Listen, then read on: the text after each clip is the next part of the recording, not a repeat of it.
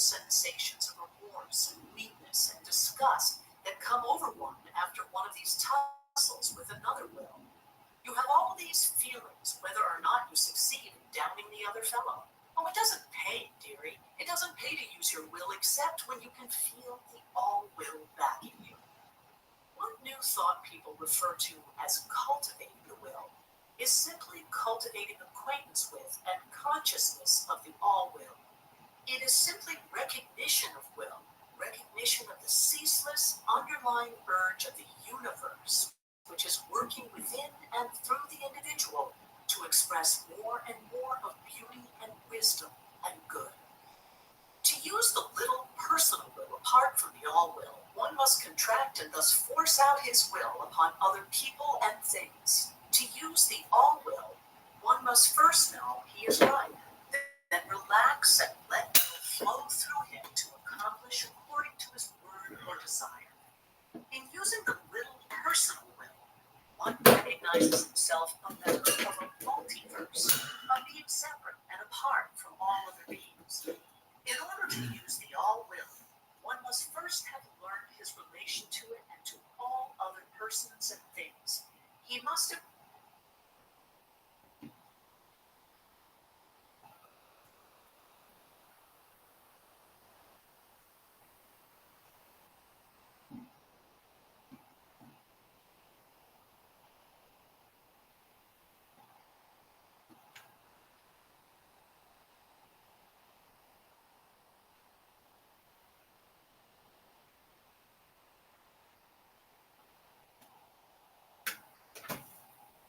But through scientific progress, you're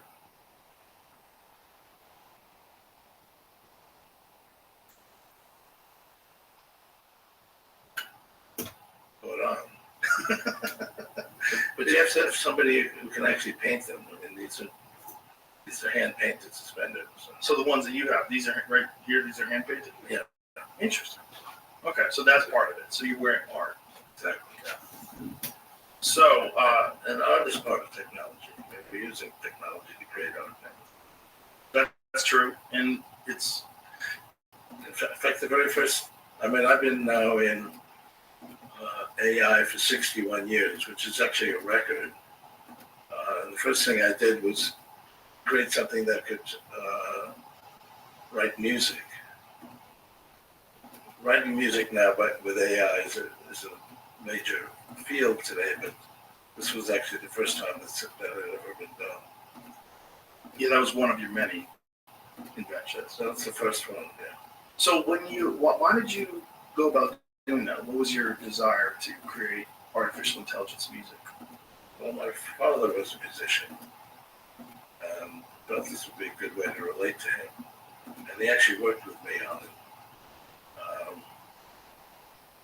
And you could feed in music, like if you feed in, let's say, Mozart or Chopin, and it would figure out how they created melodies and then write melodies in the same style. So you could actually tell this is Mozart, this is Chopin.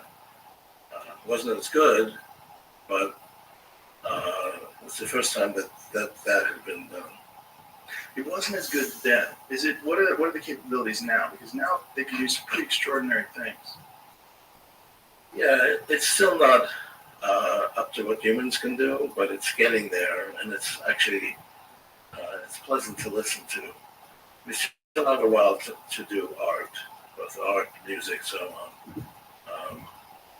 Well, one of the main arguments against AI art comes from actual artists who are upset that what essentially they're doing is they're, like you could say, draw a paint or create a painting in the style of Frank Frazetta, for instance.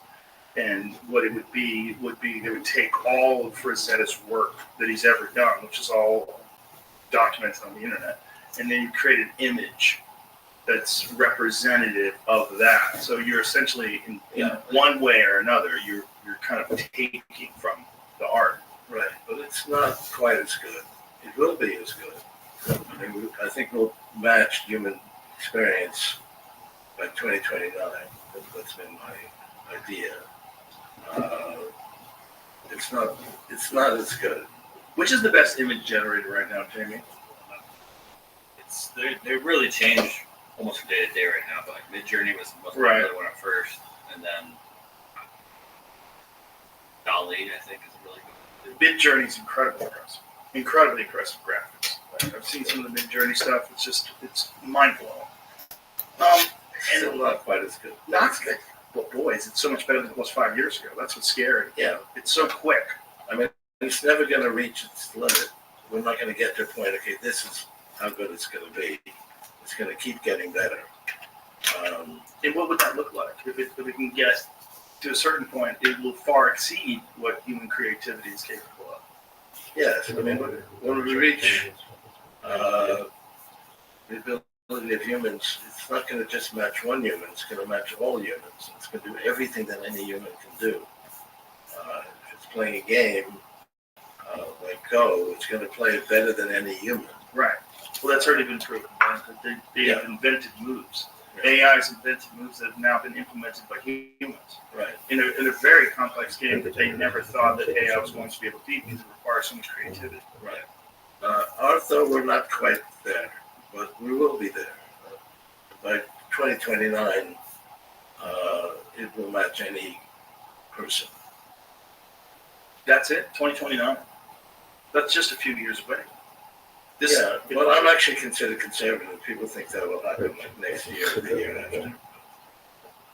I actually said that in 1999. I said we would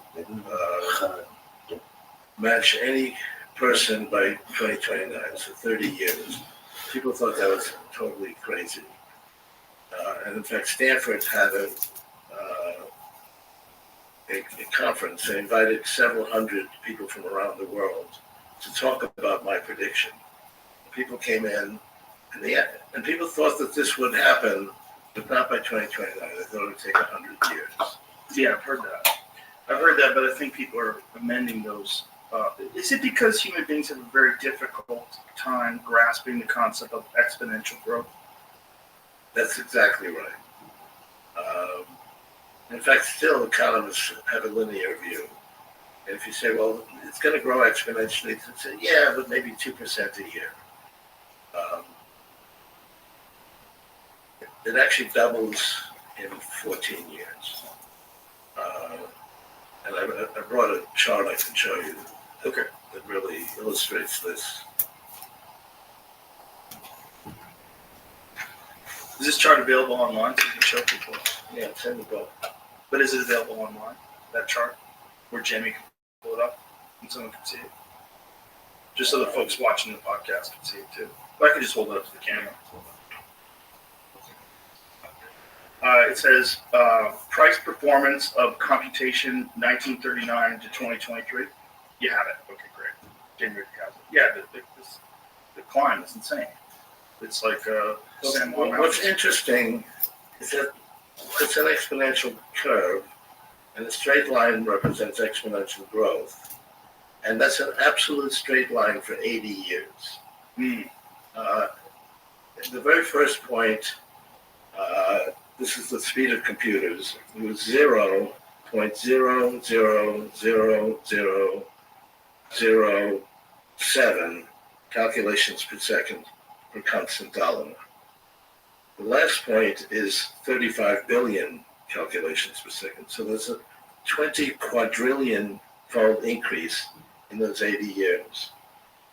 But the speed with which it gained is actually the same throughout the entire 80 years. Because if it was sometimes better and sometimes worse, this curve would bend. It would bend up, bend down.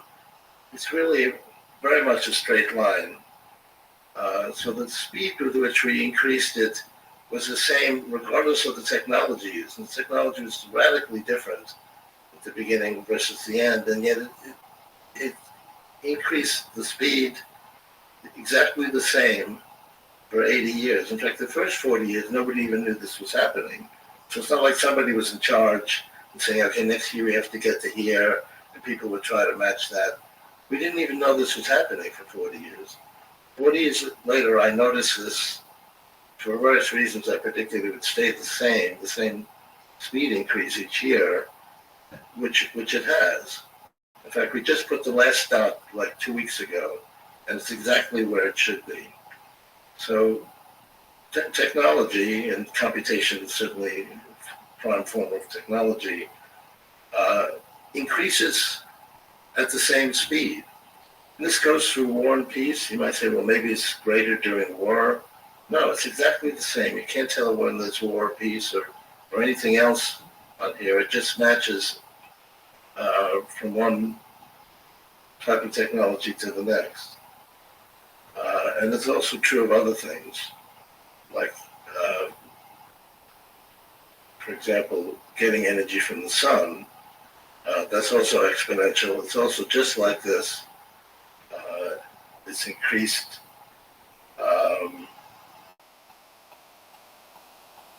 We now are getting about 1,000 times as much energy from the sun that we did 20 years ago. Because the implementation of solar panels and the like.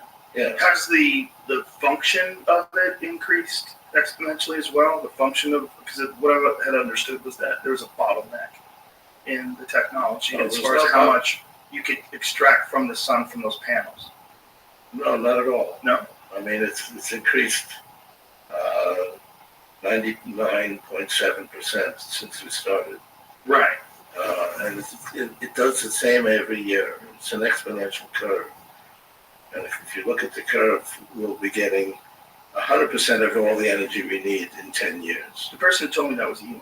And Elon was telling me that this is the reason why you can't have a fully solar-powered electric car, because it's not capable of absorbing that much from the sun with a small panel like that. He said there's a physical limitation in the panel size. No, I mean, it's increased to 99.7% since we started. Since what year? It's about 35 years ago. 35 years ago. And 99% of the ability of it, as well as the expansion of use? I mean, you might have to store it. We're also making exponential gains in the storage of electricity. Right. Battery technology. Right. So you don't have to get it all from a solar panel that fits in a car. The concept was, like, could you make a solar paneled car, a car that has solar panels on the roof, and would that be enough to power the car? And he said no. He said it's just not really there yet. Right, it's not there yet, but it will be there in 10 years. Do you think so? Yeah. He seemed to doubt that. Thought that there's a certain limitation of the amount of energy you can get from the sun, period, how much it gives out, and how much those solar panels can absorb. Well, you're not going to be able to get it all from the solar panel that fits in a car. You're going to have to store some of that energy. Right. So you wouldn't just be able to drive indefinitely on Right. solar power. Yeah. That was what he said. So, but you can obviously power a house, and especially if you have a roof. Like Tesla has those solar panel roofs now. But you can also store the energy Right. for a car. I mean, we're going to go to all renewable energy, wind and sun, within 10 years, including our ability to store the energy. All renewable in 10 years? So what are they going to do with all these nuclear plants and coal power plants? That's completely unnecessary. People say we need nuclear power, which we don't. You can get it all from the sun and wind within 10 years. So in 10 years, you'd be able to power Los Angeles with sun and wind? Yes. Really? Yeah. I was not aware that we were anywhere near that kind of timeline. Well, that's because people are not taking into account exponential growth. So the exponential growth also of the grid? Because just to pull the amount of power that you would need to charge, X amount of million. If everyone has an electric vehicle by 2035, let's say that, just the amount of change you would need on the grid would be pretty substantial. Well, we're making exponential gains on that as well. Are we? Yeah. Yeah. I wasn't aware. I had this impression that there was a problem with that, and especially in Los Angeles, they've actually asked people at certain times when it's hot out to not charge. We're not looking at the future. Mhm. It's true now, but it's growing exponentially. in every field of technology, essentially. Yeah. Is the bottleneck a battery technology, and how close are they to solving some of these problems of like conflict minerals and the things that we need in order to power these batteries? I mean, our ability to store energy is also growing exponentially. So putting all that together, we'll be able to power everything we need within 10 years. Wow. Most people don't think that. So you're thinking that based on this idea that people I mean, have a limited never idea. imagined that computation would grow like this. Mhm. It's just continuing to do that. So we have large language models, for example. No one expected that to happen like 5 years ago. Right. And we had them 2 years ago, but they didn't work very well. So it began a little less than 2 years ago that we could actually do large language models. And that was very much a surprise to everybody. So that's probably the primary example of exponential growth. We had Sam Altman on. One of the things that he and I were talking about was that AI figured out a way to lie. That they used AI to go through a CAPTCHA system, and the AI told the system that it was vision impaired, which is not technically a lie, but it used it to bypass, are you a robot? Well, we don't know now for large language models to say they don't know something. So you ask it a question, and if the answer to that question is not in the system, it still comes up with an answer.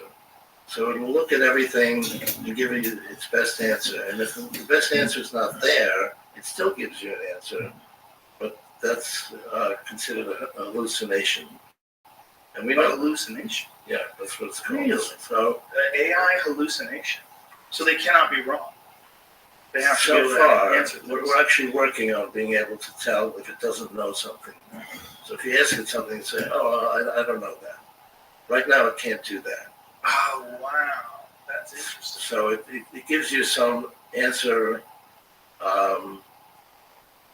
and if the answer's not there, it just like makes something up. It's the best answer, but the best answer isn't very good because it doesn't know the answer. And the way to fix hallucinations is to actually give it more capabilities to memorize things and give it more information so it knows the answer to it. If you tell it an answer to a question, it will remember that and give you that correct answer. But these models are not, we don't know everything. And it has to, we have to be able to scan an answer to every single question, which we can't quite do. It'd be actually better if it could actually answer, well, gee, I don't know that. Right. Like, in particular, like, say, when it comes to exploration of the universe, there's a certain amount of, vast amount of the universe we have not explored. So if it has to answer questions about that, it will come up with an answer. Right, it'll just come up with an answer, which will likely be wrong. That's interesting. That would be a real problem if someone was counting on the AI to have a solution for something too soon, right? Right, they don't know everything. Search engines actually are pretty well vetted, and if it actually answers something, it's usually correct. Unless it's curated. But large language models don't have that capability. So it'd be good actually if they knew that they were wrong. And that'd also tell us what we have to fix. What about the idea that AI models are influenced by ideology? That AI models have been programmed with certain ideologies? I mean, they do learn from people. Yeah. And people have ideologies. Right. Some of which are not correct. And that's a large way in which it will make things up because it's learning from people. Right. So right now, if somebody has access to a good search engine, they will check before they actually answer something with the search engine to make sure that it's correct. Because search engines are generally much more accurate. General. Right. When it comes to this idea that people enter information into a computer and the computer relies on ideology, Do you anticipate that with artificial general intelligence, it'll be agnostic to ideology? That it'll be able to reach a point where instead of deciding things based on social norms or whatever the culture is accepted currently, that it would look at things more objectively and rationally? Well, eventually, Eventually. but we still call it artificial general intelligence, even if it didn't do that. And people certainly are influenced by whatever their people that they respect feel is correct, and will be as influenced by as people are. We'll still call it artificial general intelligence.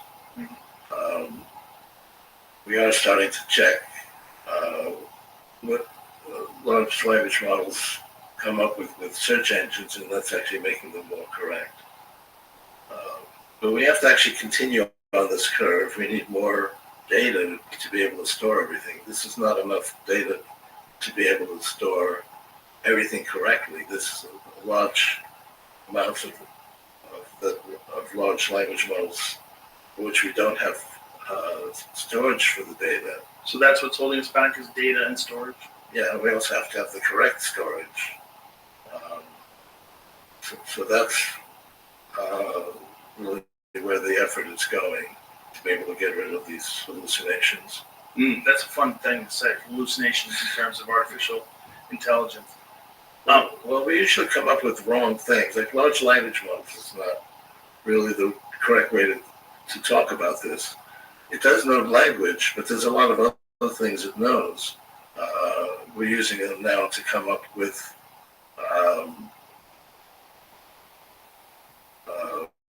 medicines.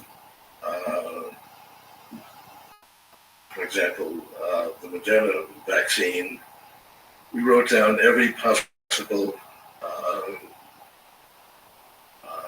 type of medicine that might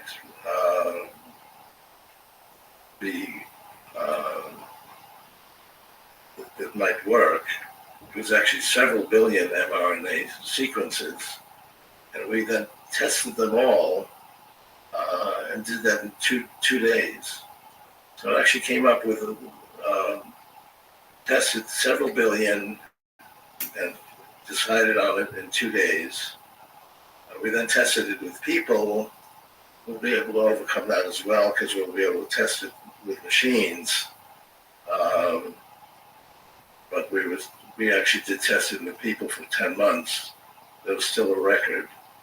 So for machines, when they start testing medications with machines, how will they audit that? So the concept will be that you take into account biological variability, all the different factors that would lead to a person to have an adverse reaction to a certain compound, and then you program all the known data about how things interact with the body. Right. I mean, you need to be able to simulate all the different possibilities. Right. But and then come up with like a number of how many people will be adversely affected by something. That's one of the things you would look at. And then efficacy based on age. But that could be done literally in a matter of days rather than years. Right.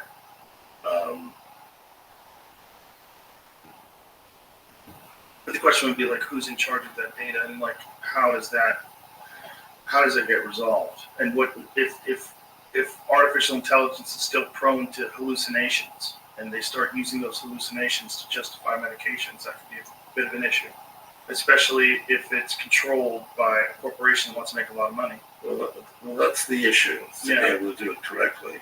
So we'll have to there's going to have to be a point in time where we all decide that artificial intelligence has reached this place where we can trust it implicitly. Right. Well, that's why they take now the leading candidate and actually test it with people. But we'll be able to get rid of the testing with people once we can have reliance on the simulation. So we've got to make the simulations correct. But right now we actually test it with people, and that took 10 months in this case. When you look at artificial intelligence and you look at the expansion of it and the ultimate place that it will eventually be. What do you see happening inside of our lifetime, like inside of 20 years? Like what kind of revolutionary changes on society would this have? Well, one thing I feel will happen in 5 years, by 2029, is we'll reach longevity escape velocity. So right now you go through a year, and you use up a year of your longevity. You're then a year older. However, we do have scientific progress, and we're coming up with new cures for diseases and so on. Right now you're getting back about 4 months. So you lose a year, but through scientific progress, you're getting back 4 months. So you're only losing 8 months. However, the scientific progress is progressing exponentially. And by 2029, you'll get back a full year. So you lose a year, but you get back a year, and you pretty much stay in the same place. So by 2029, you'll be static. And past 2029, you'll actually get back more than a year. You'll get back. Can I be a baby again? No, but you'll, in terms of your longevity, you'll get back more than a year. Right. So you'll be able to essentially go back in biological age, lengthening of the telomeres, changing the elasticity of the skin. Eventually, you'll be able to do that. It doesn't guarantee you living forever. I mean, you could have a 10-year-old and you can compute, okay, he's got many decades of longevity, and he could die tomorrow. So, Sure. But overall, there'd be an expansion of the exactly that most people die. And that's something that we're going to get. And that's also using the same type of logic as large language models, but that's not language. You're actually creating medications. So we should call them large event models, not large language models, because it's not just dealing with language, it's dealing with all kinds of things. When I talked to you 10 years ago, you were telling me about this pretty extensive supplement routine that you're on. Are you still I'm trying to get to the point where we have longevity escape velocity in good shape. Right. And yes, I do follow that. I take maybe 80 pills a day and some injections and so on. Peptides? Yes, peptides. Mm-hmm. So far it works. Have you ever gone off of it to see what you feel like normally? Well, Why do that, right? yeah. I mean, it seems to work, and there's evidence behind it. How old are you now? 76. You look good. You look good for 76, man. That's great. So it's doing something. Yeah, I think it's working. And so your goal is to get to that point where they start doing you live a year, you stay static, and then eventually get back to youthfulness. Right, and it's not that far off. If you're diligent, I think we'll get there by 2029. But not everybody's diligent. So. Correct, of course. Now, past that, this is for life extension, which is great. But what about how AI is going to change society? Yes, well, that's a very big issue. And It's already doing lots of things make some people uncomfortable. What we're actually doing is increasing our intelligence. I mean, right now you have a brain. It has different modules in it that deal with different things, but really it's able to connect one concept to another concept, and that's what your brain does. We can actually increase that by, for example, carrying around a phone. This has connections in it. It's a little bit of a hassle to use. If I ask you to do something, you gotta kind of mess with it. Mm-hmm. Actually, it'd be good if this actually listened to your conversation. Oh, it does. And without saying anything, you're just talking, and it says, "Oh, the name of that actress is so and so." Yeah, but then it's a busybody. It's like interfering with your life, talking to you all the time. Well, there's ways of dealing with that too. You shut it off. But we don't. So we haven't done that yet. But that's a way of expanding your connections. What a large language model does, it has connections in it as well. And in fact, it's getting now to a point that's getting fairly comparable to the human brain. We have about 1 trillion connections in our brain. Things like the top model from Google or GPT-4, they have about 400 billion connections approximately. They'll be at 1 trillion probably within a year. That's pretty comparable to what the human brain does. Eventually we'll go beyond that, and we'll have access to that. So it's basically making us smarter. So if you have the ability to be smarter, that's something that's positive, really. I mean, if we were like mice today, and we had the opportunity to become like humans, we wouldn't object to that. In fact, we are humans and we don't object to that. We used to be shrews. And this is going to basically make us smarter. Eventually we'll be much smarter than we are today.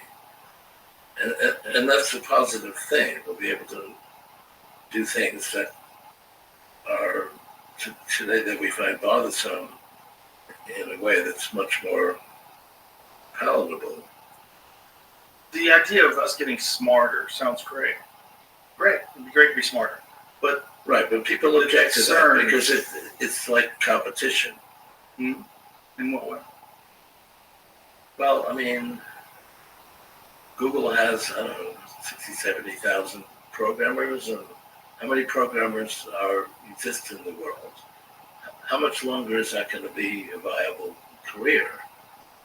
Because large language models already can code. Yeah. Not quite as good as a real expert coder, but how long is that going to be? Right.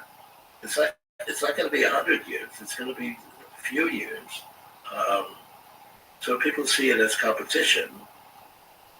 I have a slightly different view of that. I see these things as actually adding to our own intelligence, and we're merging with these kinds of computers, making ourselves smarter by merging with it. And eventually it'll go inside our brain and be able to make us smarter instantly, just like we had more connections inside our own brain. Well, I think people have reservations always when it comes to great change. And this is probably the greatest change. The greatest change we've ever experienced in our lifetimes for sure has been the internet. And this will make that look like nothing. But it'll change everything. And it seems inevitable. I understand that people are upset about it, but it just seems like what human beings were sort of designed to do. Right. We're the only animal that actually creates technology. Yeah, and it's a combination of our brain and something else, which is our thumb. So I can imagine something. Oh, if I take that leaf from a tree, I could create a tool with it. Other animals have actually a bigger brain, like the whale, dolphins, elephants. They have a larger brain than we do, but they don't have something equivalent to the thumb. Right.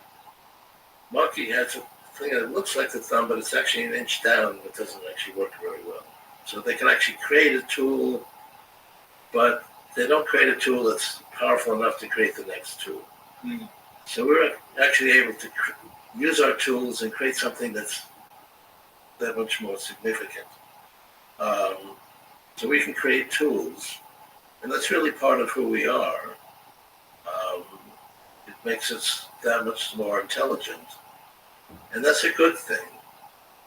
I mean, here's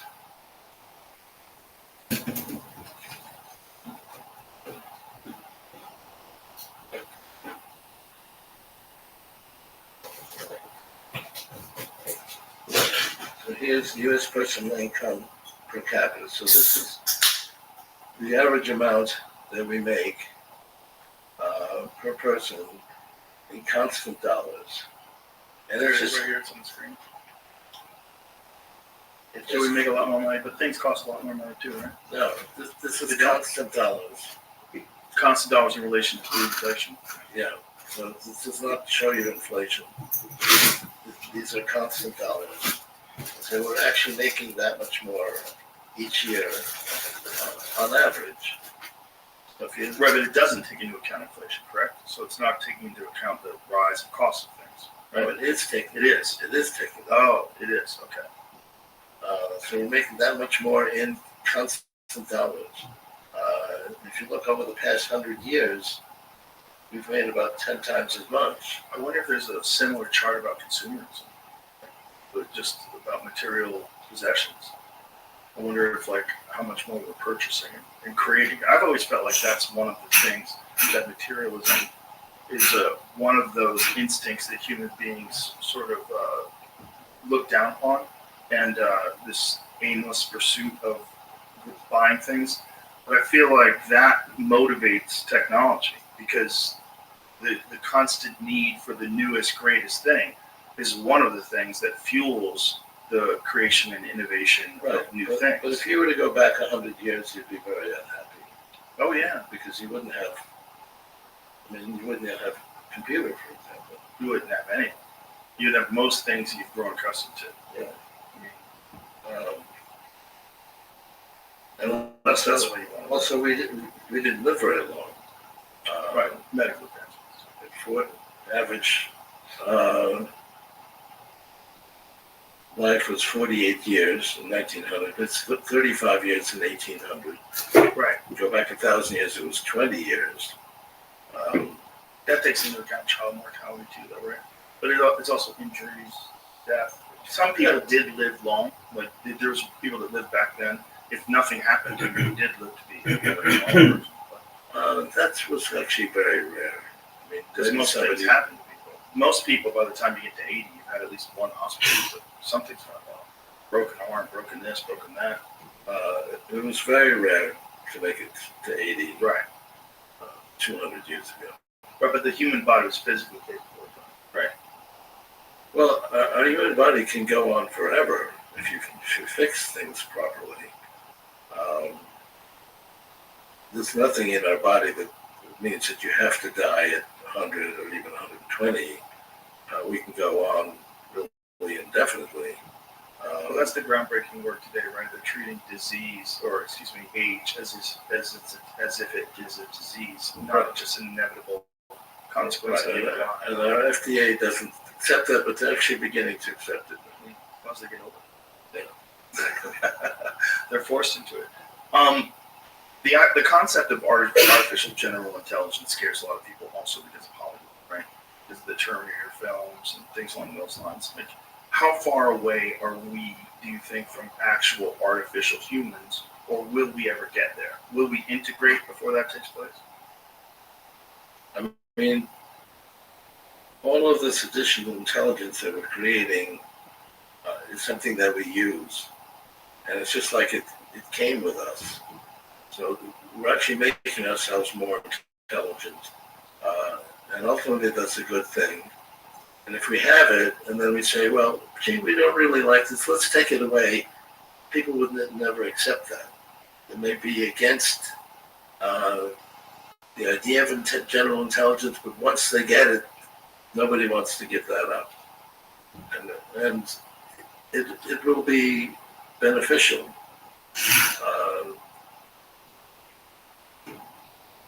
The Luddites started 200 years ago because the cotton gin came out, and all these people that were making money with the cotton gin were against it. They would actually destroy these machines at night. And they said, gee, if this keeps going, all jobs are going to go away. And indeed, people using the cotton gin to create more wealth, that did go away.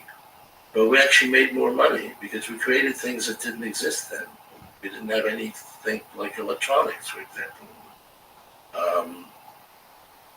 And as we can actually see, we make 10 times as much in constant dollars as we did 100 years ago. And if you were to ask, well, what are people going to be doing? You couldn't answer it because we didn't understand Right. the internet. Right. Exactly. And there's probably some technologies down the pipe that are going to have a similar impact. Exactly. And they're going to That we can't extend. predict. They're going to extend life, for example. But are they going to create life? Well, we know how to create life.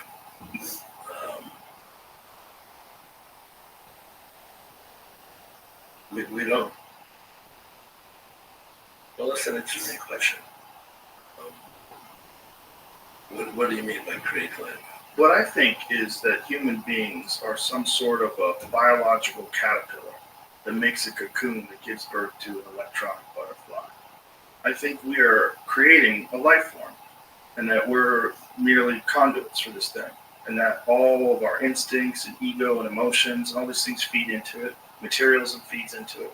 We keep buying and keep innovating, and technology keeps increasing exponentially, and eventually it's going to be artificial intelligence, and artificial intelligence is going to create better artificial intelligence and a form of being that has no limitations in terms of what it's capable of doing, and capable of traveling anywhere, and not having any biological limitations in terms of... But that's going to be ourselves. I mean, we're going to be able to create life that is like humans, but far greater than we are today. with an integration of technology. Yeah.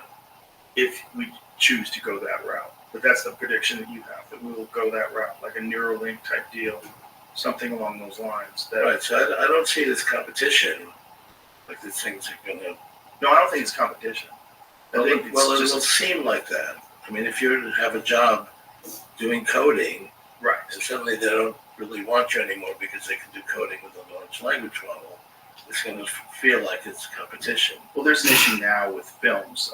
Tyler Perry, Yeah. who owns, and he was building an $800 million television studio, and he stopped production. When he saw, what is it called, Sora? Is that what it's called, Jamie? He stopped production when he saw the capabilities of AI just for creating visuals, scenes, movies. Yeah. There's one that's incredibly impressive. It's Tokyo. They're walking down the street of Tokyo in the winter. So it's snowing, and they're walking down the street, and you look at it, you're like, this is insane. This looks like a film. See if you can find that film, because it's incredible. But would you want to get rid of that? Get rid of what? That capability? No, I don't want to get rid of the capability. Right, but people do Well, want to get rid of it. people that make movies, people that actually film things with cameras and use actors are going to be very upset. So this is all fake, which is insane. Beautiful snowy Tokyo City is bustling. The camera moves through the bustling city street, following several people enjoying the beautiful snowy weather and shopping at nearby stalls. Gorgeous sakura petals are flying through the wind along with snowflakes, and this is what you get. I mean, this is insanely good. The variability, like just the way people are dressed. If you saw this somewhere else, look at this, a robot's life in a cyberpunk setting. If you saw this, you would say, oh, they filmed this. But just look at what they're able to do with animation and kids' movies and things like that. Yeah, and it's going to get better. Yeah, it's just incredible. I mean, it's a new art form. So right there, the smoke looks a little uniform. But, yeah. I mean, there's some problems with this, but not much. Yeah. And you imagine what it was like 5 years ago, and then imagine what it's going to be like 5 years from now. Absolutely. And it's insane. No one took into consideration the idea that kids are going to be cheating their school papers using ChatGPT. My kids tell me that's a real problem in school now. Yes, definitely. So no one saw that coming. No one saw this coming. And what we're at now is with ChatGPT 4, right? 4.5. Is that what it is? Well, 4.5 is coming. 4.5 is coming. But 5 is supposed to be the massive leap. It'll be a leap, just like 3 to 4 was a massive leap. So, Mm-hmm. Yeah. But it's gonna continue. It's never gonna be finished. Right. It'll keep going, and it will also be able to make better versions of itself. Correct. And yes, well, we do that. I mean, technology does that already. Right. But if you scale that out 100 years from now, what are you looking at? You're looking at a god. Well, it'll be less than 100 years. I mean, So you're looking at a god in 50 years?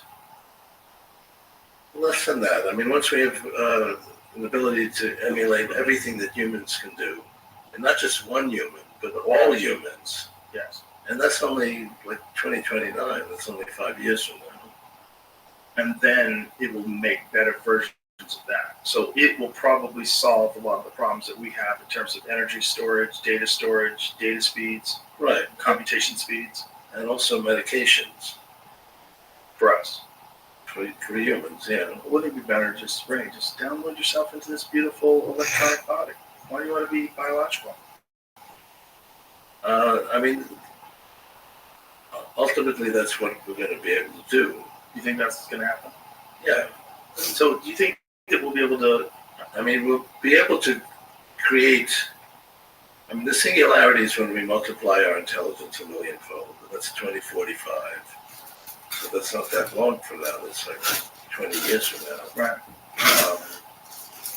And therefore, most of your intelligence will be handled by the computer part of ourselves. The only thing that won't be captured is what comes with our body originally. We'll ultimately be able to do that as well. It'll take a little longer, but we'll be able to actually capture what comes with our normal body and be able to recreate that. So that also has to do with how long we live. Because if everything is backed up, I mean, right now, anytime you put anything into a phone or any kind of electronics, it's backed up. So, I mean, this has a lot of data.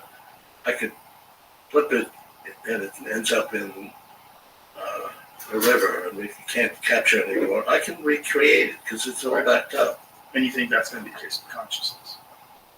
That's going to be the case of our normal biological body as well. What's to stop someone like Donald Trump from just making 100,000 versions of himself? Like, if you can back someone up, could you duplicate it? Couldn't you have 3 or 4 of them? Couldn't you have a bunch of them? Couldn't you live multiple lives? Yes. Would you be interacting with each other while you're living multiple lives, having consultations about what is St. Louis Ray doing? Well, I don't know. Let's talk to San Francisco Ray. San Francisco Ray is talking to Florida Ray. It's basically a matter of increasing our intelligence and being able to multiply Donald Trump, for example, that comes with that. Do you think there'll be regulations on that to stop people from making 100,000 versions of themselves that operate a city? There'll be lots of regulations. It's lots of regulations we have already. You can't just like create a medication and sell it to people that cures this disease. Right. We have tremendous amount of regulation. Sure, but we don't really with phones. Like with your phone, you could essentially, if you have the money, you can make as many copies of that as you want. Yeah. There are some regulations. We regulate everything, but Yeah. But you're right. Generally, electronics doesn't have as much regulation. Right. And when you get to a certain point, we will be electronics. Yes. I mean, certainly, if we multiply our intelligence a millionfold, everything of that additional millionfold of yours is not regulated. Right. When you think about the concept of integration and technological integration, when do you think that will start taking place, and what will be the initial usage of it? Like, what will be the first versions, and what would they provide? Well, we have it now. Large language models are pretty impressive. I mean, if you look at what they can do. I mean, I'm talking about physical integration with the human body, like a Neuralink type thing. Right. Some people feel that we could actually understand what's going on in your brain and actually put things into your brain without actually going into the brain with something like Neuralink. So something that like sits on the outside of your head? Yeah. It's not clear to me that if that's feasible or not. I've been assuming that you have to actually go in. The Neuralink isn't exactly what we want because it's too slow. And it's actually will do what it's advertised to do. Like, if I actually know some people like this who were active people and they completely lost the ability to speak and to understand language and so on. And so they can't actually say anything to you. And we can use something like Neuralink to actually have them express something. They can think something and then have it be expressed to you. Right, and they're doing that, right? They had the first patient that was, yeah. And apparently that person can move a cursor around on a screen. Right, and therefore you can do anything. It's fairly slow, though. Mm-hmm. And Neuralink is slow. And if you really want to extend your brain, you need to do it at a much faster pace. But isn't that going to increase exponentially as well? Yes, absolutely. So how long do you think it'll be before it's implemented? Or Well, it's got to be by 2045. Because that's when the singularity exists, and we can actually multiply our intelligence on the order of a millionfold. and when you say 2045, what is the source of that estimation? Because we'll be able to, based actually on this chart, and also the increase in the ability of software to also expand, we'll be able to multiply our intelligence a millionfold, and we'll be able to put that inside of our brain. It would be just like it's in part of our brain. So this is just following the current graph of progress. Yeah. So if you follow the current graph of progress, and if you do understand exponential growth, then what we're looking at in 2045 is inevitable. Right. Does that concern you at all? Or are you excited about it? Or do you think it's just a thing that is happening and you're a part of it and you're experiencing it? I think we'll be enthusiastic about it.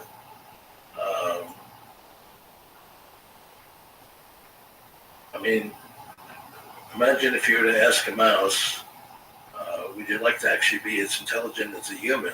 Right. Not to know what people would say, but generally that's a positive thing. General. Yeah. And that's what it's going to be like. We're going to be that much smarter. What do you anticipate? And once we're there, is someone going to say, "No, I don't really like this. I want to be stupid like human beings used to be." Nobody's really going to say that. Do human beings now say, "Gee, I'm really too smart. I really would like to be like a mouse"? Not necessarily, but what people do say is that technology is too invasive and that it's too much a part of my life, and I'd like to sort of have a bit of an electronic vacation and separate from it. And there's a lot of people that I know that have gone to...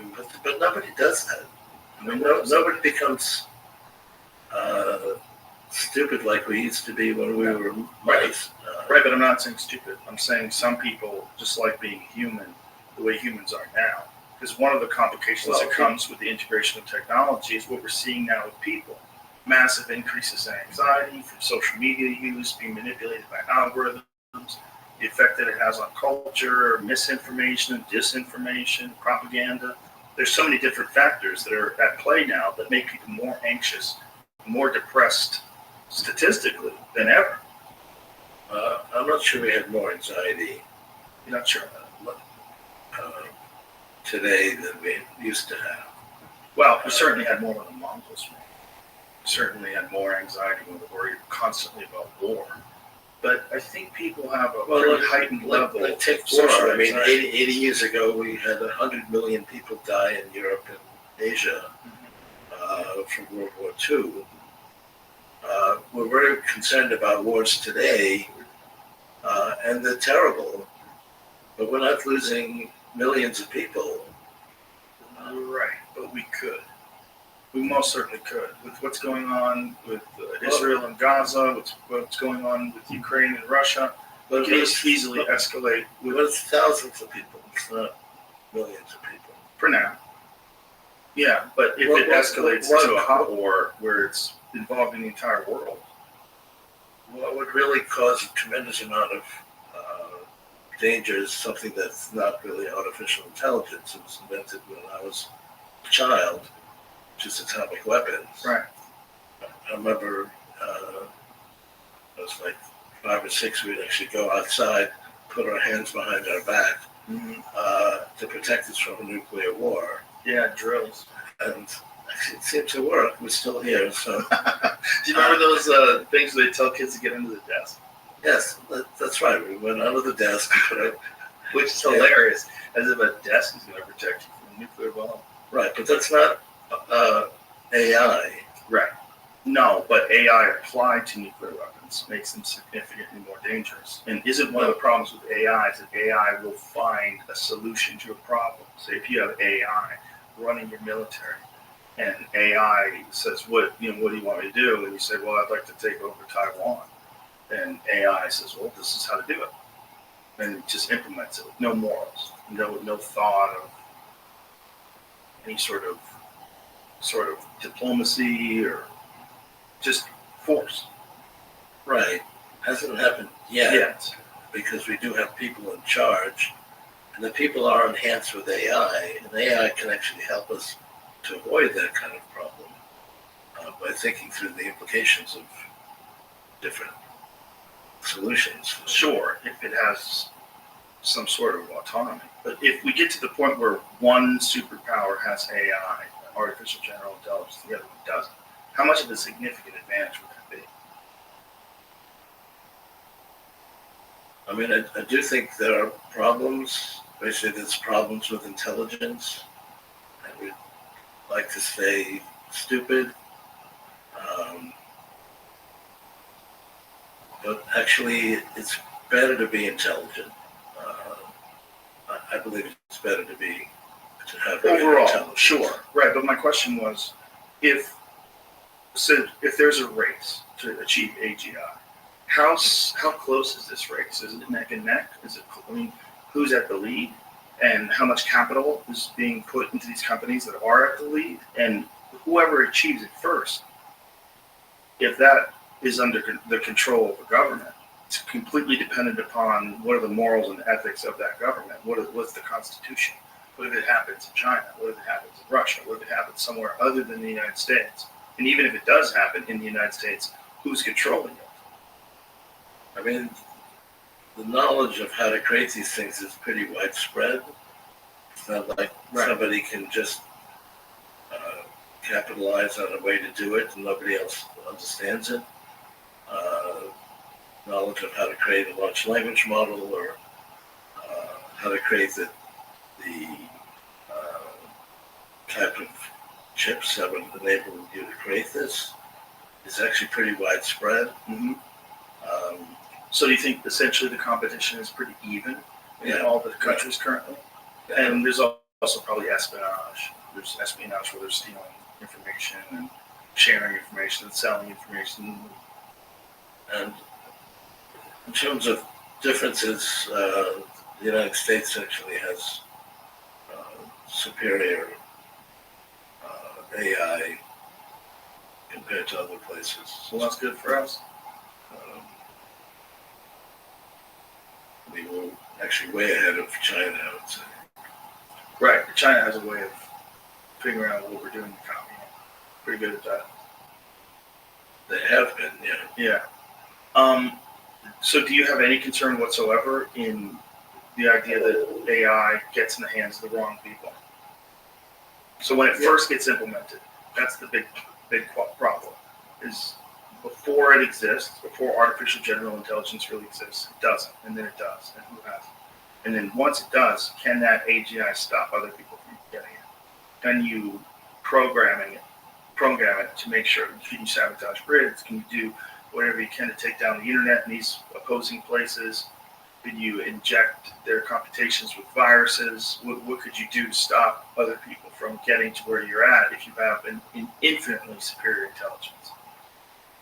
First, if that's what your goal is, then yes, you could do that. Are you worried about that at all? Do you, yes, I worry about it. What is your main worry when you worry about the implementation of artificial intelligence? What's your main worry?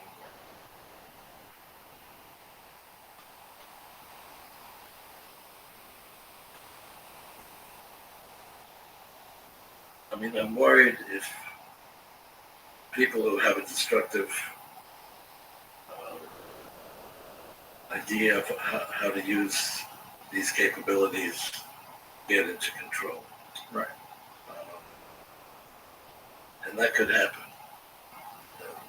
Got a chapter in the book about perils that are like what we're talking about. And what do you think that could look like if the wrong people got a hold of this technology? Well, you know, if you look at actually who controls atomic weapons, which is not AI, it's some of the worst people in the world. Right.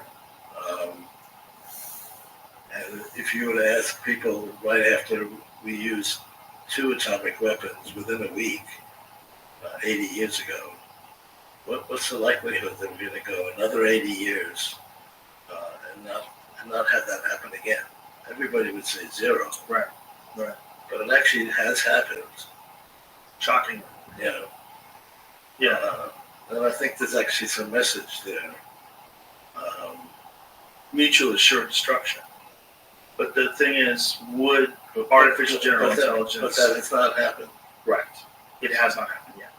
But would artificial general intelligence in the control of the wrong people negate that mutually assured destruction that keeps people from doing things?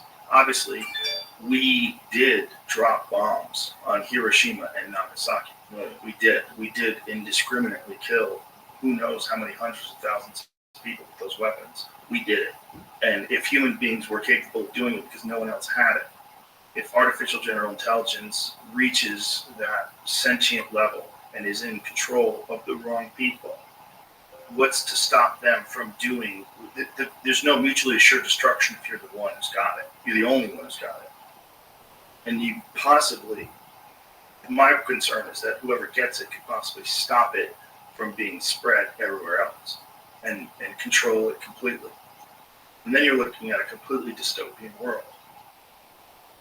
Right. So that's, if you ask me what I'm concerned about, It's along that. those lines. Along those lines. Yeah, that's what I always want to get out of you guys, because there's so many people that are rightfully so high on this technology and the possibilities for enhancing our lives.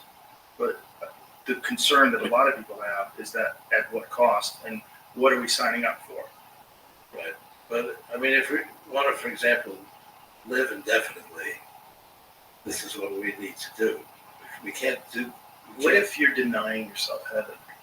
You ever thought of that possibility? I know that's a ridiculous abstract concept, but if heaven is real, if the idea of the afterlife is real, and it's the next level of existence, and you're constantly going through these cycles of life, what if you're stepping in artificially denying that? It's hard to imagine. It is hard to imagine, but so is life. So is the universe itself. So is the Big Right. Bang. My So is father- the black holes. My father died when I was 22. So it's 50, 60 years ago.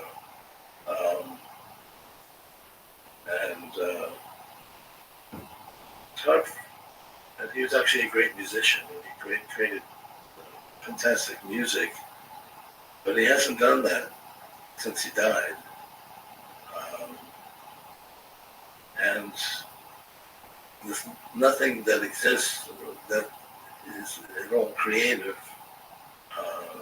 based on him. We have his memories. Actually created a large language model that represented him. I can actually talk to him. You do that now? Yeah, it's in the book. When you do that, have you thought about implementing some sort of a Sora type deal where you're talking to it? Well, you can do that now with language. Right, but I mean Well, physically, like looking at him like you're in a Zoom call with him. That's a little bit in the future to be able to actually capture the way he looks. But that's also feasible. It seems pretty feasible. Yeah. And certainly it could be something representative of what he looks based on photographs that you have, right? So things like that is a reason to continue so that we can create that and create our own ability to continue to exist.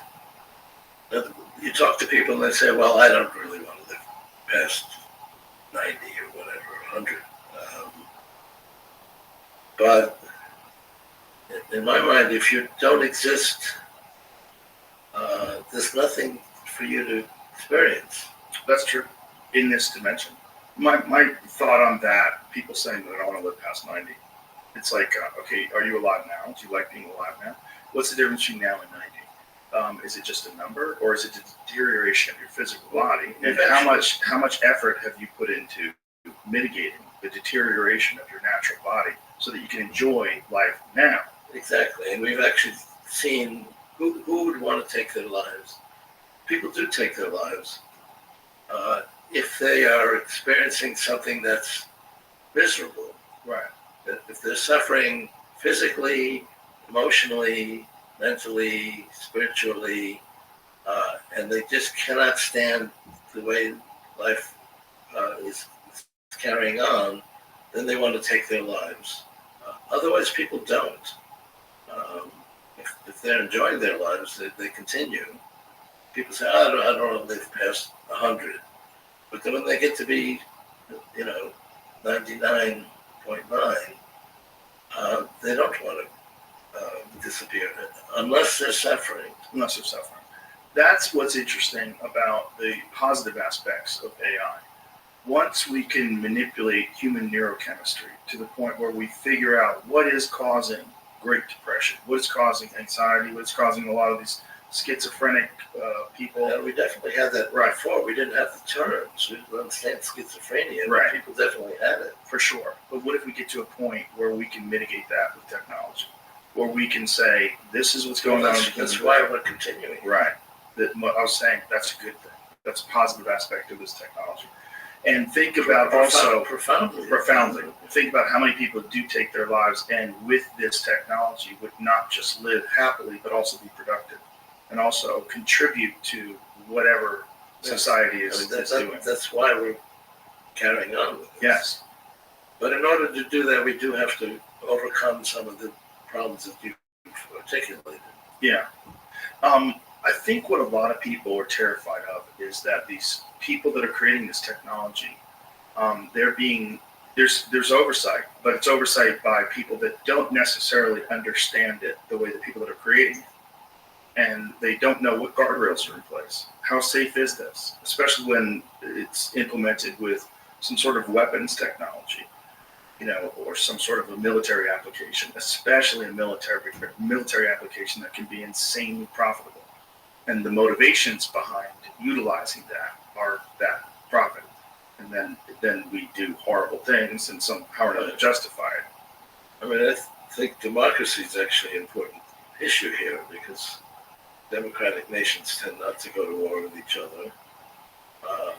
And when you look at the way we're handling military technology, if everybody was a democracy, I think there'd be much less war. As long as it's a legitimate democracy, it's not controlled by money. Right. As long as it's a legitimate democracy that's not controlled by the military-industrial complex, the pharmaceutical industry, or whoever puts the people that are in elected places. Who puts them in there? How do they get funded? And what do they represent once they get in there? Are they there for the will of the people? Are they there for their own career? Do they bypass the safety and the future of the people for their own personal gain, which we've seen politicians do?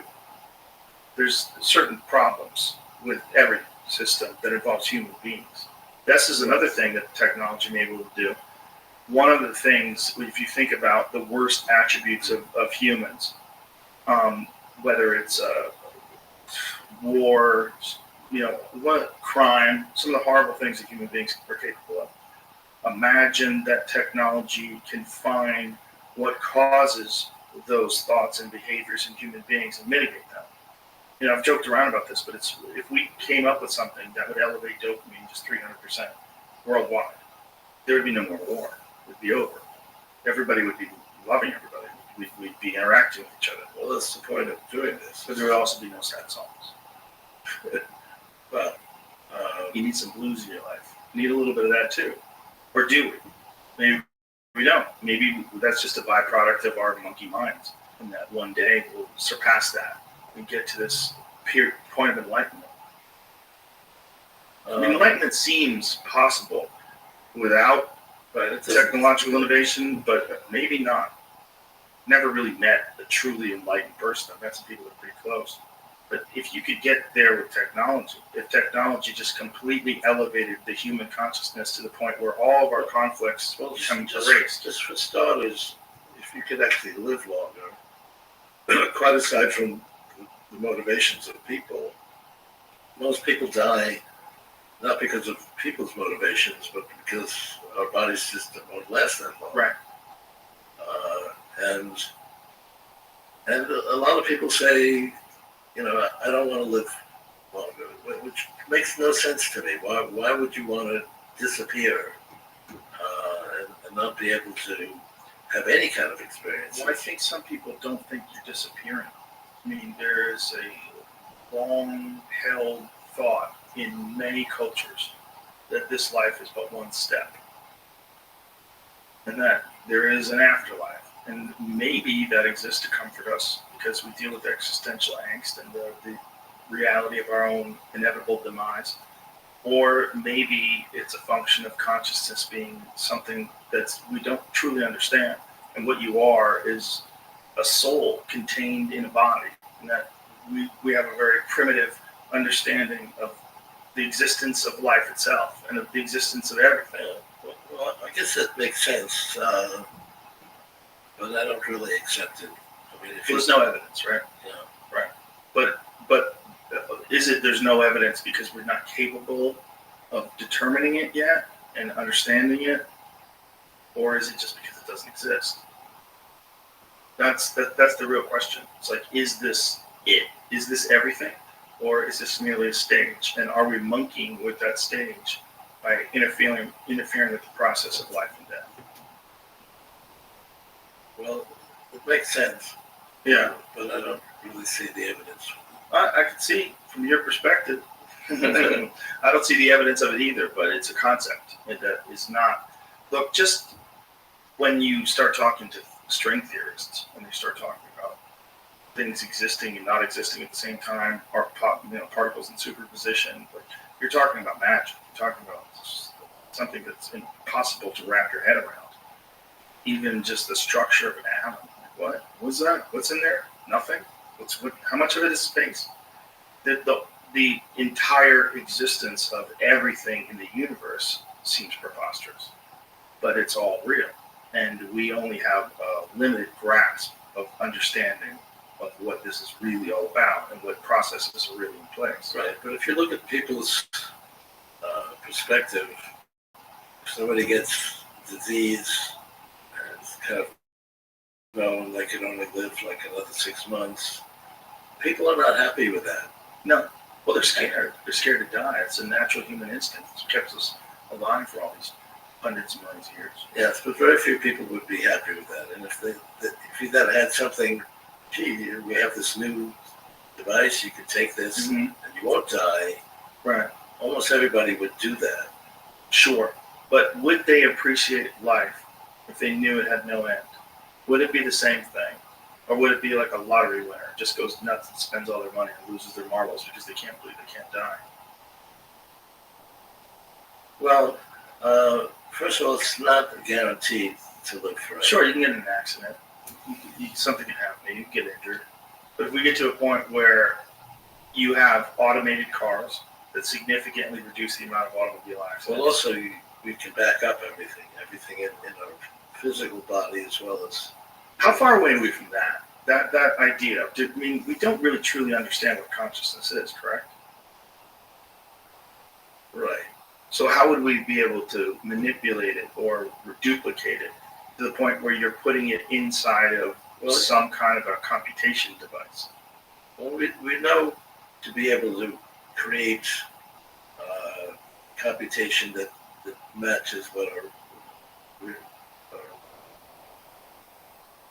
brain does. That's what we're doing with these large language models. Right. And we're actually very close now to what our brain can do with these large language models, and it'll be there like within a year. And we can back up the electronic version, and we'll get to the point where we can back up what our brain normally does. So we'll be able to actually back that up as well. We'll be able to detect what it is and back that up as just like our computers. So we'll create it in the form of an artificial version of everything that it is to be a human being. Right. In terms of emotions, love, and excitement. That's going to happen over the next 20 years. It's not 1,000 years. But will that be a person? I mean, or will it be some sort of a zombie? I mean, like what motivations will it have? If you can take human consciousness and duplicate it, much like you could duplicate your phone, and you make this new thing, what does that thing feel like? Does that thing live in hell? Like, what is that experience like for that What thing? about large language models? Do they really exist? Can they actually? I mean, they can talk. They certainly do, but would you want to be one? Are we different than that? Yeah, we're people. We shake hands. I give you a hug. Pet my dog. You listen to music. You'll be able to do all of that as well. Right, but will you want to? Will you even care? The thing is, like, a lot of what gives us joy in life is biological motivations. There's human reward systems that are put in place that allow us It's to. a big part of who we are. Right. It's just like the person, and we'll also have our physical bodies as well, and that'll also be able to be backed up. And we'll be doing the things that we do now, except we'll be able to have them continue. So if you get hit by a car and you die, there's another ray that just pops up. Oh, we got the backup ray. And the backup ray will have no feelings at all about having it died and come back to life. Well, that's a question. Yeah. I mean, why wouldn't it be just like Ray is now? Why wouldn't it? If we get to a certain, if we figure out that if biological life is essentially a kind of technology that the universe has created, and we can manipulate that to the point where we understand it, we get it, we've optimized it, and then replicate it, physically replicate it, not just replicate it in form of in a computer, but an actual physical being. Right. Well, that's where we're headed. Do you anticipate that people will be happy with whatever they have? Because if you decide, I don't like being 5'6", I wish I was 6'6". I don't like being a woman. I want to be a man.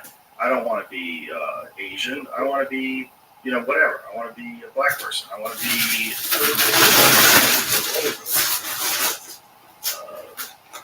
We're not going to be limited by those kinds of Right. happenstance. Which is going to be very strange. Like, what will human beings look like if you give people the ability to manipulate your physical form? Well, we do things now that were possible even 10 years ago. We certainly do, but we don't change races, size, sex, gender, height. We don't do all of the radical increase in just your intelligence. What is that going to look like? What kind of an interaction is that future team? You have a completely new form. You're taller, you're stronger, you're smarter, you're faster. You're basically not really human. You're a new thing. I mean, we're expanding who we are. We're already expanded who we are. Sure. Right. Over the course of hundreds of thousands of years, So we've that's gone from being Australopithecus to what we are now. That has to do with the pace at which we make changes. Right. We can make changes now much more quickly than we could, 100,000 years ago. Mm-hmm. Right. But if we can manipulate our physical form with no limitations, I mean, we're going to have 6-armed people that can fly? Like, what is it going to look like? Well, do you have a problem with that? Yeah, I would discriminate against 6-armed people that can fly. That's the one area I allow myself to be prejudiced. Okay. No, actually, I'm just curious as to how much time you spend. 7 armed people would be okay. Yeah, 7-armed people is cool because, maybe 5 on one side, 2 on the other. No, it's just, I'm just curious as to, how much time you've spent thinking about what this could look like. And I don't think it's going to be as simple as, it's going to be Ray Kurzweil, but Ray Kurzweil as like a 30-year-old man 50 years from now. I think it's probably going to be, you're going to be all kinds of different things. You can be kind of whatever you want. You can be a bird. What's supposed to stop? If we can get to manipulate the physical form and we can take consciousness and put it into a physical But form, that's a description, I think, of something that's positive, not negative. it would be a giant eagle. I mean, negative is people that want to destroy things getting Sure. power, Sure. and that is a problem. Well, it's certainly improvement in terms of the But having viability. seven arms and being like the eagle and so on. And you can also change that. Right. So I Right. think that's a positive aspect. And we will be able to do that kind of thing. Sure, if you want to look at it in a binary fashion, positive and negative, but it's also going to be insanely strange. Like, it's not going to be as simple as there'll be people that are living in 2069. It's strange once it's first reported. If it's been reported now for 5 years and people are constantly doing it, you won't find it that strange. It'll just be life. Yeah. Yeah. So that's what I'm asking. When you think about the implementation of this technology to its fullest, what does the world look like? What does the world look like in 2069? I mean, the kind of things that you can imagine right now, we'll be able to do. It might seem strange when it first happens, but when it happens for the millionth time, it won't seem that strange. Maybe you're like being an eagle for a few minutes. It's certainly interesting. It's certainly interesting. I just wonder how much time you spent thinking about what this world looks like with the full implementation of the kind of exponential growth of technology that would exist if we do make it to 2069. Well, I did write a book, Danielle, and this young girl has fantastic capabilities. And no one really can figure out how she does this. She actually takes over China at age 15, and she brings about. She makes it a democracy, and when she actually becomes president at 10 to 19, she has, of course, created a constitutional amendment, and at least she can become president at 19. It sounds like what a dictator would do. Right, but unlike a dictator, she's very popular, and she writes very good music. And this is one artificial intelligence creature. Yeah, And how is she created? it never says that she gets these capabilities through AI. I didn't want to spell that out, but that it wouldn't be the only way that she could do this. Right. Unless it's some insane freak of genetics. And she's like a very positive person. She's very popular. Yeah, but she's the only one that has that. Yeah. Right? She doesn't give it to everybody. Which is where it gets really weird. You have a cell phone, I have a cell phone. Pretty much everybody.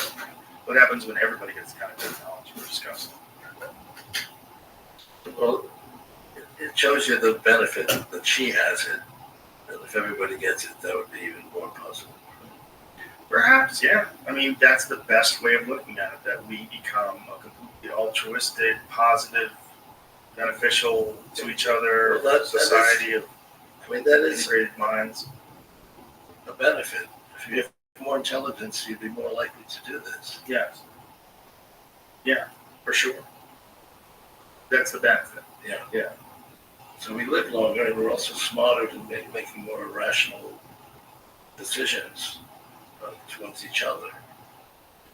So overall, when you're looking at this, you just don't concentrate really on the negative possibilities. Well, no, I mean, I do focus on that as well. But you think overall it's net positive? Yes, it's called intelligence. And if you have more intelligence, we'll be doing things that are more beneficial to ourselves and other people. Do you think that the experiences that we're having right now? I mean, like right now, we have much less crime than we did 50 years ago. Now, if you listen to people debating presidential actual politics, it would say crime is worse than ever. But if you look at the actual statistics, it's gone way down. And if you actually go back like a few hundred years, crime and murder and so on was far, far higher than it is today.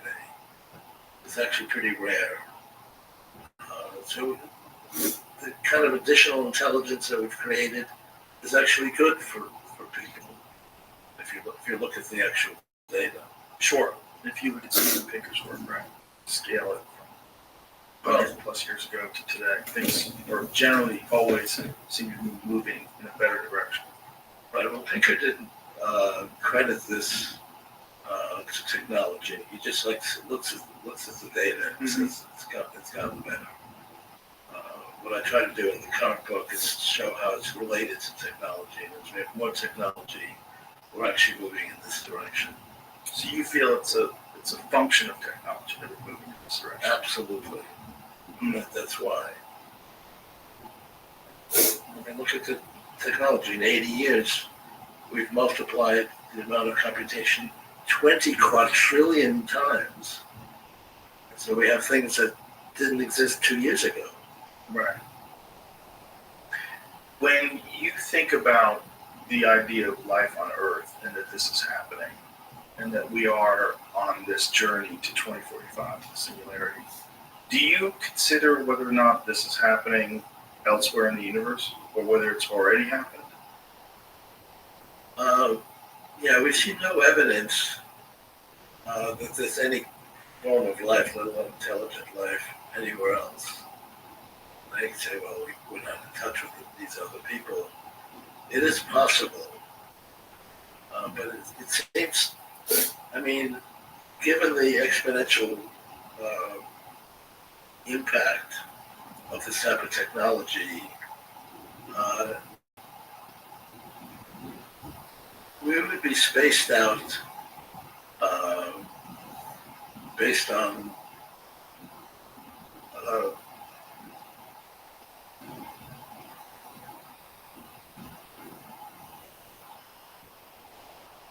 over a large period of time.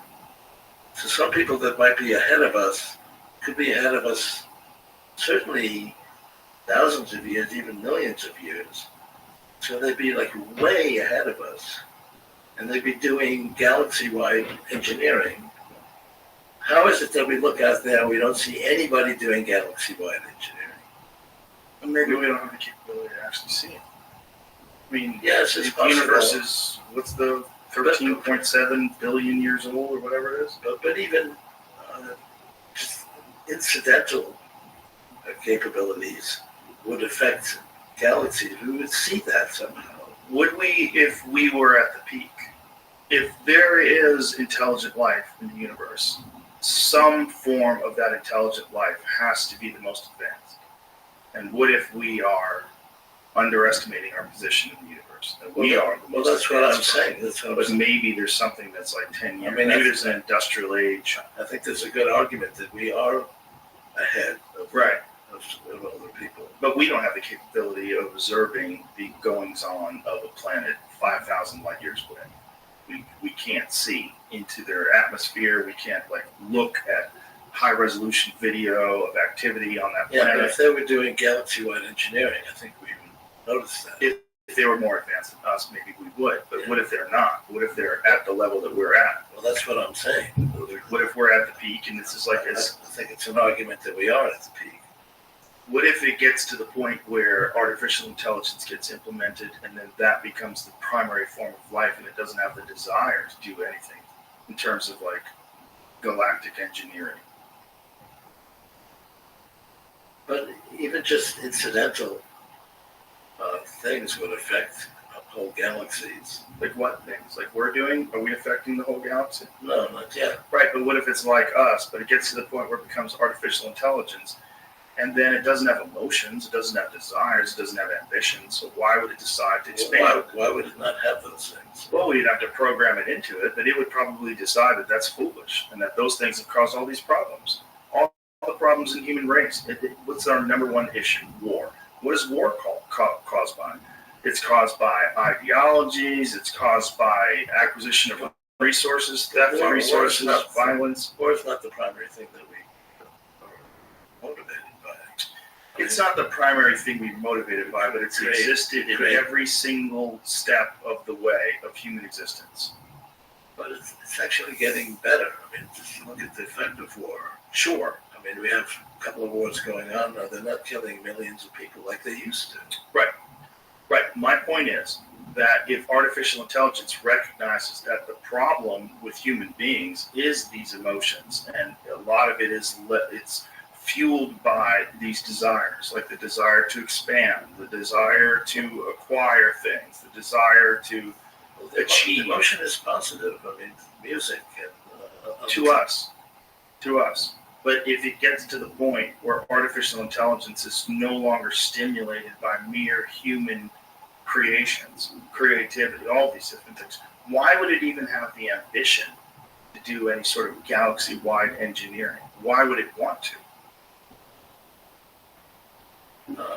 because it's based on us. It is based on us until it decides it's not based on us anymore. That's my point. If it realized that, like, if we're based on a very violent chimpanzee, and we say, you know what, there's a lot of what we are because of our genetics that really are a problem. And this is what's causing all of our violence, all of our crime, all of our war.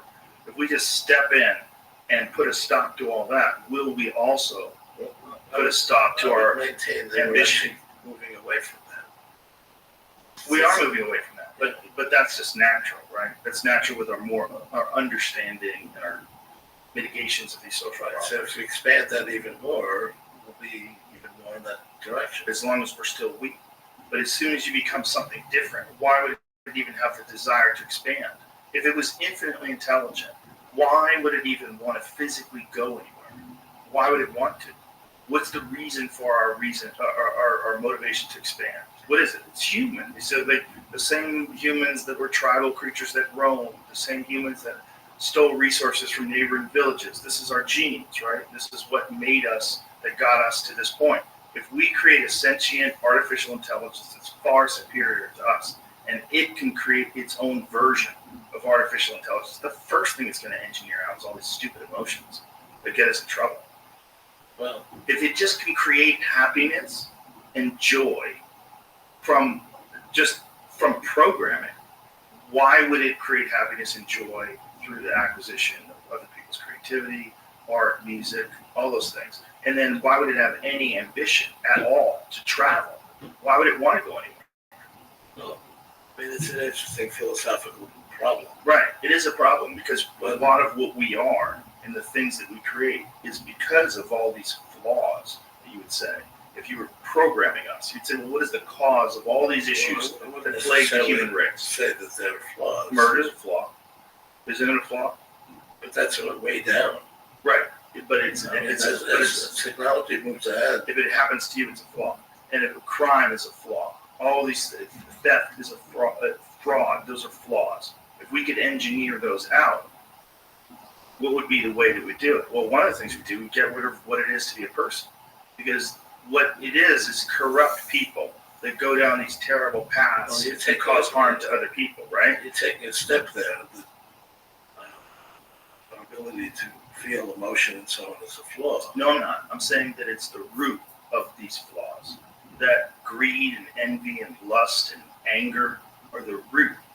I'd like to go to the bathroom. Yeah, okay. Let's see, go to the bathroom. We'll come back and talk about flaws. Provide an answer to that. I mean, as I think about myself now, it's when I have emotions that are positive emotions, like really getting off on a song or a picture or some new art form that didn't exist in the past. That's positive. That's what I live for. Relating to another person in a way that's intimate. So, I mean,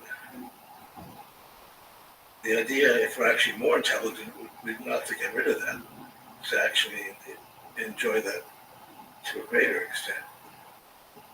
Hopefully. what I'm saying is that Yes, the things that can go wrong might lead us in an incorrect direction. I'm not even saying it's wrong. I'm not saying that it's going to go wrong. I'm saying that if you wanted to program away some of the issues that human beings have in terms of what keeps us from working with each other universally all over the globe, what keeps us from these things? But we're actually doing that more than we used to do. Sure, but also not. We're also like massive inequality. You've got people in the Congo mining cobalt and sticks that powers your cell phones. There's a lot of real problems with society today. Right, but there used to be even more of that. Mm-hmm. There's a lot of that, though. There's a lot of that. And if you looked at greed and war and crime and all the problems with human beings, a lot of it has to do with these biological instincts, these instincts to control things, these built-in genetic codes that we have that are from our ancestors. It's because we haven't gotten there yet. Right. But when we get there, you think we will be a better version of a human being, and we will be able to experience all the good, the positive aspects of being a human being, the art, the creativity, and all these different I things. hope so, and actually, if you look at what human beings have done already, we're moving in that direction. Right. May not seem that way. No, it does seem that way to me. It does overall, but it's also like, if you look at a graph of temperatures, it goes up, it goes down, it goes up, it goes down. It's moving in a general direction. We are moving in a generally positive direction. Why we want to continue moving in this same direction. Yeah, I don't think that But it's not a guarantee. I mean, you can describe things that would be horrible, and it's feasible. Yeah. It could be the end of the human race, right? Or it could be the beginning of the next race, of this new thing.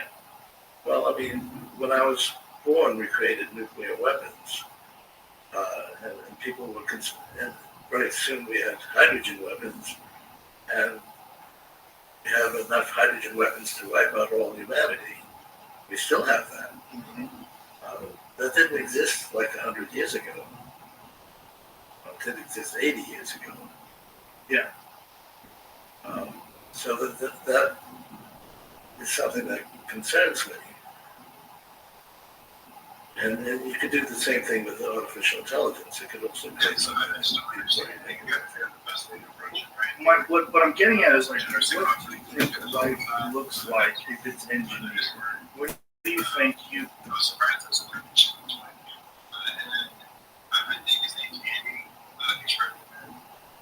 Actually did respond to it. I got very cool in general chat is what I gave you was the difference in everything. So that was one of the best way to approach it. So I asked if you have a public channel, I guess, to support those. I'm like, I don't think it's the best way. I think you really realize what I'm going to say. But that's, I think that's intentional on his part. So I work things in a certain way. So yeah, I don't know, like what you think like the best way to move forward, let's take next steps for. I think that as a Okay, so everyone that are just doing it, see, I'm an influencer joining as a project leader in Hedera. So as easy as it may be for a simple investor, retail investor to just, if someone blocks you because of the certain taste of meme coins you create, they don't like, or maybe they're too strong, or too bold, or they ask questions. As a regular retail investor, you can just move on to the next. But, here's a huge but. Jordan is not a regular retail investor. He is a leader of projects, meme projects. So, it is in the best interest, in my opinion. If he does his best, and he sees it as well, he's taking the first steps to attempt to mend this. And I really, applaud you, bro. I think the best way to do this is open a ticket, and I would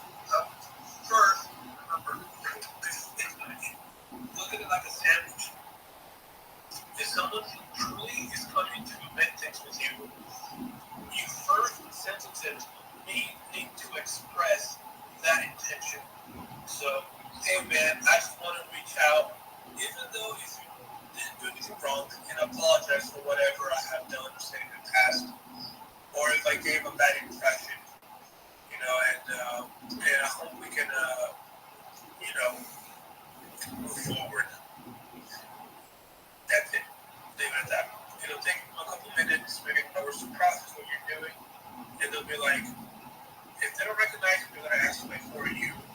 Oh, and initially what happened, if you do remember, then yeah, they'll say, okay, no, it's cool, and after they process that, then you can explain. I think you just had a misunderstanding. And I love the project. I have a couple nights myself, but I don't have access to Alpha because of this and that. And and unlike what the assets I pulled in your projects, because I love it. But I really want to build bridges, and I really want to make sure we're in good terms. For your end, because to me, I do that. I like a project. You know what I'm saying? The minute you do that, anyone that approaches you in this manner, you're so willing to find out what the heck happened to fix it. And exactly. So the first couple sentences or even paragraph is crucial how you approach it. That's why I would do it. Let's do that in example. Yeah, that makes perfect sense. That's basically how I'm trying to approach it initially. It's like, definitely apologizing if I offended him or if anything I've done or if there was a misunderstanding or something. Whatever, I don't even know if I want to bring up like whatever drove him to walk. No, yeah, exactly. That's smart. That's smart. I won't bring it up either. And he needs to first be convinced that your intentions are what you're conveying. So if he's convinced that, okay, this guy's really trying to fix it, he might not even try to refer back to whatever happened in the past and just let it all go away in one. Does that make sense? At this point, you're like a salesman. Yeah, just like letting him know, I think letting him know that this got out on Twitter, and maybe just, I don't really go into Discord, which isn't wrong. I don't go into it. I never go into Discord. Like, as an open Discord, like besides private message people, like months. So, I'm never there, so, I don't go there to look for help. I would go there just when you send it on Alpha. So I would go to Twitter. That's where that's where I'm usually at all the time. And it makes more sense to see. But I basically kind of at that bridge. Because I see that we've both also been living here and there after over 3 years. We're like this. Everyone count on 2 hands, a lot of people that on that same boat technically as us that we're around here since 2019. Haven't left, really trying to learn daily for however long that's been. So it's basically almost 5 years probably at this point. Right, it's me and like I said, we can count it on 2 hands from the other people who are in that boat with us. And I just don't like, because it's just part of the preference, obviously, but I don't like that, we're all in this boat together. A lot of them still, for some reason, look at the strength of it and won't pay attention to anything I do until they're involved. Which I've seen a lot of private DMs that are them and others they follow. A couple of them. There's maybe a group of people that just despise the things they've done, and I don't understand it. There's a bit of context to it with one project in particular that was followed up with. I don't know if this is part of that. It could be. That's how I know Elizabeth having blocked out the picture. I was blocked by her for 2 years because of basically I received a free airdrop for this project. It was, I think, back in the day called the Luckies. I tried it through AI and basically custom it, kind of very, very basic manipulations basically to it. And then I just keep this thing, keep trying and copying it. I was trying to figure out to my existing code and apparently have 20 of for free.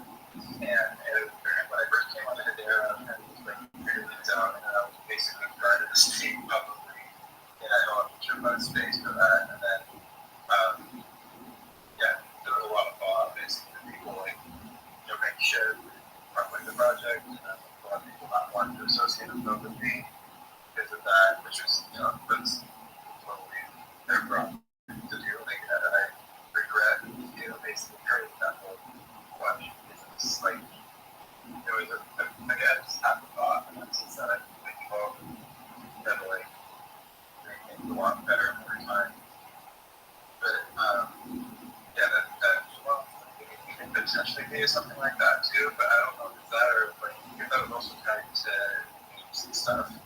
And then just in general, kind of do something like that too, but I don't know. But in general, I just want to try to make that relationship with somebody that supports the space. So, the land you're trying, bro, and dang, I didn't even know there's a group. Just so you know, I have a similar story. There's also, it's a small group now. It's not that big anymore, but it's a small group that really did not like me helping Sasaki rebuild. If you go to one of the tokens on Sasaslam, they really despise me so much that one of them even built or made a meme coin and after me. It reversed AG, and I see it see, I see this as, to me, it's flattering, because obviously, I assisted and helped Sasiki becoming, pull the impossible, which basically, he died and then he came back to life. He bounced back hard, and I'm proud of that. And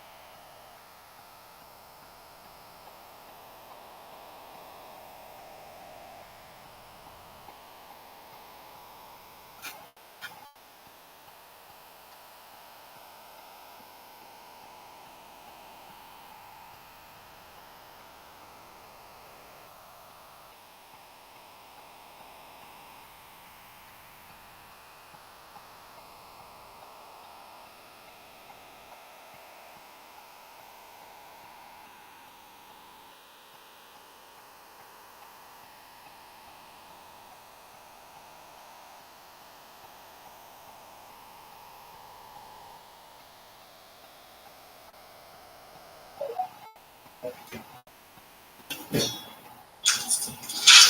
what the hell is this? What the hell's going on, Tron? How are you?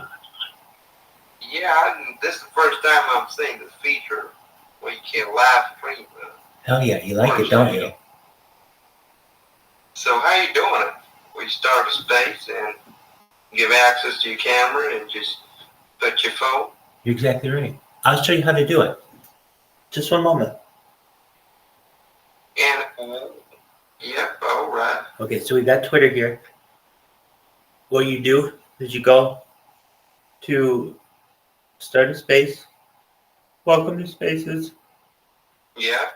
and then here where it says record space, you'll see a little thing that says enable video. I'm going to click it right now. So this is not the phone you're using right now, right? No, What you using? I have 33 different devices. You're live streaming right now to 34 different platforms on 150 different accounts. I have more data So on YouTube than any person on earth. how much videos you got? How much what? How much videos you uploaded to, or is that what you say? How much- Yeah, it's not videos, it's time. So I have 3 years, 24/7, 365 on 5 different streams. Oh my God. It's like the movie The Truman Show Okay. with Jim Carrey. So I'm the only one who's listening right now, I guess. No, there are other people in I'm in a bunch of different communities. Okay. I can't see that on your bed. The screen is projecting onto your wall right now. Yeah, so I have 6 different Chromebooks that are running as well, and one of them is projecting behind me. Oh my God. So how long this space is going on? I do them like every 12 hours, and then I just start up a new one. I've been doing these for like a few months now, and I also have a little machine that automatically uploads to Instagram for me. It's a little auto clicker, and so I've been uploading to Instagram for 3 years as well, every moment of life. It's essentially the biggest event in global history. It's a time capsule going back to the pandemic. We've seen the death of a queen, the birth of AI, the coronation of a king, and everything in between. Okay. So what do we got over here? Rothschild, chat, and crypto, NFT. You got a project or something? Yeah, so I don't, but I'm a member of a community that does. So there is a community called Harry Potter Obama Sonic 10 Inu. It is a meme coin. It's currently worth about 10 cents each. 2 weeks ago, it was worth 3 cents each. It just hit an all-time high last week. And basically, they're just a really nice group of people who have invited me into their Telegram. Do you know what Telegram is? Of course I do. Oh, excellent. Here. Then So I see you got a I'm putting on here the Telegram link. It's t.me /HPOS10I. okay, just Harry Potter and the first name put a letter on yeah, I get it. So what do you got on the bio there? It's an address, a Telegram address. Oh, What is that? that's a great question. I think I just took that from our main account. So our main account has over 100,000 followers. I hosted trivia night last night, and we usually just use that account for big events. And then this account is just kind of like a secondary account that I created just to stream all the time. Really, I'm just not worried, but like I'm concerned about it. I want it to upload the video. And so you watch, these things are live videos of my life. Okay, so you got a channel? I have 5 channels that are live right now. I'll send you the link. Just one moment. Just send me the YouTube one. So That's what I'm saying. I have 5 YouTubes that are live right now. you making any money out of there? Just We're starting to.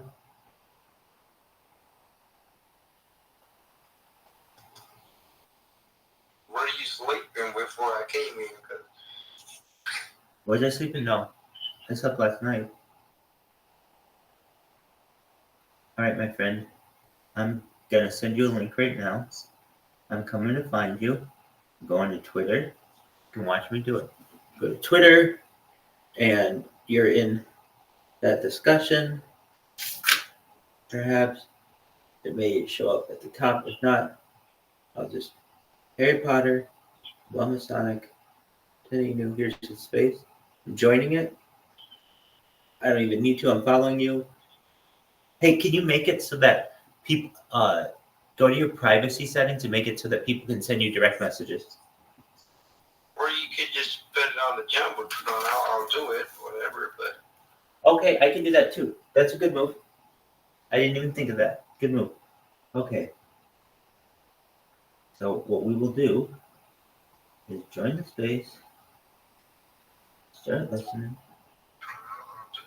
and I'm pasting it, and then jumbotroning it.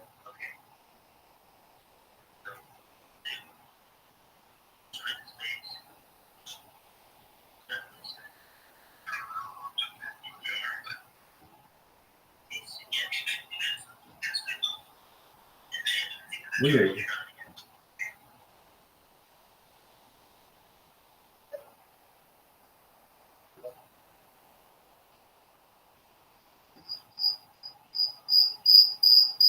All right, you should see it on the jumbotron now. You should see it on the jumbotron now.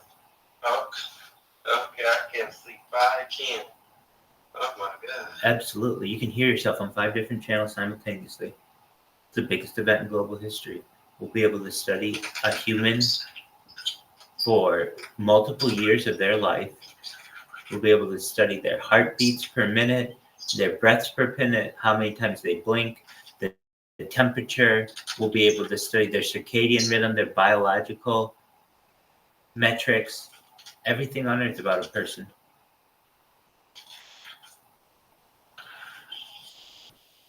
Okay. So your name is what, Rabbi Rothschild or something? Yep. My name is Michael Rothschild. I'm a rabbi. Okay. Okay. I sure know what that means. Like it's a priest, right? Is that what? You can think of it as a Jewish religious leader. It means teacher. Yeah. Jesus was a rabbi in the Bible. We call him, right? That's what they say. So my voice is getting in your live stream too. Absolutely everything. Okay. So how long you said the live was going? The YouTube live? Well, we're on 3 years now. Now. So it was, it didn't stop. No. I stop it. Hold on. No. I stop it purposefully every 12 hours. If you don't, the video is not recorded. So you have to stop it every 12 hours for it to be recorded and uploaded. If not, it's just a live stream. And I don't want to do just a live stream. I want people to be able to watch the video at a later date. Okay. So what I have is more footage, more video uploaded to both Instagram and YouTube than any human in global history. So you like it, or it's just what you do, or? I do like it. No, I do. It's very much, I'm like a diarist, someone who writes a diary. It allows me to record my life and my thoughts and my moods. And I'm glad that I started it, and I only want to continue it for the rest of my life. Okay, so you were a supporter, community member on Harry Potter, the show, whatever the project you just said on the PFP. Yeah. And that account, you said there's a Ethereum account I asked about it, and that was the contract for the project, or is the donation address or something? I think it's the wallet for the main project. Okay. It says Bitcoin CA. Well, that means contract address, right? Yeah, you know what, that's it. What I did is I just took what was ever in the main account and just copied it and pasted it there, and I haven't updated it. So if you want the most accurate information, just go to HPOS10 Real and 10i Real, the main account. You'll see it has over 100,000 followers, and all the correct addresses and everything are there. What I can tell you though is if you go to that Telegram, we have people in the Telegram right now who are listening to you, and we're watching Joe Rogan with Ray Kurzweil. If you know who that is, the futurologist, the AI, the like grandfather of AI. Okay, I know Joe Rogan, but I don't know what the other guy you said. That's okay. So, What your people saying to my voice? well, basically, they're just talking about artificial intelligence. Okay. Do you know what March Madness is? It's a basketball tournament. Yeah, I heard it. I don't know much about it, but Okay, well, we've got a free March Madness tournament going, and we're gonna watch more than 100 basketball games over the course of the next month in the Telegram, and we're gonna live stream all of March Madness, which is really exciting. you seem a little uncomfortable sitting right there, like you just bend your hips around and just maybe you could just sit a little bit calm. You were sleeping or something before I came, like you were just laying down on the bed. I wasn't sleeping. I was looking at my phone. Okay. That phone looks so old and cracked, right? Well, I have 33 different devices, so I have a brand new phone on which you are right now, and I bet I have more phones than you've ever seen in your entire life. This is just one of So them. you make any money out of your Yep. live stream? Yep. How much? Boy, aren't you questioning a lot? How much you make a year? Well, it depends. Around 100,000. It depends with me too. In my normal profession, I make $124,000 a year as a certified project management professional. On here, really, I have not monetized my YouTube channels simply from the fact that I many times show copyrighted content, and you can't monetize if you do that, but I don't really mind that. So I take donations on my channel, and I make a few $100s a week just from donations in cryptocurrency.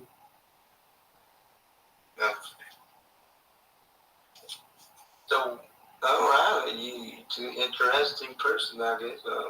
I've never seen it, that much dedication for, what you do here. Absolutely. I couldn't imagine if I was live streaming or doing what you're doing right now. That's a little. So here's what you want to do, Tron. Do you have the link? It's t.me/HPOS10i. And come on in. We've got people here right now. We're watching podcasts that are video podcasts, and we'll watch a movie. We'll do whatever you want. Well, what about Discord? I'm mostly use that. Telegram is. Here's the thing. Telegram, you need to give out your phone and privacy cam. Discord, you can do it with mail. I understand that. I'm on Discord too. I'm just making you aware that we're much bigger on Telegram. And if you don't want to give out your telephone number, there are ways around that. You can use services to get around that. I get it. So I know, I think I heard this project before. It's a big and deal. I might have bought some tokens from Uniswap and from some, I think, a long time ago. This was a very long, old project, right? Well, this version of it is since May of 2023. Yeah, I think last October or something, I think I just. Oh, yeah, then that would have been it. That would have been it, yeah. Yeah. So, you got a project? You want to launch something? My project is live streaming my life. Data is Earth's #1 resource, according to The Economist magazine. It's more valuable than food, than water, than air, than anything on Earth. Data is the most important resource. And if you believe what It depends. Bill Gates said in The Economist, if you believe what Bill Gates said during the 1990s, that content is king, I have more content online than any person in global history, which perhaps may make me king someday. Well, data, which means, important data. I mean, not everything you see is important in the data context. Well, You just this is human data. Human data is the most important kind of data that we have. This is live human footage. This is the most important data that's ever been captured. It's more important than bank account records. It's more important than bank statements. It's more important than retirement accounts. All of that is just numbers. This is live data that can be analyzed, that we can study human behavior on it. You can't do that with numbers. Not to say numbers aren't important, but at the end of the day, that's just a figure. What this is the ability to study human speech, human brain, the ability to understand more about humanity in general. On top of that, there is the idea that this creates a platform for one person to be able to push certain agendas they want. And the big one that I want to push is world peace. I don't think we should have war anymore.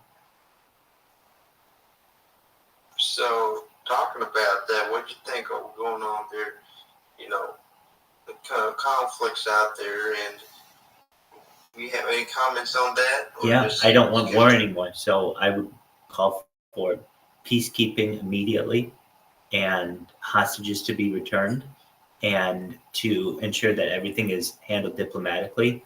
And it's as simple as that. No one else should die as of right now. Whenever we can say right now, we return all of the hostages. I don't care if they have 1,000 of ours and we only have one of theirs, or we have 1,000 of theirs and they only have one of ours. Just return everybody home. And let's talk about these things in a conference room and not across the battlefield. So, okay. I'm looking at your YouTube right now. You just like you said, you upload every 12 hours. That's right. Live stream, right? Approximately every 9 to 12 hours or so. It seems like you do nothing, but I see every video you are there. You just don't even eat or something. You bring the food over here. Yeah, I mean, I bring the food over and I eat, and if I have to go anywhere, I'll live stream it on like Instagram or Twitter. So, I mean, I even go to the bathroom, I shower, I do everything on camera. So, what does 666 mean? Well, it's a number of perfection. So here, I'll show you. Oh, on there? Well, it gets people's attention, but it's a beautiful number. It's a number. It's the number of Satan, right? Some people say. What I'm saying is that it's a beautiful number, and I want people to know it. And here's why. If you take 666 objects and organize them, they're a triangular number, meaning we have some triangular numbers in society. 1 is a triangular number, 2 is a triangular number, 6 is let's see here. 2 is not a triangular number. I think, you know what, you're likely absolutely right. You're absolutely right. Hold on, let me check this. 3 is. Triangular number is when you can stack it up. You're absolutely right. 2 is not. 1 is, 3 is, 6 is. I was just counting what was going on there. You're absolutely right. So we would have 1, 3, 6, 10, 15, 21, like that. That's a triangular number. But it goes down to 666, and you're absolutely right. 2 is not. I just misspoke. So you have, it forms a really pretty symbol. I think that's a really cool symbol.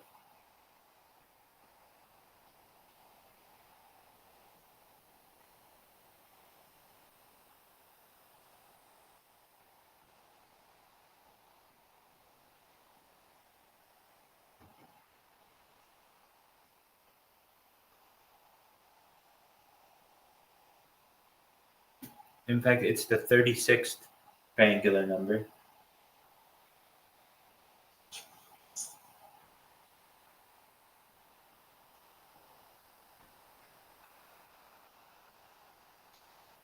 Can you hear me, John? Yeah, I can. I'm looking for the explanation of the number. What is more important? What's more important in comparison to what? And not important why it's interesting, that number. I heard it was the number of devil in the Bible it says. Yeah, in the New Testament, or what is called in the Christian New Testament, there's something in Revelation. Yeah, so I don't like that number. I try to, skip that number all the time when I get it. I know, that's why I chose it. It's a beautiful number and it gets people's attention. People shouldn't Yeah, fear it. Yep. I've been going a lot longer than that. I've been going now about 1,000 straight days.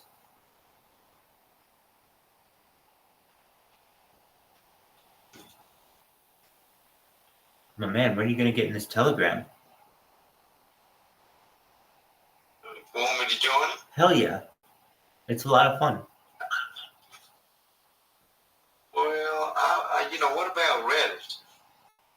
What about it? It's great. I was just on it right before you came in. Reddit, if you use it on desktop, browser, it seems a little, the UI is still the old, but if you're not logged in, it shows a new one. Right. Why don't they put it on the, for logged in users, the same UI, the new one? Reddit is honestly a backwards platform, in my opinion. It is very overvalued, though it has major value because it's the world's forum. However, a lot of their hardware capabilities are outdated. I can tell you they had an RTMP feature, which allowed you to live stream on Reddit during the pandemic and a little afterward, and they took it away. Basically, they took away some features that were really nice and made it a nicer platform. So I don't really know what their CEO is doing. Also, it's owned and it's very censored in a lot of ways on some subjects. So, in my opinion, it's a really, really great platform. But at least when it comes to cryptocurrency, Reddit has not always been that welcoming of the community, I would say. They make fun of it a lot. They think that stocks are the only way to invest your money, which I understand that's traditional route, but there's a lot of benefits to cryptocurrency as well. What you wearing on top of your head, a black something? Not the This? Yeah, that's one. Sleep mask? Were you sleeping? That's what I just answered. No, you I woke up hours ago. I just wear it all day. Doesn't that give you a headache or something? Because if I wore it for that long, No, it kind of keeps my head warm. I like it. But normally I just wear a hat or that. So you keep that Yeah, it keeps my head warm. I like it. No, the one you earlier showed me, the rabbi hat. Yeah. You keep it all the time? Yep. When you're sleeping too? Yep. Not all rabbis do, but I do. So I might just leave now, or what you got here to talk about, project or something. I'm joining for the Telegram later on. You join that Telegram, my friend. You take care, Tron. Follow me. I'll follow you back. I'm following you. Follow me back, baby. Take care, Tron.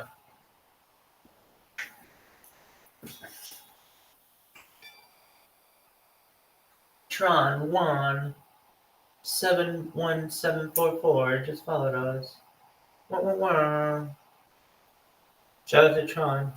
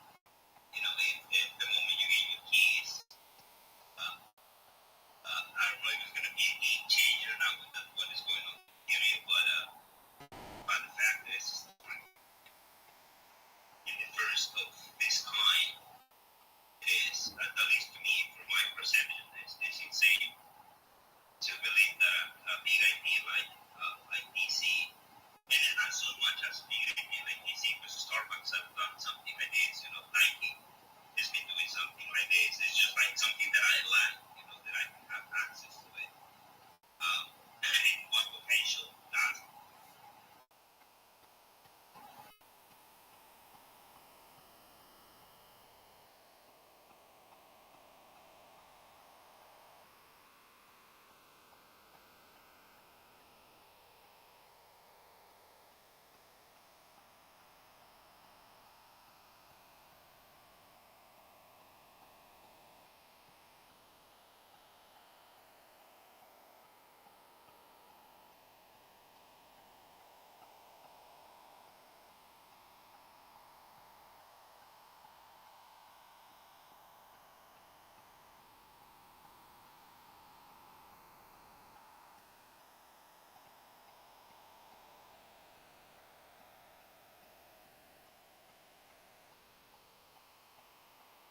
Bitcoin space, what was going to happen in crypto space? Because one, we've never seen a Bitcoin all-time high before the Bitcoin halving. I didn't expect it to happen. I didn't expect this to keep going up. I expected some sort of pullback, some sort of halving consolidation. But when it comes to Bitcoins, too, when you're looking at every single Bitcoin launch around to 50 million, if it's going to be true, it probably is. That's why I was like, all right. It was last week, and I was like, yeah, you should. I hope I'm wrong. And then I said, I hope I'm wrong, but it's probably a good time to take some profits on your Bitcoins, because it's just like, if it doesn't make sense, there's probably a reason it doesn't make sense. Every single token that was launched ran up to a 20, 30, 40, 50 million. Other tokens that had no business being in the hundreds of millions of dollars of market caps were in the hundreds of millions of dollars of market cap. So is the dump over? If I had to give you my honest opinion, I would say no. I don't think so. Is cryptocurrency going to continue to pump heading into the new year, or into 2025? Absolutely. Is it going to be a straight line to get there? No. It will not be a straight line to get there. We're going to continue to see ups and downs. We'll probably see a major crash because of some big news that happens, maybe something bigger than what happened with Ethereum. But no, I don't think that the worst of it is over, but it's not even that. It's wrong. Like this is, you got to stop looking at it like when Bitcoin goes to 65K as the world's over, because you're at $39,000 a month and a half. Like this is normal. This is expected, and it gives you a better time. If you believe that Bitcoin will hit $175,000 Bitcoin at the peak of the next bull run, there's a lot of people here who do. And that $60,000 Bitcoin is better than buying at 73,000 or 80,000. So it just gives you a better chance to purchase cryptocurrencies. It's normal when charts consolidate and the rails are going out. People who are waiting on the sidelines to buy are able to get in. And yeah, I think it's normal and expected that Bitcoin will be the worst is over. I don't want to say the worst. I think that we're going to continue to go up and down all the way to the all-time high. Absolutely, Jake. And just a reminder, guys, this is one of the ones that are going to absolutely recover into some insane fucking numbers. But there's a lot of people that are here for a good time, that long time. They understandably accept that. So when you're up, sometimes you consider paying yourself. Right? It's always going to pay yourself. You can't lose if you make it. With that being said, Jake, let's improve some speakers. So we have Bonnie and Dinaja at 51. Then we have Solori, then Solana Beach. Then we have Mr. Fitz, Ethan Dumber.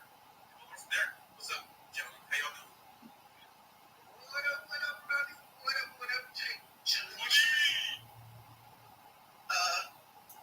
I appreciate you having like always, bro.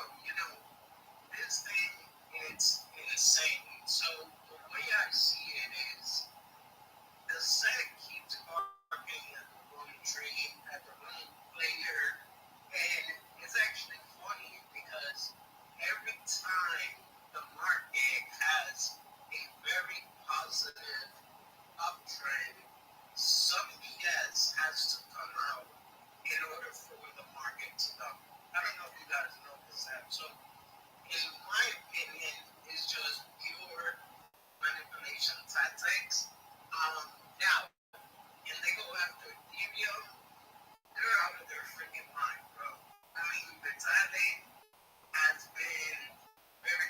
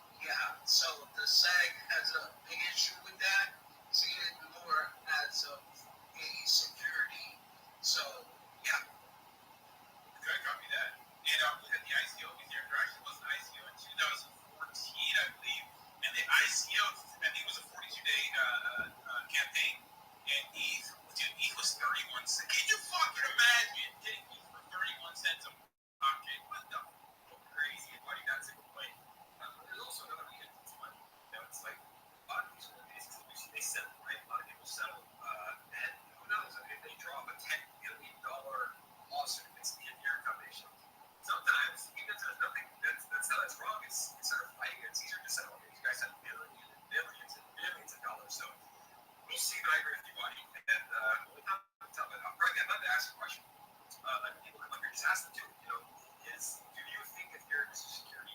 I'm interested to hear what people say. Absolutely. Deonja, what do you think about the situation? What are we feeling today? You guys just answer it. I don't know. Does it pass the Howey test? The Howey test that's like 100 years outdated. Let's go through that again. What characters are they? I can't remember on top of my head, dude. I'm sorry. We're gonna have to go Google this. I think it's like investment of money, common enterprise, expectation of profits from the investors, and efforts of the others. Yeah. So it's the investment money, which expectations of profit. I'm guessing you're expecting profits. Common enterprise and compliance, efforts of others. I mean, you do rely on your theory of data, right, in order to upgrade. So then it's like like as Ronnie said, it's like everything technically is a secure, like any games and like secure terms. So just because it's an asset is what complicates this. Yeah, I love that when the speakers get up there and you see Gary talking to Congress, they'll ask him like, hey, any NFTs or whatever. I'm like, yeah, and they talk about like describe a meeting maybe or something like that. He's like, look, that insecure, So he's kind of like lost. There's a ton of clips on YouTube about that sort of thing, but obviously, he has some sort of interest, some different interest going after cryptocurrency because this motherfucker used to teach blockchain courses at MIT. What happened, Gary? Absolutely. I think that you and Wadi kind of hit on the head, and I said on his page that I was in earlier, like, this is definitely collusion in some way, shape, or form, and we don't know because we're not in the back rooms making the deals. But I feel like this is a way for Ethereum to become cheaper for the big boys to get in so they can make more money. And I think what Jake said is right, they're probably going to settle. So I don't know, either way, I hope it doesn't affect the price of Ethereum. I hope what's happening right now continues, like people are just like, F it. This makes it more bullish, But yeah, dude, it could go the other way. I really hope it doesn't because that could be the black swan event that we all didn't want, right? I'm just gonna say one thing real quick though. Like I know you guys know I got slurfed. Got slurfed on Monday. I was got rugged by another project on Monday. Polygon. Then last week I got rugged by another project on Sage. Right, they're all pre-sales, right? But this one on Polygon, dude, send me the money back, bro. He sent me all thematic back last night. So big ups to the real ones in Web3. Nice, I love it, man. When something like that happens, man, it's a good job. So, I got a question about that. So let's get this straight. You double up the money and then return it, or how does that happen? Because I bought into this pre-sale like last week before I got rugged by a slurp, obviously, right? Or I probably wouldn't have. But when the token launched, they effed up something, and they immediately like pulled all the liquidity and were like, well, there goes that. We're effed, right? But dude didn't disappear. He stayed in the Telegram, and he kept saying, people, don't worry, we're going to fix it, we're going to fix it. And when he realized he couldn't fix it, he's like, okay, we're going to refund everyone. It took a day, but he did it. So, shout out to that dude. The token was called Sendip. It was a meme of Sandeep. And I thought it was going to send because the memes were really funny. And it looks like the dev is a real one, and he's going to be trying to do something else. So I'll try to jump in with him again. We'll see. Nice, I love it, man. Shout out to the manic devs out there making it right, man. Appreciate you, D-Gun. And if you have 51 in this story. Yo, what's good? What's good? What's good, guys? Hope you're all doing well. You gotta be careful out there. Just very quickly, a couple things. In regards to your question, I think it's just them trying to do this with, ETH, just because of the ETF, it's Bitcoin versus ETH, kind of a thing. But, who knows where it's going to go at the end of the day. Technically, in my opinion, everything's a key to security. Even Bitcoin, it's just how they kind of categorize things and how things are going to operate versus others. There's really nobody behind me. Bitcoin versus somebody is there.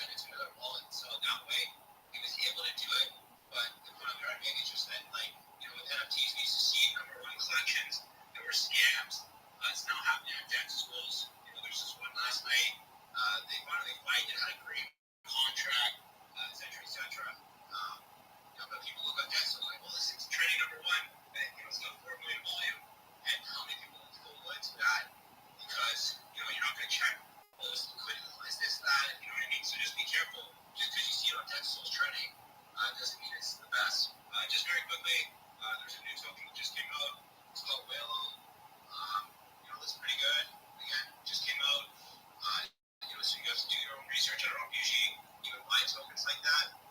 Just going to Telegram a little bit. It's about 40,000 market cap. I only put a little bit in. This way I don't have to sell it. I don't have to spend gas selling it. Just like a lot of them kind of thing. Cold Whale, I'm kind of I really like it because it's got that Pepe face on the whale, and it's got trading for the next 5 hours. We already paid for the next tools update, which isn't always common in these projects, right? So, it's a gut shot. A lot of times when I see these ones, I don't buy them, and I think they'll tremendously. I'll put it above. Again, it just came out 4 or 5 hours ago, so it's not that fresh. But you always have to be careful to do something else.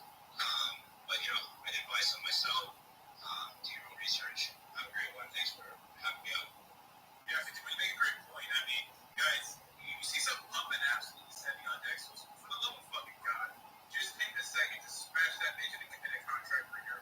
Do a little bit of due diligence. Make sure the balls are heavy. Not more than 5% of the supplies in any one ball. Even though they can airdrop for you. Make sure the taxes are good. Make sure it's not 100 baht. Make sure it's locked. Little things like that will save you a lot of money. And it takes a couple of extra. I think a couple of extra minutes, 30 seconds. So check yourself. Great point. Thank you. Appreciate it. This is so lordy. What's going on, guys? Thank you so much, Jake, Rodney. You guys are excellent in all the opportunities you provide for the industry. So just wanted to give you guys a quick shout out. But yeah, just kind of going on the topic. I mean, meme coins in general. Like you look at the SEC, they did for security, they did that on Ripple Build. I don't know if they're Ethereum doing right for the used spot ETF or they're going to be able to get, but eventually, I mean, they're going to find the biggest multi-billion-dollar meme coin. You see, like Shimon Doge or even Pepe run up. That's when our bill SEC is just going to keep going down. And so, I mean, luckily for me, got a couple devs on the team. I'm a design engineer, and my co-dev is a lawyer. So, Solority, we are the first Bitcoin ordinal inscription on Solana, hence the name Solority. So our dog meme coin was actually inscribed in the first percentile on Bitcoin. And then so we just thought like a space moon dog, destined for multi-billion-dollar opportunity, especially if we put our space moon dog on Donald Trump and all the other funny memes. That's kind of how we started. We just thought it was funny, been a good-looking dog, and we actually launched around Christmas time. And so my lawyer, co-dev, comes to me and says like, all right, Sorry, what you gonna do for your utility play? And I'm like, what's that? Meme coins just have hype and community and great shows, and we just pump in the market pumps. He's like, well, yeah, but you guys might have listing. We are listing on our first sex on Monday with Bitmark, but we need to add some kind of utility. And so we went down the path, saw other big meme coins like Myro who had like a training bot, so I built a training bot. It's called Solana Top Dogs, open to our community members for free. Basically, it's a deck screener API. Like we're all on deck screener using the filters, looking for the top trending tokens. And I'm just like, you know what? Like I want this on my phone. Like sometimes I'm out, and I just want to create a call bot that shows me all the trending memes. And so built that. And I showed it to my co-dev. I'm like, hey man, I got utility. He's like, oh, all right, this is cool. Keep going. And then we launched Olos, which is solo backwards. It's actually a BRC20 inscription, and we kind of left it to our community like a puzzle. We're like, all right, guys, you guys go mint it. So we inscribed a billion inscriptions on Unisat, and our community went and minted them. I'm like, look, they're learning how to mint inscriptions now, and we got utility. Olos actually just got listed on OKX Binance in the Web3 marketplace. Inscriptions are insane. You guys are familiar with that. But same thing, my co-dev's lawyer's like, all right, man, you're getting closer to your warming up.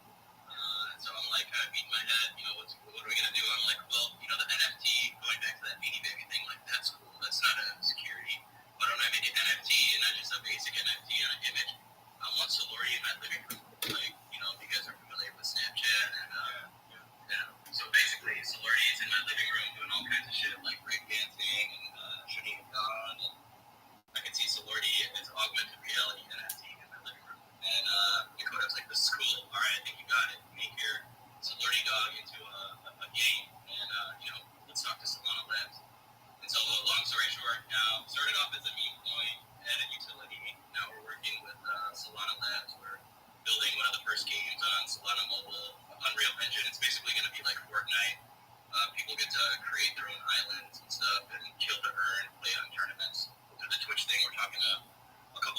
address, so chat and stuff. But we are getting listed already on Monday with Bitmark and Gobit. I appreciate Chill and Showtime guys.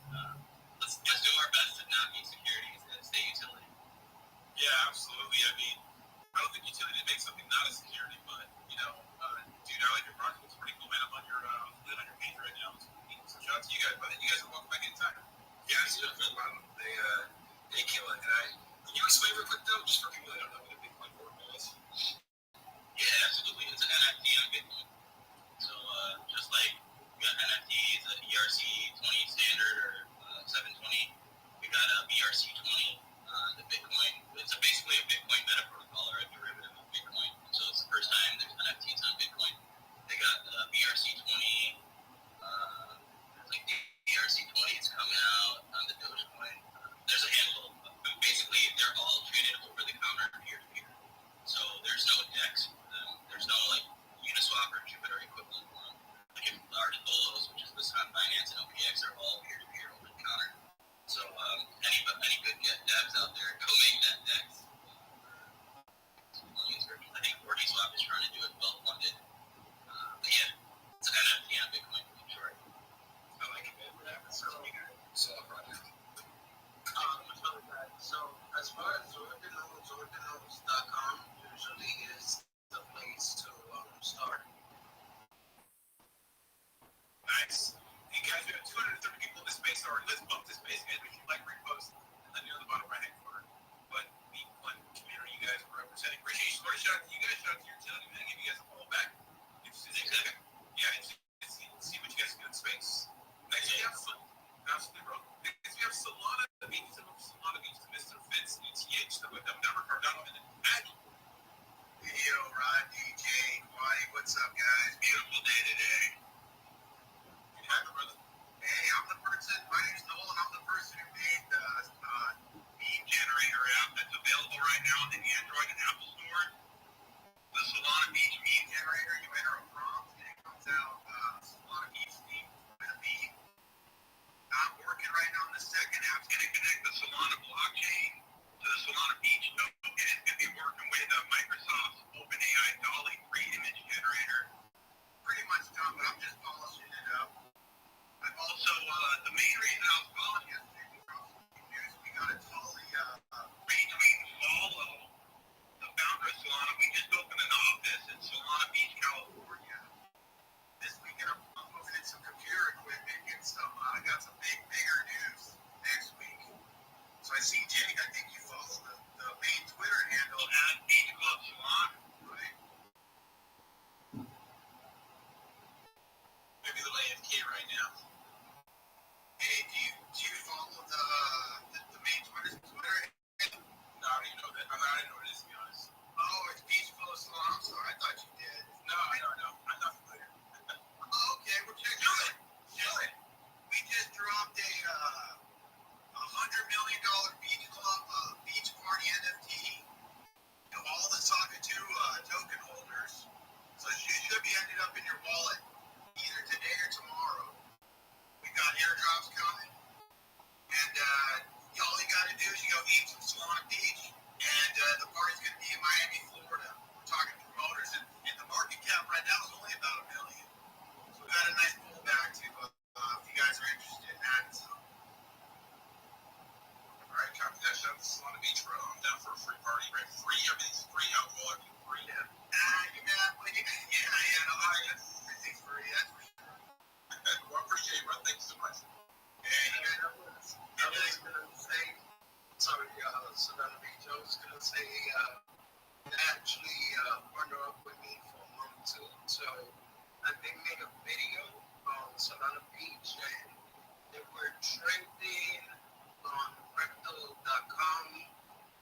Pretty good project, in my opinion. Yeah, we're working hard with the Tolly.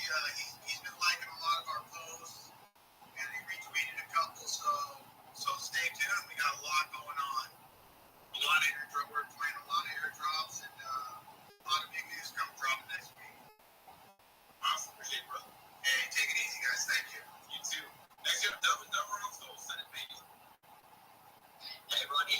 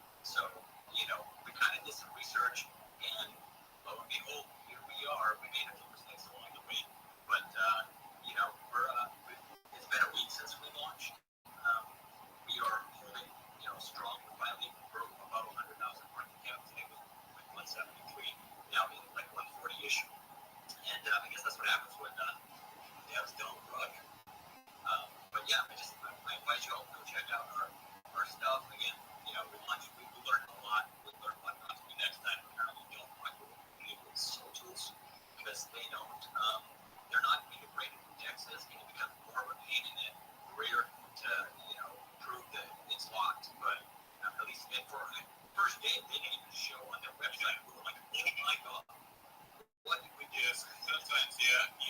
Unless it's like Unicrypt or like T-Block, it's hard to see on their source. Yeah. So if you ever try to make your own Bitcoin, they're working on it. I'm in their Telegram, trying to get this figured out. And they're like, well, okay, so now at least it shows the locker on their website. And if you're using bots, it's going to show that it's locked, unknown lock. But like on X, it's still not showing up. It's kind of screwing us up. But we're gonna push through it. Once they fix that, hopefully in a few days, a week, it'll show everywhere. But anyways, Rodney, thanks for letting us chill. I'm sorry the first day I tried to chill. Yeah, but I think did not. someone came up here and they showed free, so. They did. Yeah, appreciate the community for helping out. We're just a couple of dudes. I've been a big fan of yours for a while. You probably can figure out, oh yeah, I'm not gonna talk to myself here to go. I forget your voice does sound familiar, but I appreciate that. Yeah, man. Alright, next we have Mr. Fitz. He's a little from Mr. Fitz to Cardano. That fatty stash. That was Melberry. Hey guys, how y'all doing? Thanks for having me up today. Actually, I'm one of the co-owners of Tubex. We bought it from the developer that let things go kind of sideways, and we actually, that's not the main reason I'm talking today, but we got some pretty cool stuff coming up. We actually, our utility for our token is we are adding an NFT that is paired with our token in a certain way. What it does is allows people to buy the NFT, and we're using the NFTs to raise money to put movies out. So we're using the funds to each person that buys the NFT will be a part owner in the film, and then get their part of 50% of the profits once the film is distributed and goes through the movie and the cinema, all that system. And then we also will be putting 10% of the sales back into the token. So somebody buys the NFT, then they're also able to maybe buy a little bit of the token, and then we put a large bump in the token, which allows people to essentially get their NFT initial back out. And then when the movie's done, they get their percentage of the profits. We also will be, everybody who's a holder will have their name in the credits of the movie. And also 5 people who get the NFT will randomly get bit parts in the movie as well, which will allow them to get their SAG card. On the other side, so some utility we're bringing to the market that hasn't really been done yet. We're talking with agents and actors, and we're waiting on a meeting with AMC as well.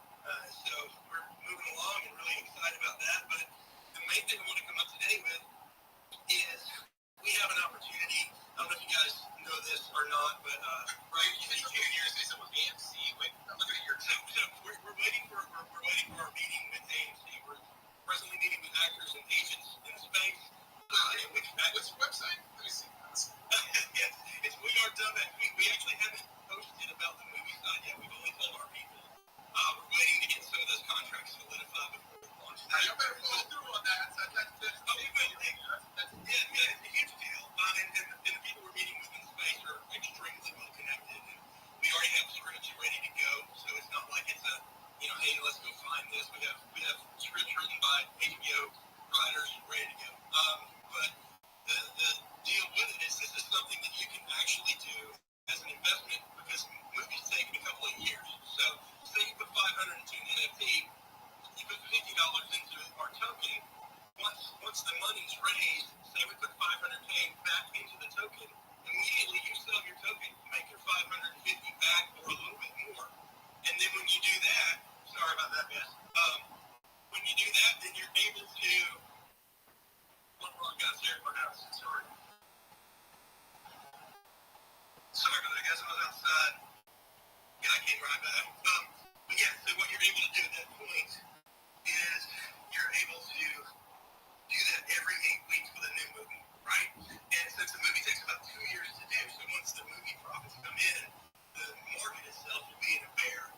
And then you get not only your initial investment back, and you're doing that a few times, but then you get the movie profits on the other side of that. So it's a good system that feeds itself and keeps itself going on the other side.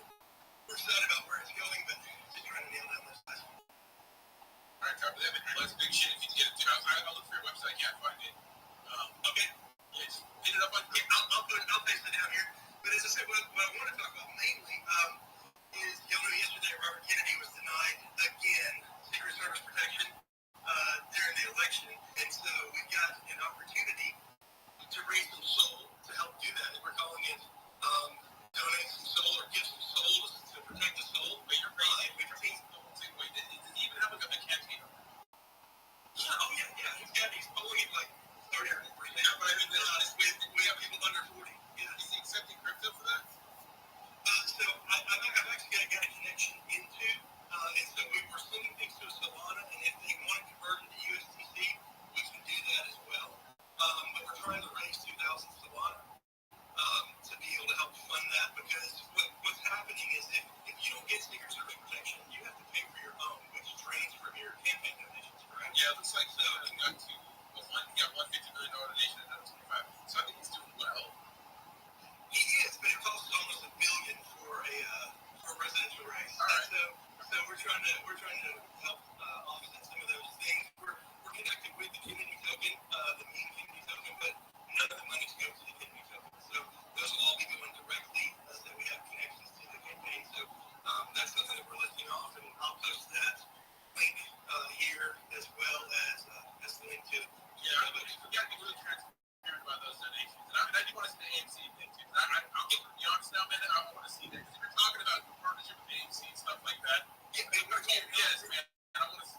We're waiting on a meeting with them. The partnership is down the road, but it's not. We're also to the point where we can move forward on things even if we don't. But our goal is to be able to, because they already do NFTs. Yeah. We just want to be able to help co-brand with. As long as you're transparent with the blockchain, like the donations to Kennedy. We're going to the next speaker, man. I do appreciate Mr. Fitzgerald. To you. Thank you guys for the expert. All right, next, let's go ahead and move to Cardano. What's up, Cardano? What's up? Hey, just wanted to shout out to everybody who came up and spoke. Shout out to Rodney, Jay, Body. Man, the AMC partnership, man. Mr. Vincent was at a 51. Sorry, I don't know, man. I want to hear that because any projects they could do some outlandish stuff like that. It doesn't materialize. Like, you're sending east to like an address that is go to the Kennedys. I don't know about that, but I mean, I'm not about that, man.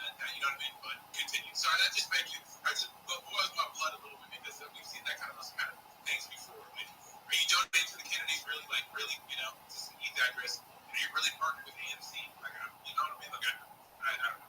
Continue though. I got you. Hey. Yeah, you never know. Everybody do your own research, But no, I came up here to kind of talk about what's been going on with this whole SEC case and just provide like a different perspective on things. So it's like, okay, the SEC is a governmental agency, and they're going to take as much power as people give them. They're just an agency that was set by Congress, and they have been put in charge of regulating securities. Now, if you tell them that, hey, your car is a security, then they will go ahead and regulate it. It's up to the individuals to say, hey, look, no, this car that I'm driving is not a security. It does not fall under your jurisdiction. These mini babies that you have, they are not securities. They do not fall under your jurisdiction. In the same way with a lot of these tokens, Bitcoin, Ethereum, Cardano, if you look at the Howey test, they do not fall under securities. Like, come on, that's like any problem. If you're a hammer, it's going to look like a nail. And to the SEC, anything is going to look like security. And actually, we're starting to see Congress people push back. There's stories and things coming out. Gary Gensler, he's under fire now himself by certain Congress people about how he is intentionally misrepresenting cases, and is going to court over that right there. So that's my just one coming on is that, and also Cardano just launched their first fiat-backed stablecoin. Right now, it's trading at over $2. I don't know what the heck is going on. There we go, man. That's a trade on, man. And shout out to everybody out there. Stay safe and good luck for everybody. Appreciate you. That's a good point, man. They are a good agency, because of the stablecoin thing. I remember when USDC jumped to 86 cents fucking hour. I called Jake all freaking. I was like, dude, USDC's fucking collapsing, dude. He's like, it's good. You could have bought the USDC dip right there, man. You know what I mean? Shout out to Silicon Valley, man. Shout out to sir. Appreciate you, Cardano. Next, let's move to Patty. Patty, what's up, brother? How you doing? He whooped Big Boy's ass, dude. Dude, you have no idea. Actually, it's a good thing it didn't play out like that because, like, dude, he weighed in at 175.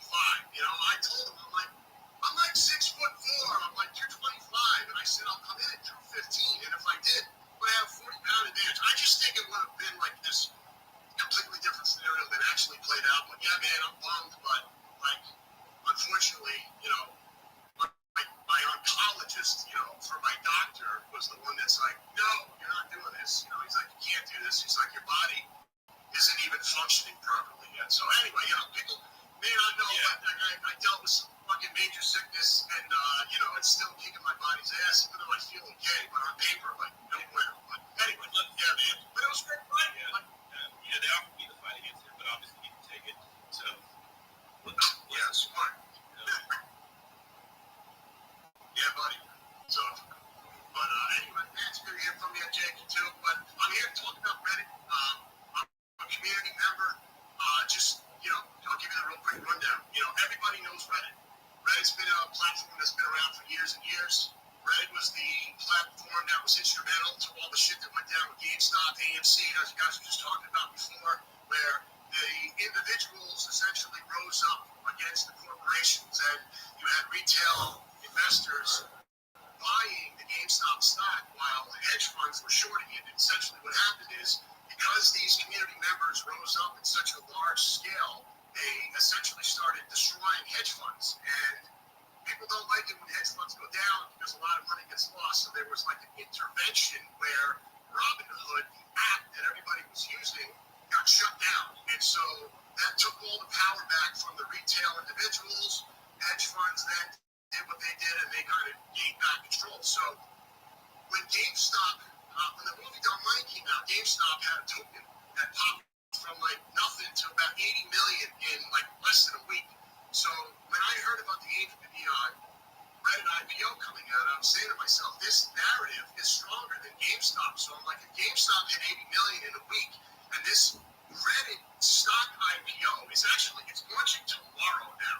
The token came out at the end of February. Since then, it made a big pump, and for the last 10 days, it's gone sideways. It's formed a perfect falling wedge. I posted on my chart, on my page, you can see it.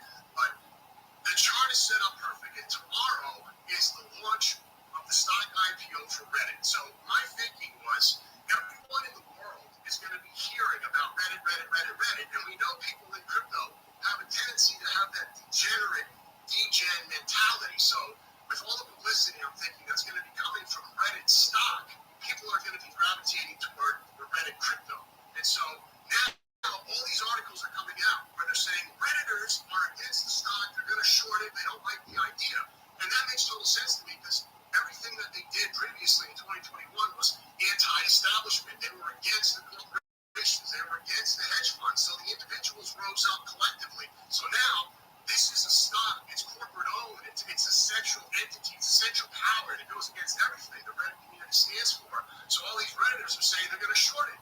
So I'm thinking to myself, this cryptocurrency fits the narrative perfect of what Reddit stands for, which is community. And it's like individuals own the crypto, whereas the stock, yeah, you own part of the company, but it's like people from the Reddit community aren't down with that idea. They're not down with the corporation. So at a $7 million market cap right now, it just makes so much sense. And it's like another thing. Elon Musk has made tweets about Reddit where he says he loves Reddit. What happens if, because the stock IPO gets tons of publicity, all of a sudden Elon chimes in and says something, but he's probably going to be talking about the stock. And if he does that, people in the crypto space, they don't give a shit. They're going to look for the cryptocurrency. So Jake said this once on a previous spaces that he did last week. He says there was about 10 Reddit tokens that were around when he was looking, but this is the one that rose to the top. And so when this token did come out, I was looking at all these different tokens, and I'm saying to myself, if this is the one that kind of takes charge and becomes the dominant Reddit token in the market, all the others are just going to start to disappear. And that's exactly what happened. So now, what happens if something comes out where Elon makes a message, he says something about Reddit, or just something goes viral and it catches the news, and people start doing research for Reddit? Like, it just makes so much sense to me. So everything about this token, there's a mindset behind it that fits everything Reddit. So, people are saying, is the crypto going to flip the stock? The stock's going to be valued at 6.5 million. Well, not bad. Yeah, but like we can get a lot of volume from that. I mean, that's like it's true meme like fat in nature, right? I said it's true by nature, like that kind of stuff can happen, man. And I have actually these bag of I bought some like weeks ago, because of that fact that the IPO is coming out. So yeah, all it takes is one thing, a little tweet about it for even more stuff for it to go crazy.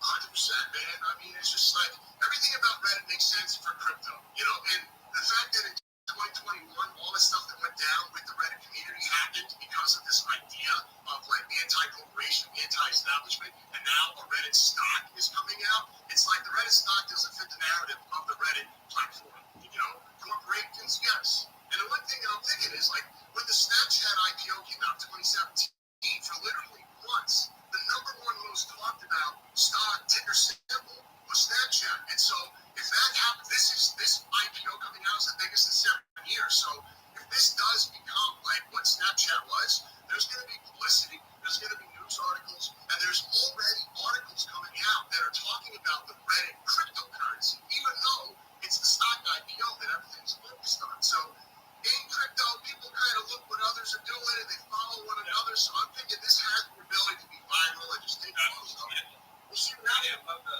passion. That's like the same thing that I had. And honestly, I'm personally like on the decentralized side, and like the narrative that I was thinking about was the fact that like we saw that with GDP construction. It's like Robinhood was able to shut it down. Hedge funds were manipulating it. That can't really happen on cryptocurrencies. It can't be shut down. Trading can't be shut down. The fact that like Reddit is decentralized, like they don't want this shit. They don't want an IPO. I think that leads to the cryptocurrency being much bigger. I really think it could be huge. And you saying that, like a lot of my people was like, what happens to IPO days? They're gonna down because of the IPO. And like now I think like they might fall because of the IPO, right? People don't want to buy the Reddit that's gonna be launched on Charles Schwab and Fidelity. It's like most people, especially people who use Reddit, are gonna want to buy the Reddit that is decentralized and they buy it very soon. So I like it. Tomorrow's a big day. And honestly, it's a very strong community. It's a good narrative. And yeah, I spent hours when I first heard about the Reddit IPO scrolling through about 10 different ones. Most of them were scams. I found this at like a 1 million. I think I bought it around 3 million. And I ran all the way to 14 million. I haven't touched a penny because I think this is a really big narrative. I'm just looking at what happened with GME. People are talking about it. So very bullish on Reddit. Absolutely. Shout out to Reddit, man. I'll put this on the table, see what happens. It's going to be an interesting ride. So next week, thank you so much, man. I appreciate you, brother. Next week, we have Sean. What's up, Sean? What's up, Roddy, Jake? How you guys doing? We got an important message for you guys. And the ticker is caw. I see the crow chain, right? Yeah, bro. It's rocking, man. So, I mean, I'm not here to like take over the space. I don't want to talk too much. I think you guys do a great job. I love all your content. I just want to tell you guys to start the call on Chronos isn't going away. Have a blessed day, guys, and be safe. Yo, Rick, they're starting to pop off on Chronos meme coins, man. Like, there's caw, there's pig, there's fish, there's turtle. Like, I made a little bag yesterday on pig, and then I turned that into caw because I didn't have any caw. So, yo, let's go. Let's go.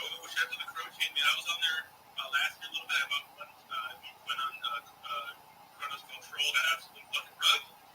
So we can do that again. Dude, college thing. Those guys are just bad actors in general. They try to like talk crap about everything else in Chronos, and then they try to suck up when they want something. So yeah, I don't follow them at all. I just look at their stuff and laugh. Don't.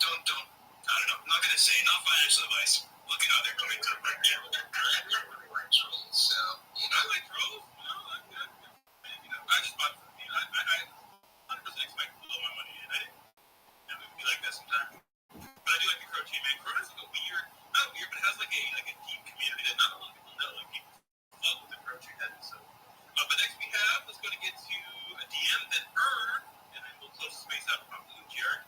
And maybe pop out if we have more time. What's going on, Rodney? Yes, what's up, baby? What's going on? Just to talk about what you were bringing up earlier, man. Honestly, I lost all hope. I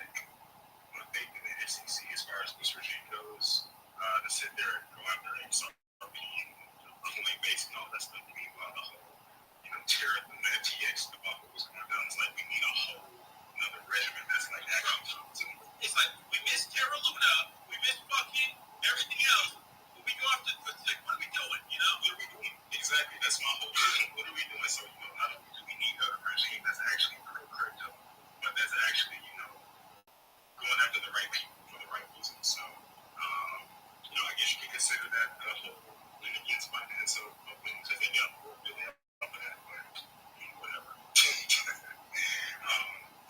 But as you all know, always here from that community. We're still here pushing every single day. We're networking in the space. Shout out to Wadi. He's working with him or helping us with promotion and everything like that. So thanks again for showing your support to us. And we're not going to pump into the project. Obviously, we're community takeover, so we're good for the long run. We got a few things lined up down the pipeline, so stay tuned for that. I don't have many announcements right now as far as the beginning goes, but just check us out. But I do have another project I'm going to talk about. And I know this is a meme shell space, but we all need a place to find memes. Radiant's ass to me, like, it's so funny. Everything like that. So you 100% radiant is so ass. It's crazy. I can't buy nothing. I don't use the box money, and so don't talk. So I've been using Dex. It was like an accident Dex was for me. For real. Yeah, I've been just if I'm gonna buy something, it says like, hey, this is something. The full year. I just use it. You can also use Bird Eye. It seems to work real good with it. Okay, yeah, I've used Bird Eye with it too. I've had some good success with Bird Eye too. But I came across this other Dex project that launched on Solana. It's called Solar Swap. I don't know if y'all heard about it. But right now they're sitting at a super low value market cap, like around 5 million market cap. They had just announced they got accepted into NVIDIA's incubator program. And they're looking to, take out radium, and they're like 11 times faster. And they have anti-fab protection, all that good stuff right now. So it could be a good entry for a lot of people, want a little bit of a utility play in the beam space. Like I said, right now they're about 5 million market cap just in radium. 700 million market cap, Jupiter, 2 billion. So I don't know, could be something good. Could be something, could be nothing. Nice, man. Be on the lookout for it. Appreciate you sharing the MO community. Next we have Vern, and go to Jared. What's up, Vern?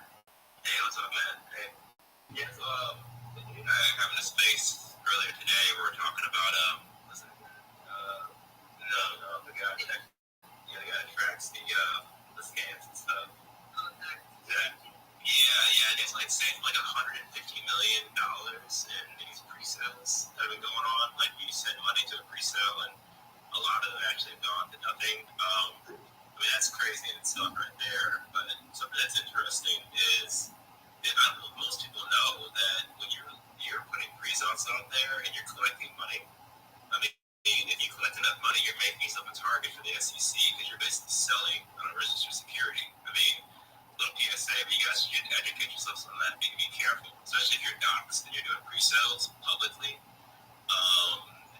You can get some issues. I mean, if you're a U.S. citizen and stuff, I know it's different in every single country. But I've heard people talking about wanting to do that stuff, launching these pre-sales and keeping X amount of tokens to themselves. You should make sure and check how things are regulated in your country because you collect enough money and you get on someone's radar, I mean, they can come after you, for that money you collected for selling on a registered security. So to be careful about. I know a lot of money floating around. And again, that's specific to whatever country you live in, but just something to be aware of, guys. I've seen a lot of those floating around. And I know it's attractive and shiny, to do it because we make a lot of money right now. The meta's there, but just be careful about that.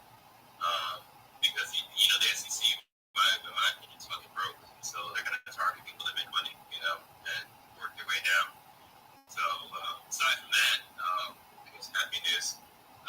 Little update on Earn. We're going to be the reserve currency for another project coming up in the near future, Q2. So people that deposits into their system is going to be starting getting Earn yield, which is super cool. So you guys would check that out during the teaching and look into that. But it's basically a way to just earn for like depositing stable coins into their ecosystem, like a bank essentially. But aside from that, I think the market's having a healthy recovery, which was necessary. I still personally we're going up from here long term. So, DCA, make sure you guys keep dry powder because we could see a decent retracement possibly. But just don't bank on it. Don't put all your money at once and just DCA and enjoy your ride up. So anyway, thanks for having me up, man. And nice seeing you, Jake, and everyone else on the stage, Bonnie, and that's all Penny back and everything. Good to go. I know he's been pushing hard for Holt, and yeah, I see grinding, guys. Yeah, good to see you, bro. And you always bring in some sound advice. I can tell you're well educated. Just how you look at everything over the past 6 months. So always gonna have you here. You're right. I hope you're right about the SEC going after these guys who are taking in lots of money, and you guys know who I'm talking about. Yeah, get us that DeAndre Swift, baby. We have great speak this year, baby. We're going straight at it, baby. They said they were going to refund everybody. We'll fucking see. But we have noticed that the SEC is going after pretty soon, so. That's what I was going to say. You do know they have a snitching program where you'll get $2 million once you qualify. So, hey, bro, go ahead, man. Yo, snitches get stitches, but apparently snitches get riches too. They don't get back your fucking money, but that's what I'm saying. All right, let's go to space with Jared. Jared, what's up, baby? How you doing?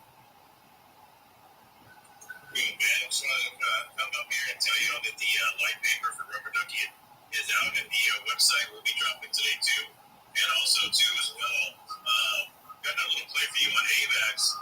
It's going to be, I think it's called Llama. It's just at 700K market cap right now. Some of the team has been working in the AVAX ecosystem pretty well. But I just wanted to let you know that the website will be coming out today for Rubber Ducky, and the light paper is already out. A billion supply, and we should be dropping next week. So I just want to kind of give that update. Yo, I'll pay for Rubber Ducky. Me too, bro. You better fucking give me the outfit and the light paper on your baby. Let's go. All right, so that's the end of this. Update about me. Update. I'm always updating every day. I'm just live right next to me. She knows it's true, guys, but it is the end of our space. Hope you guys have been next space today, guys. We will not be going on this space tomorrow. I'll be over there for tomorrow, fall space, and another space talking about people. So come hang out, talk some shit. Thursday we'll be going live, and Friday and Monday I will be in NIL traveling, so I won't be able to shit with you guys unless I get stuck at the airport, and I'll be upset if I'll still out of space. But so we'll be off for a few days, guys. It's been fantastic hanging out with you guys. Can't close out, man. Yo, can you hear me? Yeah, you're live there, man. All right, yeah, the desktop is always messed up. It shows up so good, but anyways, I don't know if everybody can hear me. But anyways, great space. As always, happy hump day. Touch some grass, touch some ass. It's our favorite day. Yeah, cryptocurrency today was a good one. Really solid gems out there, so we appreciate it.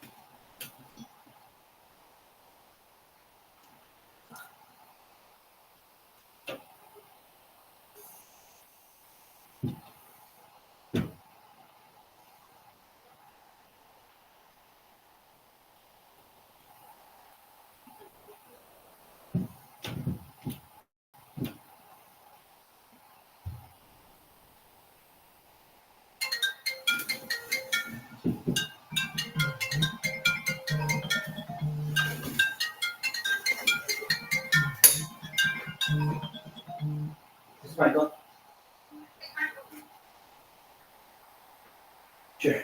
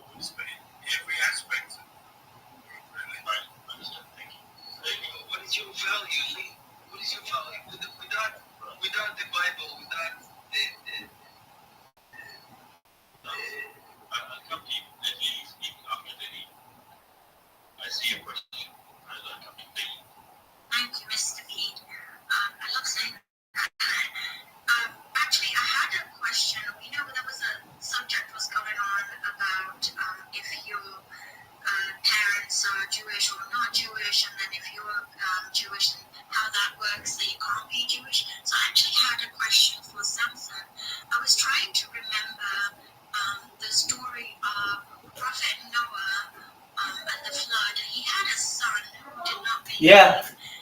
So Okay. so he did not go in the ark, so he then became a disbeliever. I was trying to find what Noah would have said about that, or what God said about that, and I could not find the reference about that. It's also a story that's related in Islam, so but I didn't have enough time to research. I didn't know if Samson knew. I'm sorry, my wife was talking to me. Okay, so Prophet Noah had, when the flood happened, yes, and he built the ark, but one son disbelieved and did not go with him. So I could not find what was Noah or God's reaction. Did he then call him non-Jewish? No, it's not. Back then, there was no Jewish people. There were no There were no Jewish people. Abraham is the first Italy, the first Jewish. You guys say that. But what they say about Ham, that he said that. So what happens if it happened after that too? There are other prophets who had children, and something, for some reason one disbelieves. So does that mean that child is no longer Jewish?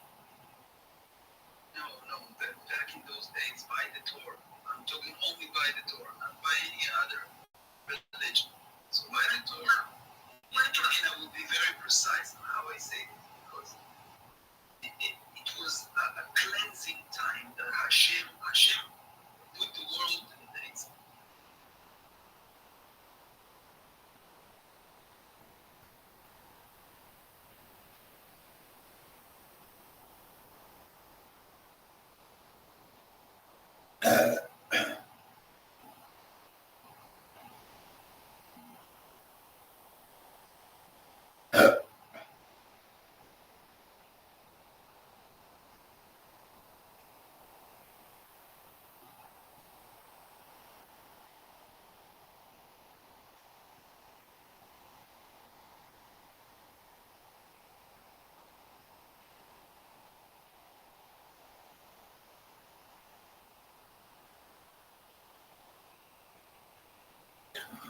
What up, Bitcoin? I'm okay, baby. How are you?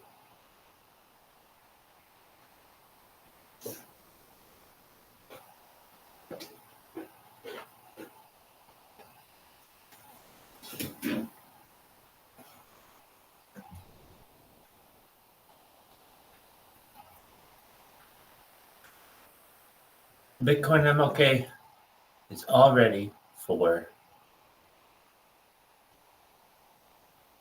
March Madness, and we're excited as well.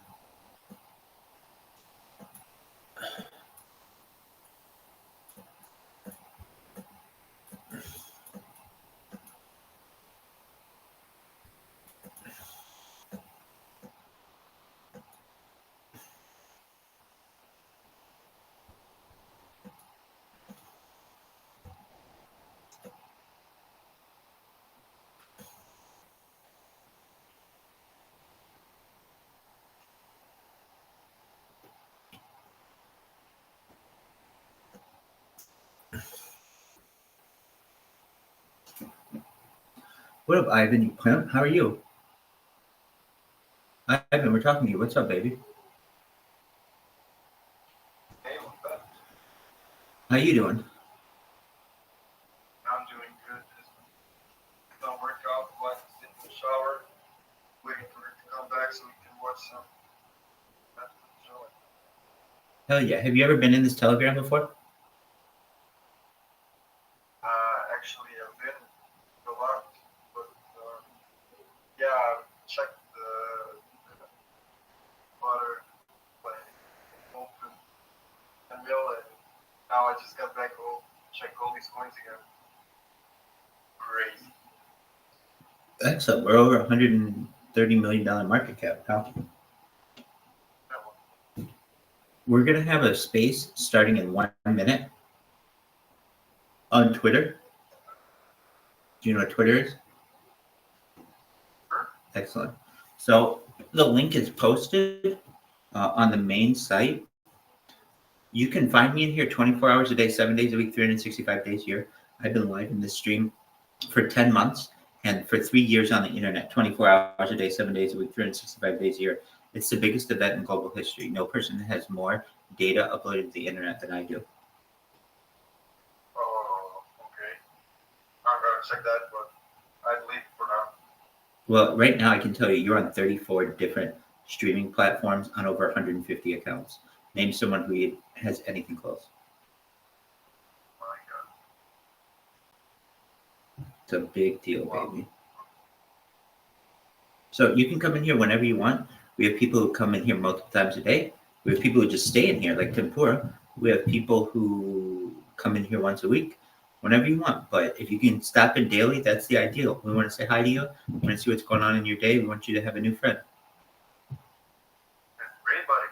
I'll see you tomorrow morning, probably, when I get some stuff. Excellent. Ivan, I've got this friend of mine. He lives in Armenia. Every single morning, his routine is this.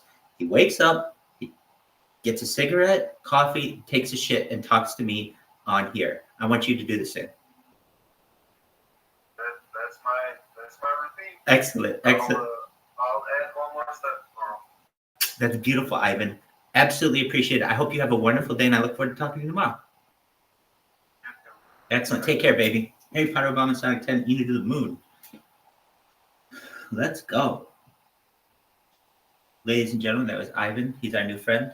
Hopefully, he is able to take regular shits and cigarettes and smokes and talk with us live on the Telegram. All right. If you are watching this right now from any of the streams, I see we have Bitcoin, MLK. Anyone else? We've got a Twitter space going on that should be starting up. I think I've got a reminder for it set. So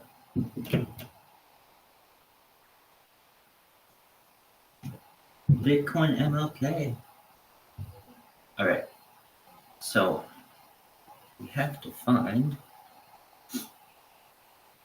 the Harry Potter account. Here it is. I don't think they've started it yet. Started the space, so.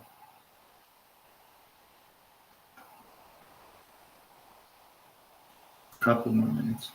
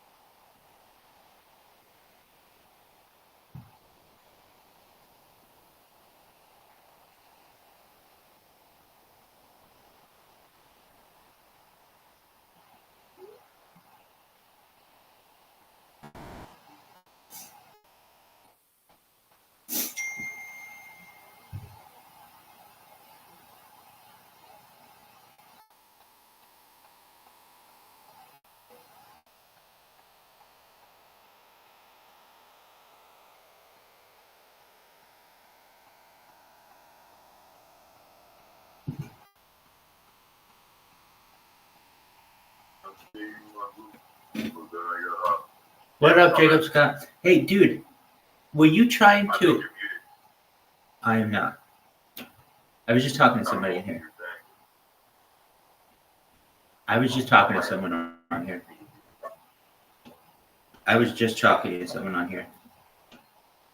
Are you sure you don't have me muted?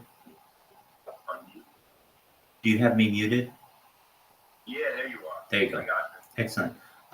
Dude, were you trying to? I think it was you. You were trying to come up as a guest yesterday in trivia, right? Yeah, but my microphone wasn't working and I couldn't hear anything too. So I kept coming out of the room and coming back in, and every single time I found out that I did that, I had to ask permission to do that.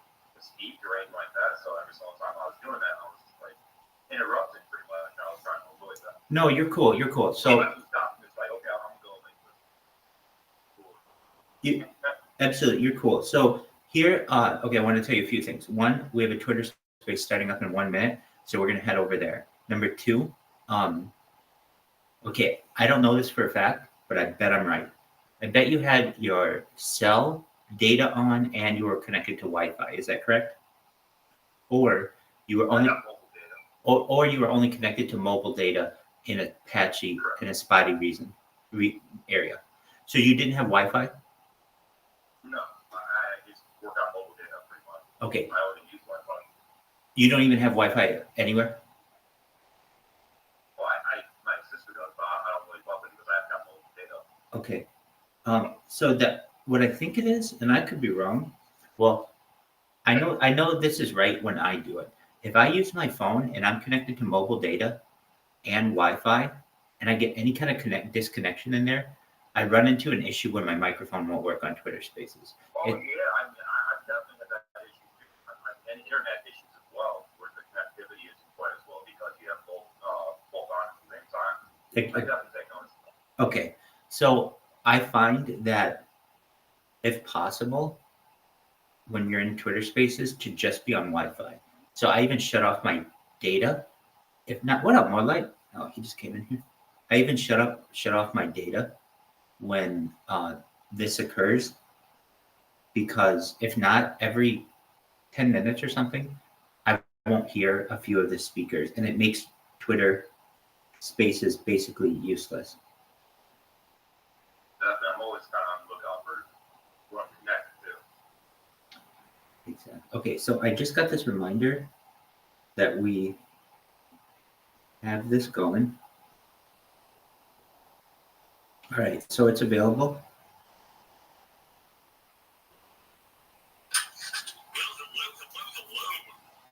Yeah, what's up, John? How you doing? You guys hear me okay? Yeah, buddy, I got you. Excellent. You doing great? Needed a space is so bad. Me too. It's been a minute. We've done some funny ones with our for 50 and stuff last week. But we got to get down to the brass tacks here between two photos. It's been a minute. It has been a minute. I can't wait for to talk to some others. I have an outrageous thing to tell them. Yeah, I really put myself out there when I tell the stories. Bear with me, don't make fun of me. Okay, nice. So don't the other story. So yeah, I'll leave it at that. Okay, that's great. Okay, interesting. I'll just see what that is. We got this guy X plus Spectre requesting. I'm sorry, I don't know everybody. Let's do something crazy. I can bring you up. I'll bring you up later. When we do Q&A, we'll have question time for Mr. Slim Doge. But until then, probably just gonna be me, John, and Helen. Maybe it's another spot or something. We can get through it. Whatever, we'll see. Probably not. Just say no offense to anyone who wants to come up. We gotta run attention. We gotta get so we don't mess around with the guys. So yeah, no offense, we love you guys. So yeah, you guys know what's going on. This is Between Two Photos. We interview interesting people from all over the place. I guess it's been sort of a gamut of different things, but now we're doing a guy in crypto for the first time, I guess, pretty much, right? So we've been talking to all kinds of interesting sort of semi-dissident people, guys that have done sort of controversial things. Now we're going to get back to sort of our home base stuff, talk to some dudes in crypto about how it's been, I guess, what their experience has been, what their story is, what the whole deal is. So get ready for that. Let me see, I guess we're going to wait until the dude gets, I know he's doing stuff, so that's good. It was confusing before, but now we got it. So let me see, I just saw a note from Mr. Bonrecord. Let me see what that says.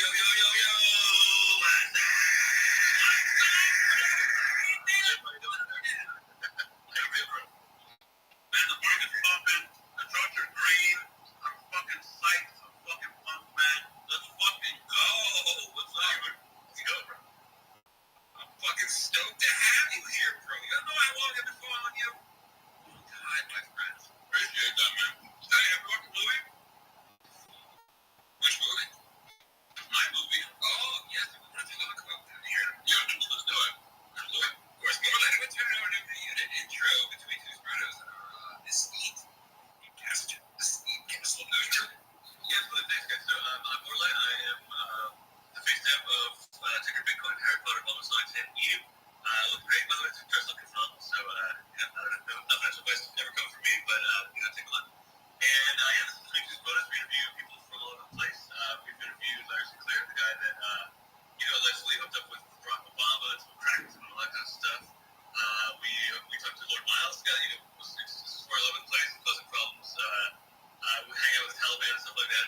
All kinds of interesting people. We don't talk to just slouches or whatever. So we're super excited to have Slumdash, who is a legend in crypto, and has very famously done very well for himself with Dogecoin way back in the day. So great to talk to someone who's been in the trenches for a long time and has sort of seen a lot of different cycles and can kind of give us some insight on all that. So that's the deal. I'm sorry, I was introduced my coach, John, who's name it. Kind of from American Crypto Academy and a bunch of other cool things you can talk about and start some fun. All this good stuff. And he's a very, very big soldier. So very interesting guy, former intelligence guy. So has a distinct perspective on stuff that I do not. So we were. You should get into this. Thank you very much. This discussion. This guy made $1 million on cryptocurrency a couple of years ago. And has just been living on it.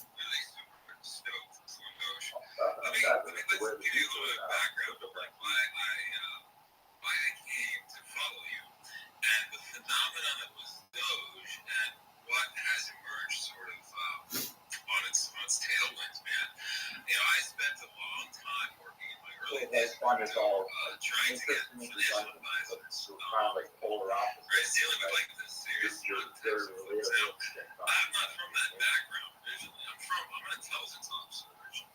And I worked for a 3-letter place.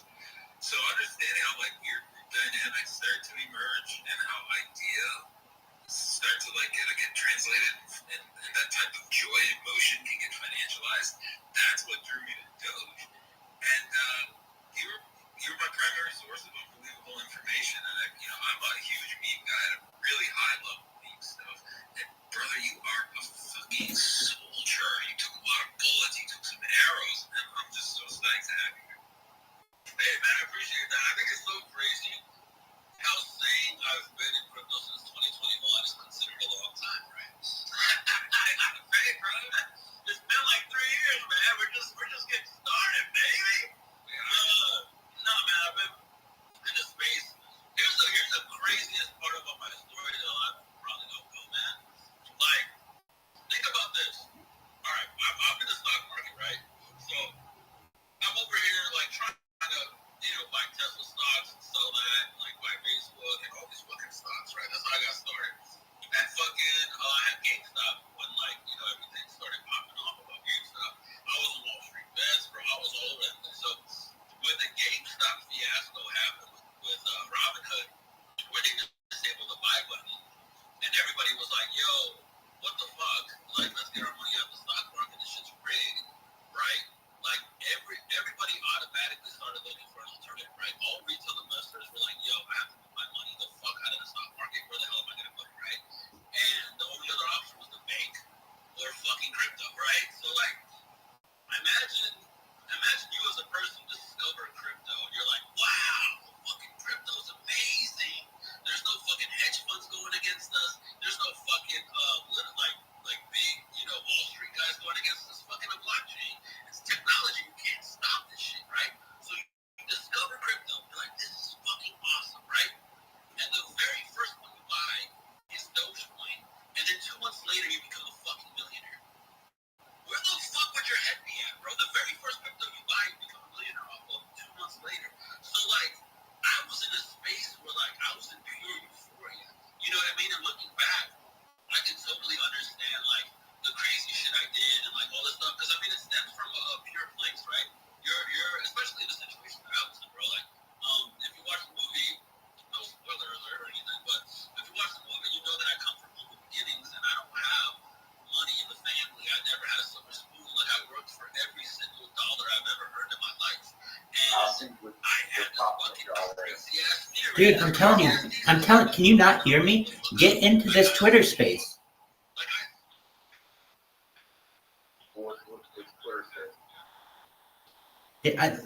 It's posted to the main Harry Potter Obama Sonic 10 e-news site. I'll send the link.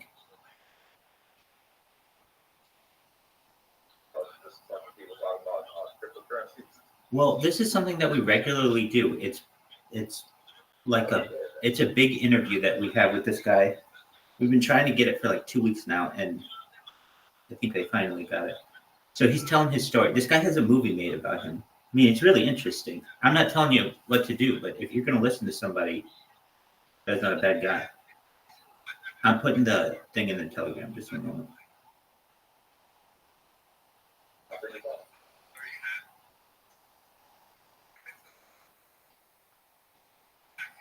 All right, I am sending it to you. So just and in this one, don't come up to speak. No, they already said they're not going to take any speakers except for the main guy. Well, I'm not trying to speak. I'm not. No. I know you're not, but just in case, I know, just in case you were in this one, you don't speak. Yesterday was fine. Today, it wouldn't be a big deal, but I've already said they're not taking any speakers. All right, I sent you the link.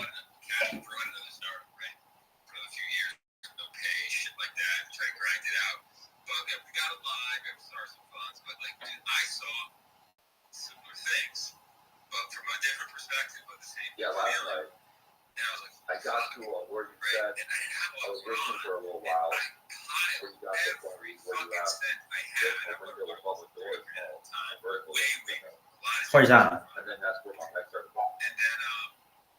Transom. Yeah, like the trail of COVID, right? Like we had to cut staff to lay people off. Obviously didn't take salary. Then my wife. I got the link. Excellent. I'll talk to him if it's over. Excellent. Cool.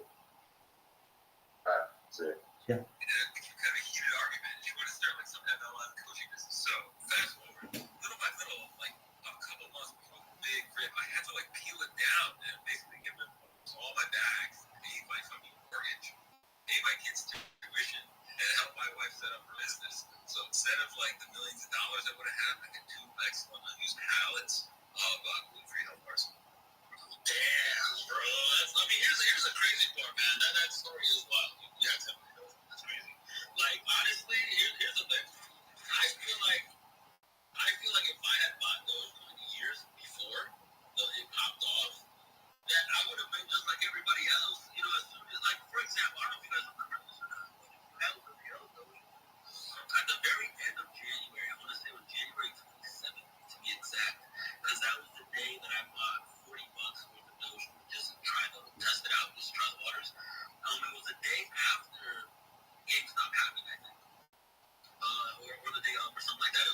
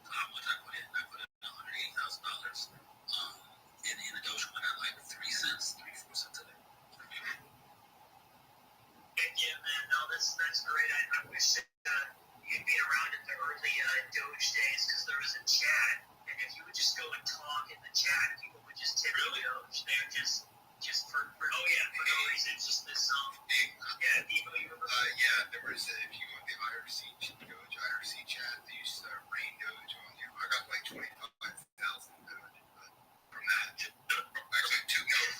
quarter of a million Doge. Sorry, Just from chatting. But well, this was like like you would just you would just go like basically like either beg for Doge or like just talk and people like just to talk at all, you would get tips. The more you kind of like set a big, but either way, slow Doge. I feel like that would have been your coliseum, my friend. So I wish you would be there.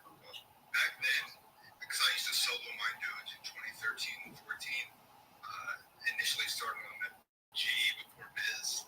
I mined 28 million of it, but of course I sold it all in like 2018s because of all the exchanges that were supporting Doge at the time, like Cripsy, Bittrex, Poloniex. They were all like real super shady. I'm like, I'm getting out of this. I'm just gonna. But like you could have had all your Doge, but in a wallet, right? You didn't have to get exchanges. Oh, I know, but Well, back then though, it did look like there was going to be a way to get out. it's very. Prices were at a top.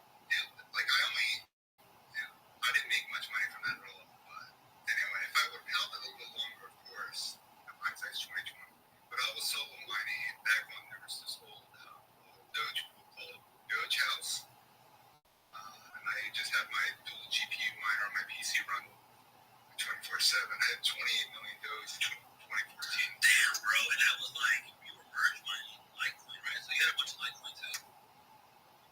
I don't remember, to be honest with you. But So no, can you break that down a little bit? I think a lot of people don't understand the relationship between Dogecoin and Litecoin, and I think it's one that people should keep in same mind. algorithm. If I'm remembering correctly, Lucky Coin was a fork of Bitcoin, and then a fork of Lucky Coin became Litecoin.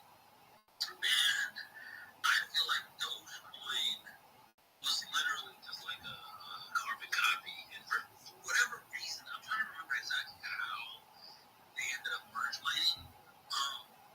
I don't know if Dogecoin was a fork of Litecoin, maybe it was, but for whatever reason, it used the exact same power to mine.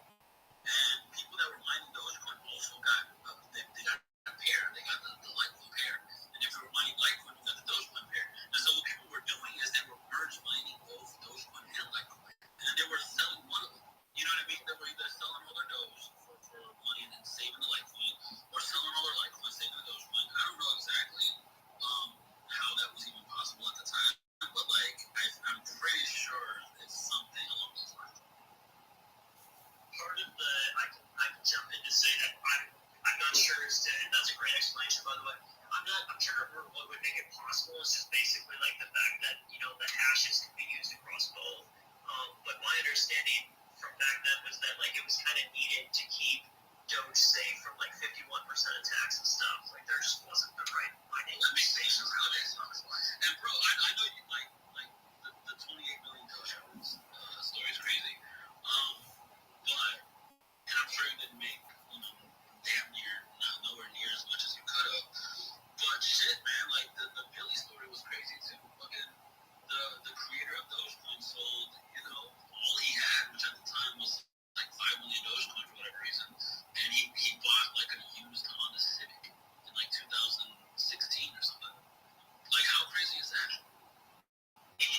Isn't that where the used car meme comes from, right? Well, it's definitely used car. I mean, I'm pretty sure that was like the ad, yeah. And if I recall correctly, that was like he said something either like I forget if it was in the chat or where he's like, yeah, I'm getting a check to use that. So you know what? It could be exactly from that. That's crazy. I never even thought about that. Yeah, that's hilarious. That's why I sold. I saw him sell, and there was. Wait. You sold? So it was a big deal when he sold, right? Because he created those companies completely out of it. Right. Yeah, the Litecoin founder sold too, and honestly, like he sold it so aggressively that the 2017 top was higher than the 2021 top. And he had a T-shirt that said "Hold Charlie Lee." Yeah, the famous Charlie himself. But yeah, that's definitely like it's kind of funny. Like these days, like we're kind of so far into crypto that you don't really have a situation where it's like, oh, I got to dump because like the founder of this major thing is dumping. But like people don't realize like stuff that are like top 10 tokens, like multi-billion-dollar projects. Like it used to be so small that like one person selling stuff. You said the founder of Litecoin sold aggressively, right? So what did he do as far as like price action? Like where did he bring it down to, and how often did he sell? I don't know. I don't know the numbers offhand, but I remember he sold the top in 2017, like his basically entire bag. It caused like someone can correct me on this, but I think it was over a 90% drawdown. It's like the worst of any of the majors in that cycle. And then they never made. I don't know if LTC's paid an all-time high since then. I know they did. Yeah, they did it. Like that's how badly he sold. Like as to your point, but the Dogecoin creator Billy, like he didn't have enough supply or like that sale. Right. He had 5 sections that people never picked up. Exactly.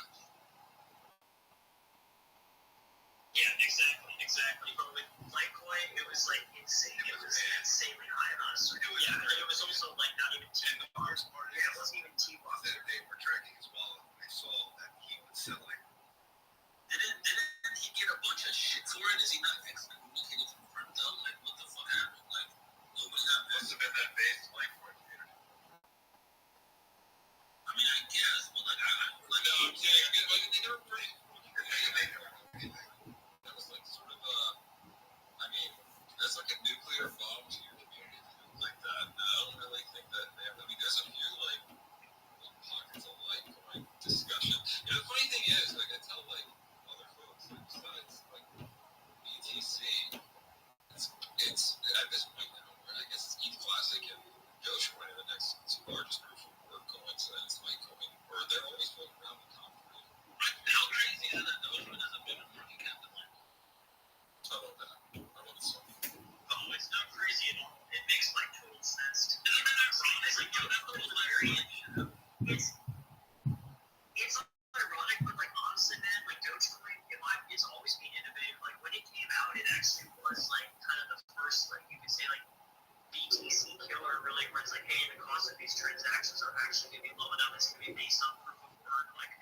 So it does make kind of sense to me, but I know what you mean, right? Like given the way that the LTC people were treating it as recent as like the last cycle, it's just nuts. So I mean, what do you think, Slim Doge? Like, do you see like with meme coins being such a big deal for this cycle, like are we going to start to see things be compared to Doge? Like, oh, this is the beta of Doge. Here's the crazy part, man. Like honestly, Dogecoin is the godfather of all these meme coins, right? Like you're paying homage every time you create a meme coin, or every time you pump a meme coin or buy a meme coin, you're paying homage to the original, right?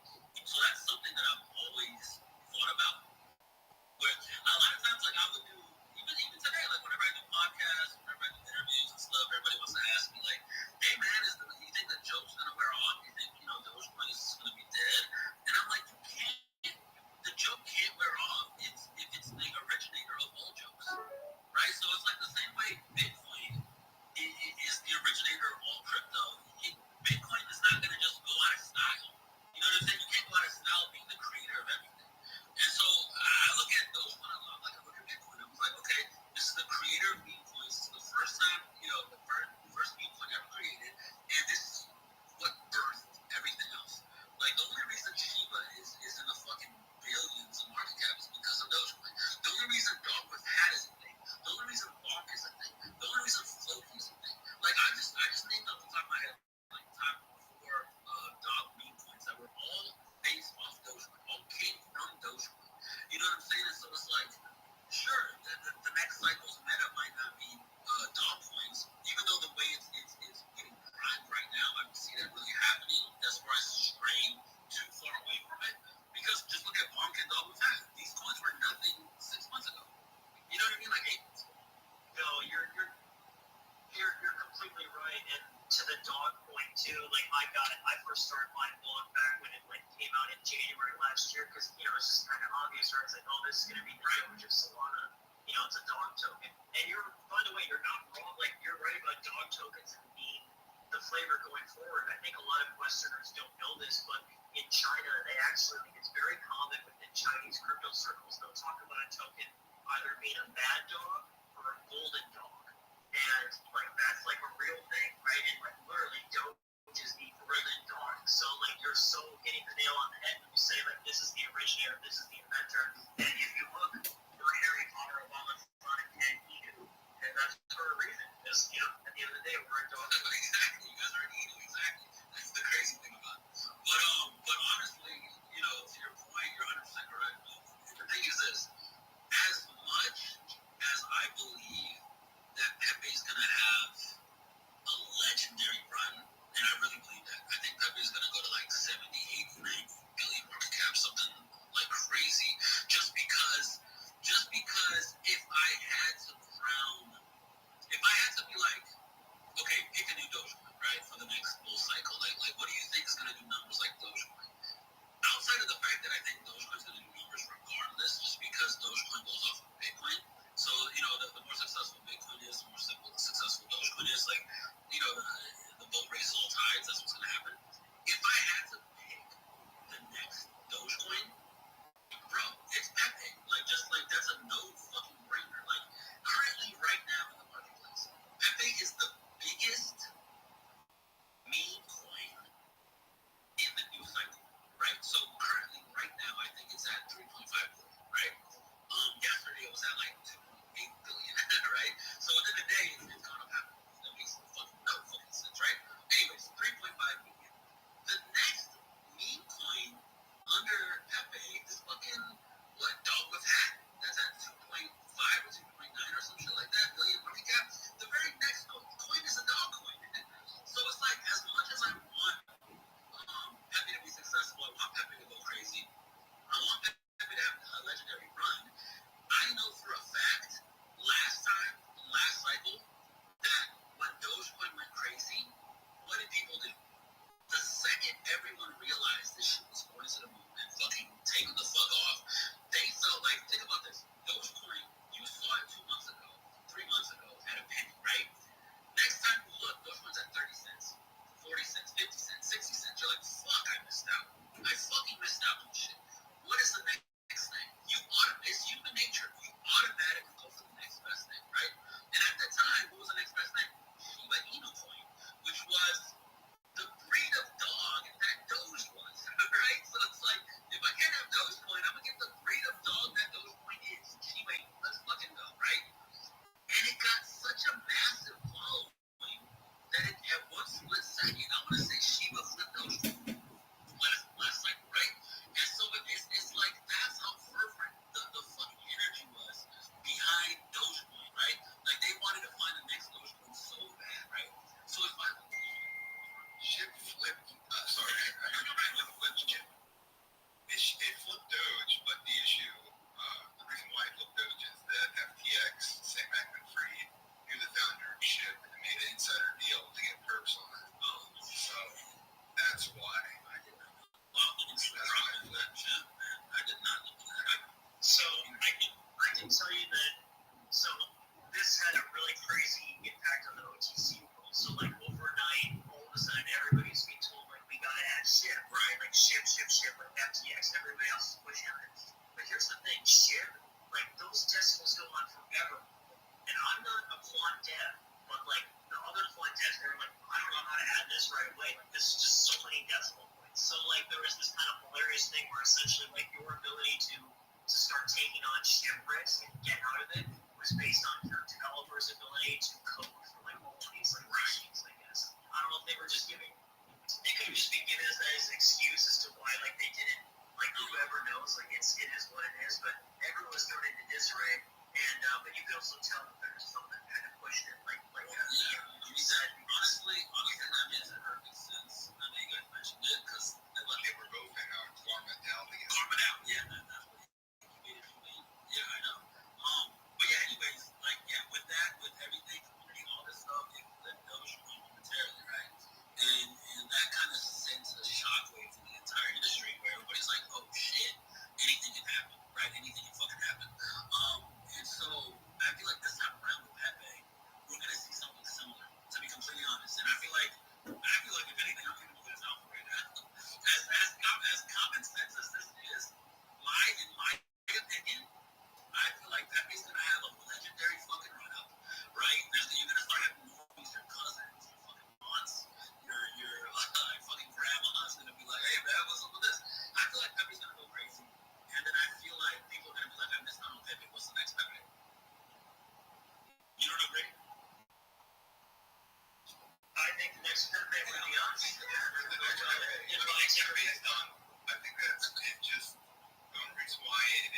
is now. It's all the exchange listings. It has basically zero community.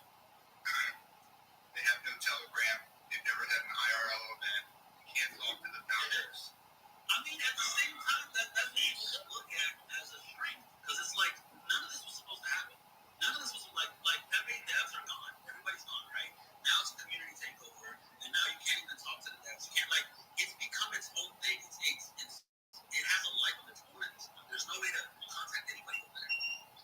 Yeah, I think that's true, but I also think like the IP is spread out over other collections that have maybe not the community size claim, but certainly the provenance claims. They were there with Pepe Coin ETH and a few other things. That I think is my only things that the IP's all over. No, I get that. I mean, honestly, one of the strongest things about you guys is the originality behind the beat. To become hats off to you guys, man. I say this shit all the fucking time. Like, you guys really took something that everybody was trying to hop on the next beat point, and what do, right? They hop on the backs of some IP, right? Think of any iconic character that's a cartoon character, Mickey Mouse, whatever, and do their own thing, right? You guys were like, you know what? Fuck that. We're not playing by your rules. We're not gonna just hop on the backs of the fucking IP. We're just gonna generate our own fucking thing. Take all of these iconic things and just fucking smash them together. And bitches, we're fucking Harry Potter, Obama, Sonic, Eden 10. You know what I'm saying? Like that shit literally, bro. When it clicked to me that this is what you guys were doing, everything fucking made sense. It was like you guys, honestly, but you guys said it was pretty impossible. Like nobody can do it again, right? You guys were the very first ones who were the originators of taking a bunch of shit and smashing it together and creating something original that nobody had ever thought of, right? Even the logo, bro, the fucking orange, the fucking yellow Sonic, that looks like a bootleg Sonic from China. You know what I'm saying? Like something you find on the streets, like just somebody trying to sell a backpack. I don't know if you guys see that, but I used to see that shit all the time, like on eBay, and there were these like threads on BuzzFeed or whatever that was like the 10 funniest copycat brands or like bootleg stuff you can buy off the streets, right?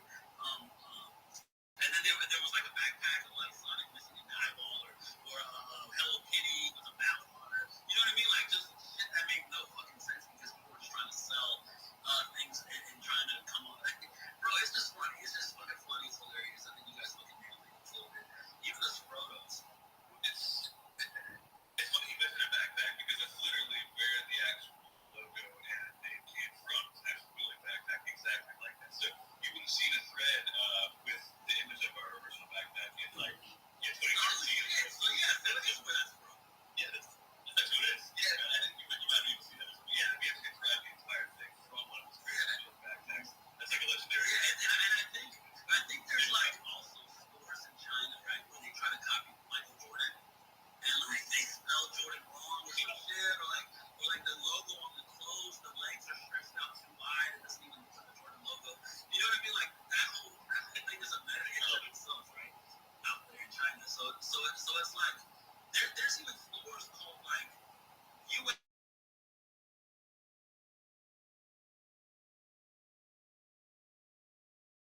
America 1, number 1, or some shit.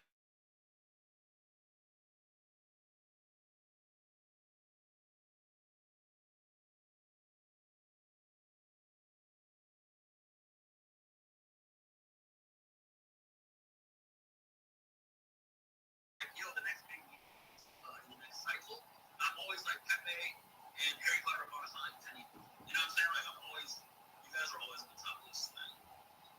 We saw that video, the interview that you've done. That guy, what was the name of that guy? The recent one? Like, I don't know, a few weeks ago. Daniel got hits. Yeah, that was it. It could have been him. Yeah. And the thing is, I've never talked to the team directly. You know what I mean? Like, I didn't even know the fight with Bitcoin. I didn't even know that was the you know what I'm saying? I knew it was you. Like, I didn't know it was the main that on the throne. Yeah, like, I got to tell him. No, yeah, Foreman got it because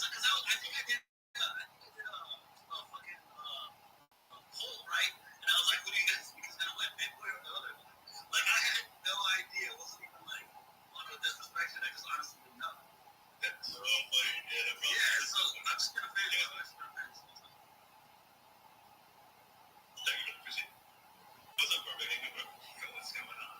No, I love that fight. I watched it live. I mean, honestly, it took hours to get to the fight, but once the fight actually started, it was awesome. I mean, props to I mean, Big Boy, watching Big Boy, that was actually insane. Honestly, I couldn't believe how hard, your Dev Wayne versus Big Boy. It was just, are you more late or is he not on stage? Yeah, no, I'm late. Yeah, more late stuff. Okay, yeah, I couldn't tell. I was I didn't see him on stage. I was more late. He must have been here. Yeah, when you were, so you were fighting Big Boy. That was wild, man. I mean, how did that feel? Yeah. It was insane. It was one of the scarier things I've done in the past few years. I was totally not expecting him to be all enraged and charging at me and pushing me on the ground and shit. It was really crazy. And I was training for kind of a relatively easy striking fight or something. And it's turned into this total mess. It was crazy. So it was really fun. I did it for the glory. You want to know something crazy, man? I actually thought you were gonna win. For the simple fact that you just seemed like you were in better shape than Big. I was. Thank you. Yeah, I was in better shape, but my knee was actually really broken. I spent time on set on that. For everyone the fight or whatever. And I had to go through that fight. But yeah, no, it was crazy because the elevation was 2,000 feet higher than Denver, so you really couldn't breathe. It was really nuts. So, if you guys ever heard go up to Mexico City, you'll see he came up 2 flights of stairs. He totally died. So yeah, it was crazy. It was an insane fight. I recommend everyone try to do that kind of thing if you ever get the opportunity.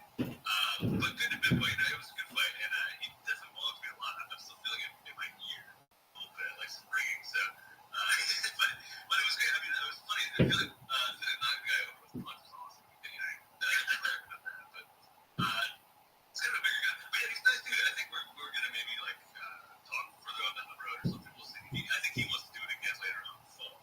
I would be amenable to doing it again later on for right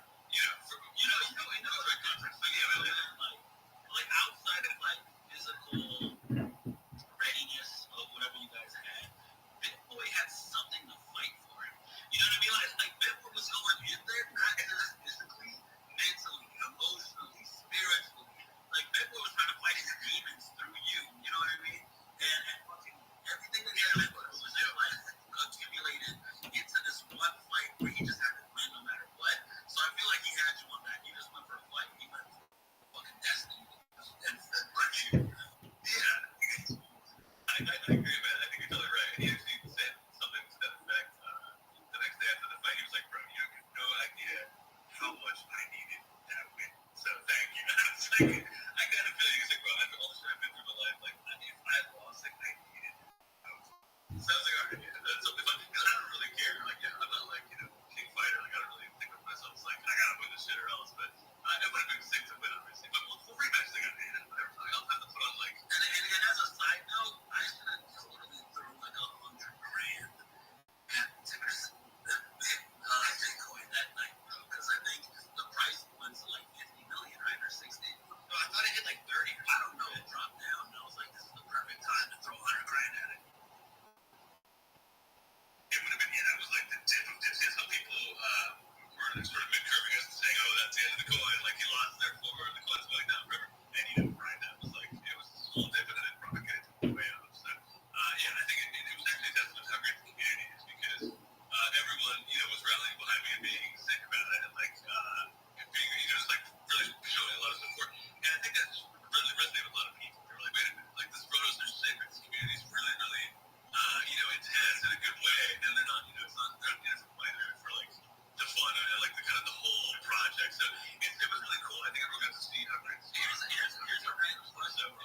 I should probably know the answer to, but where did you guys get the names, photos, and what came behind the idea of the NFT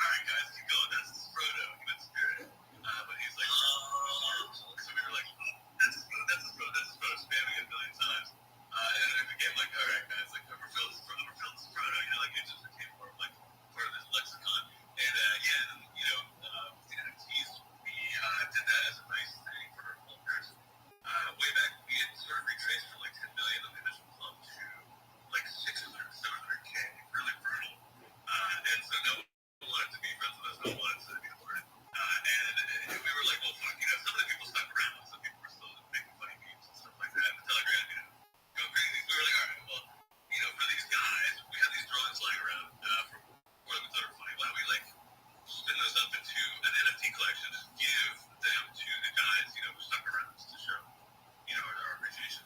And we were like, okay, we don't want to fuck it up. We want to make sure it fits out. Let's give people funds. And then we were like, no, we don't really know how to do it. Let's do this by ear. None of us has launched an NFT in our lives. And we were like, okay, well, let's just give everyone that's sick. Whatever. And then I forget we did some other stuff like free bid kind of stuff, but it went really, really well. We're very good at launches. Same with the coin. It's one of the first launches ever. And everyone was super happy. We got 10 photos, and the press started going nuts. And we were like, hey, we've actually created something in and of itself pretty cool. It wasn't just like a giveaway that actually became its own kind of thing, because everything's one of one. I didn't get the whole spiel, but check it out on OpenSea. It's the only NFTs I'm interested in. So, No, I like it, bro. And I'm surprised that, bro, 99.99% of the time, if anybody gets a free airdrop, they dump it ASAP. You know what I'm saying? So, I'm surprised that, it's actually held strong and then people, gravitated to it even more. Which is a good point. And actually, I didn't even think of that, but you're right. Nobody really dumps too many of their photos. I guess Bitcoin Obama dumped his, but that's about it. Everyone else is again, I think you're right. That's, again, another testament to how sick the community is. People are really in it for beyond just, let's flip this for 2x and go on to the next, thing with whatever, whatever. And I think, you've seen last May, too, so it's kind of rare. But, same with Dogecoin. I think, it's just a long living meme coin. I think there's still a lot of parallels to be drawn. I'm not going to say we're the next one, but I would say we could enter that pantheon that Dogecoin is in and kind of found it to begin with. So that's the goal. We want to get My thing is that I despise derivatives, man. I hate derivatives with a passion. And so the crazy thing is, like I said, you guys created something completely original, completely one-on-one. You can even see that with the NFT collection for the one on everything. And the craziest thing to me was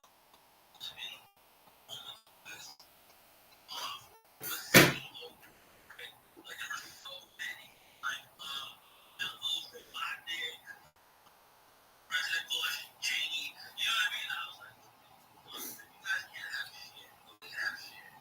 Everybody can be everything. That's kind of what they're in, right? So, I'm very kind of feeling it, right? There you go, man. It's temperamental with that. It's like, I was on a space, I don't know, it's like, right, the big wave of derivatives came out, and somebody's like, oh, it's your Bitcoin guys, you guys created the meme sandwich, and I didn't know what the fuck that's hilarious. I never thought about that meme sandwich. And people have cleaned that out, and then they're just after me. They thought that was funny. I was like, oh, if this, shit like this, that's funny. Yeah, because I saw 10% of the meme. There's a whole, always on that. People can take it as a compliment. It's a sort of, this is a certain very intention. So, you can take it as a bad thing. You really do. You sort of try to figure it out. And certain things are complicated, but again, only about the people's heads that hey, only this thing, it's everybody. So, what we have to try to do is we put the same as growing grade. We kind of give ratings to various NFT projects that are treasures, whether they use background, I think it's need a B or C, whether they totally ignore whatever talking to us, just wants to genuine sense like an affiliate. So that kind of at least gives people in the market some color of what's going on, at least from our sense of that.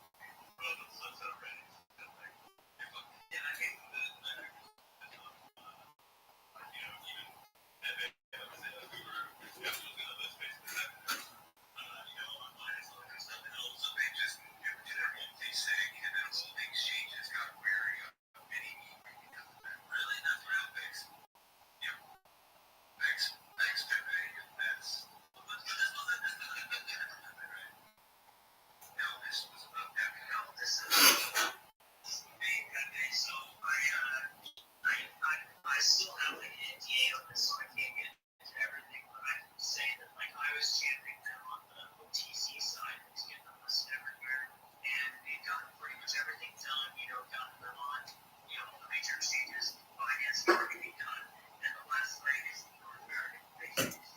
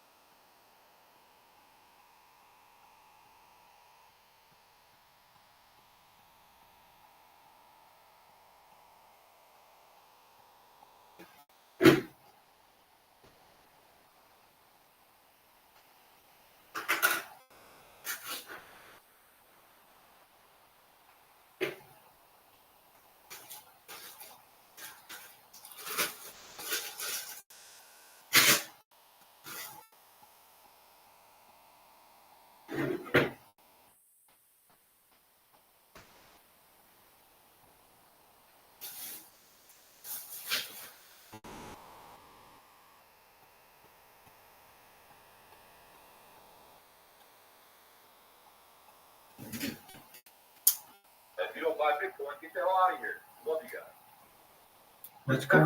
What's going on, Jacob? Kind of emotional deal. I got it.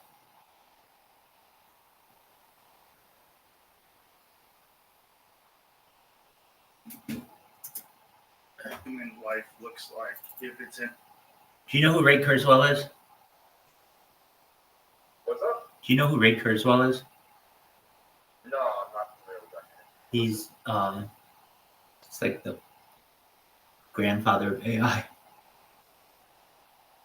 I'll take the word for it. He's brilliant, and this is a really good interview with him. And what up, Nexus? You slut. Nexus, we've been waiting for you. I was waiting here for like weeks. I was like, dude, when the fuck is Nexus going to be here? And Tempura and Jacob Scott were like, dog, settle down, Rabbi. Nexus will be here. Don't worry. And here you are. How you doing, baby?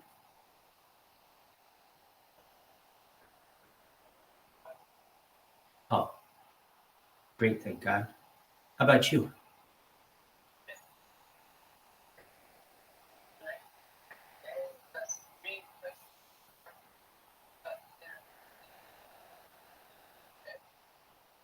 Oh yeah. Were you just in that Twitter space, yo?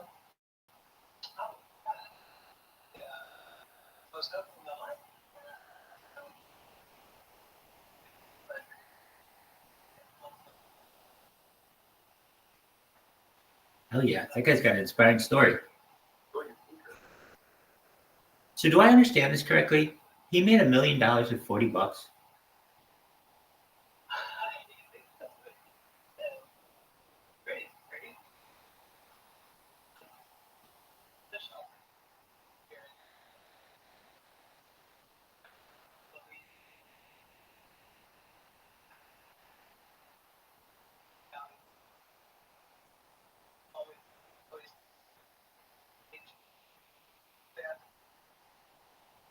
Absolutely.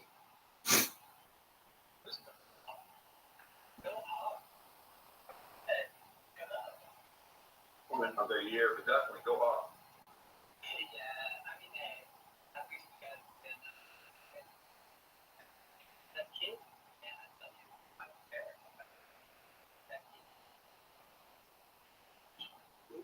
yeah. I'm a lifelong dedicated Hawks fan. Chicago's, I like everything. But, well, Green Bay, Packers, and Cubs.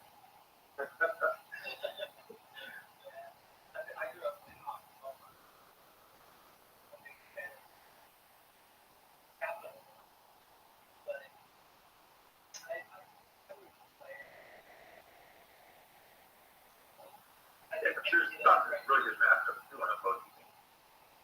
Yeah, sometimes I'm like, yeah, it needs me, but you know what? It's good for that guy. I like.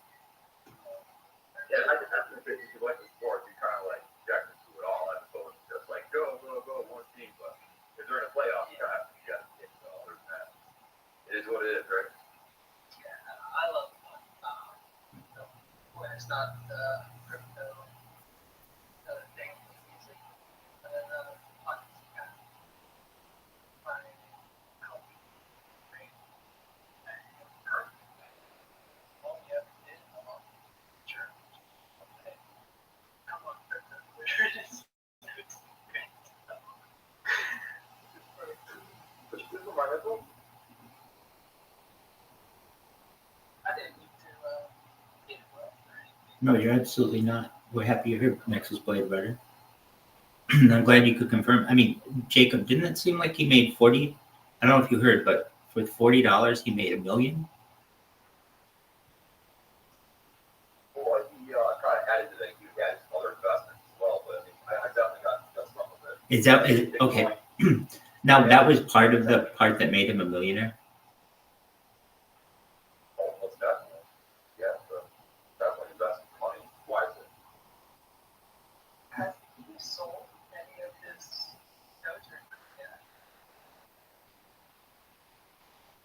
Well, here's the thing: if he didn't, am I missing out on something?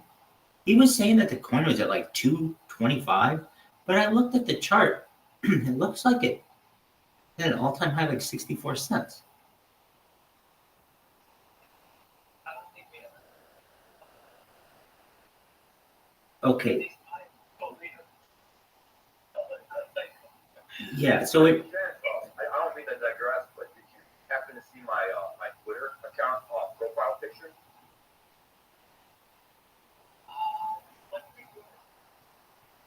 It's actually got Taylor Swift holding a sign that says Trump won.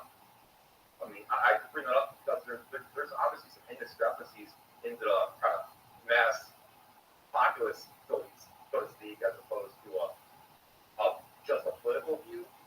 I'm saying like Sonic Hedgehog, Obama stuff, just having the indication of Obama in there because they have some political drawback to the coin itself. So I'm trying to say.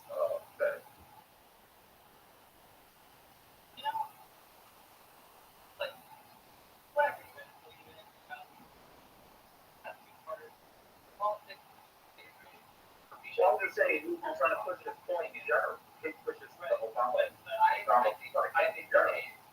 But tying someone's name to it, you're going to have some discrepancies in the mass production of it. And dealing. I'm totally saying, don't get me wrong.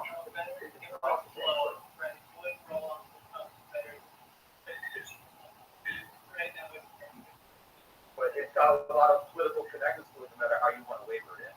Hold on. Without getting political, I don't know how we got here. Back to Doge, its all-time high. It's 73 cents. And this guy said he bought it a penny. So that means he only did a 73x unless I'm missing something. Is that correct?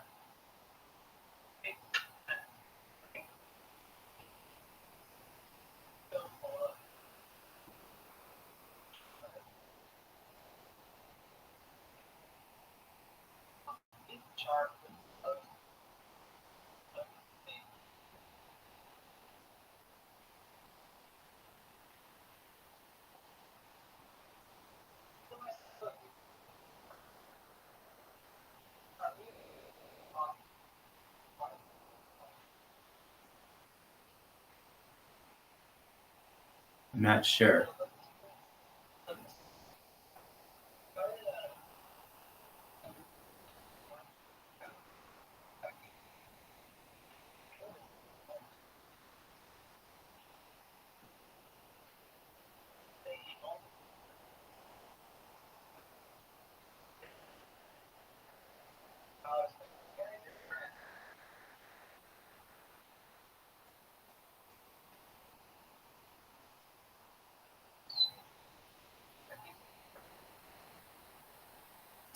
Right. So if he became a millionaire, I mean, I don't doubt him. And I think he's got a great story.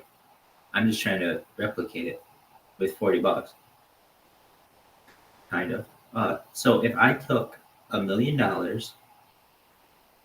divided by 70, did I say 76? Something like that. So that means he had to eventually invest at least $13,000 at that price point. And he didn't. He said he invested like $40. So he had to put some significant wealth of his family in there, perhaps.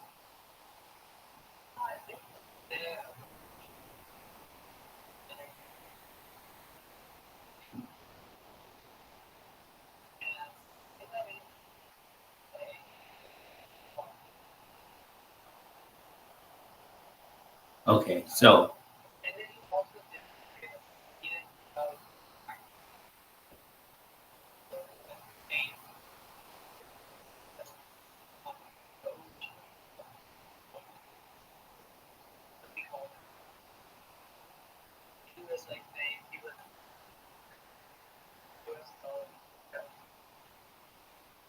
okay. So, all right. Well, so he just did really well on it. So perhaps he had a 73, 76x on it. Well,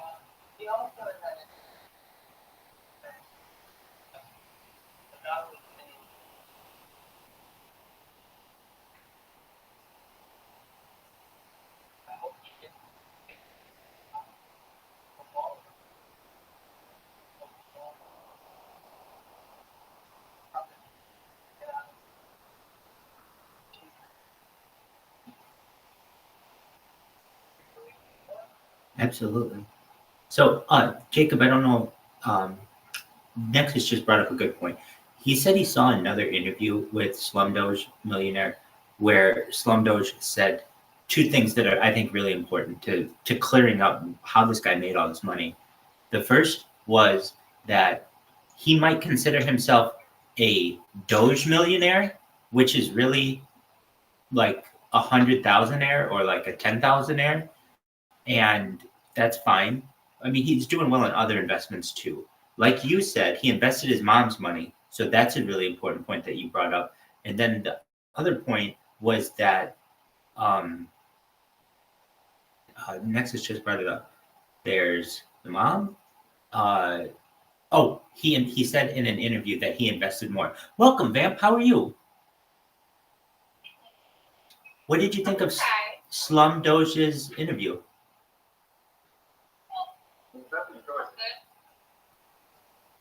So we were trying to.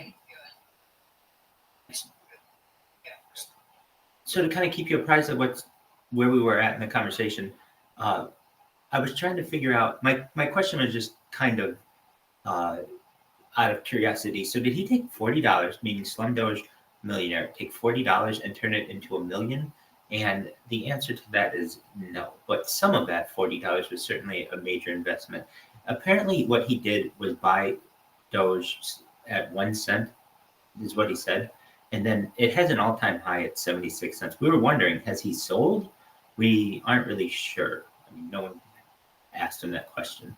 But let's just say he sold at the all-time high of 76 cents.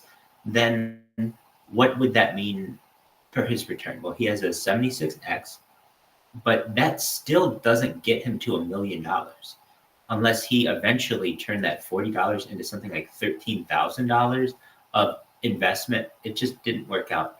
So Jacob brought up the. Yeah, but didn't he say that he got a certain amount of restaurant and then jumped in again? Big amount, yeah. Exactly. So there's other. Exactly. So there are other parts that he reinvested. He had his mom invest. And also, we didn't know what he meant by millionaire, as in USD millionaire or Doge millionaire. We're on the assumption that it was USD millionaire, at least I was, but he could mean just Doge millionaire, which is something too. Is it? Yeah. So I thought it was a really good interview, though. Bam, did you have a chance to come to trivia last night? I was busy.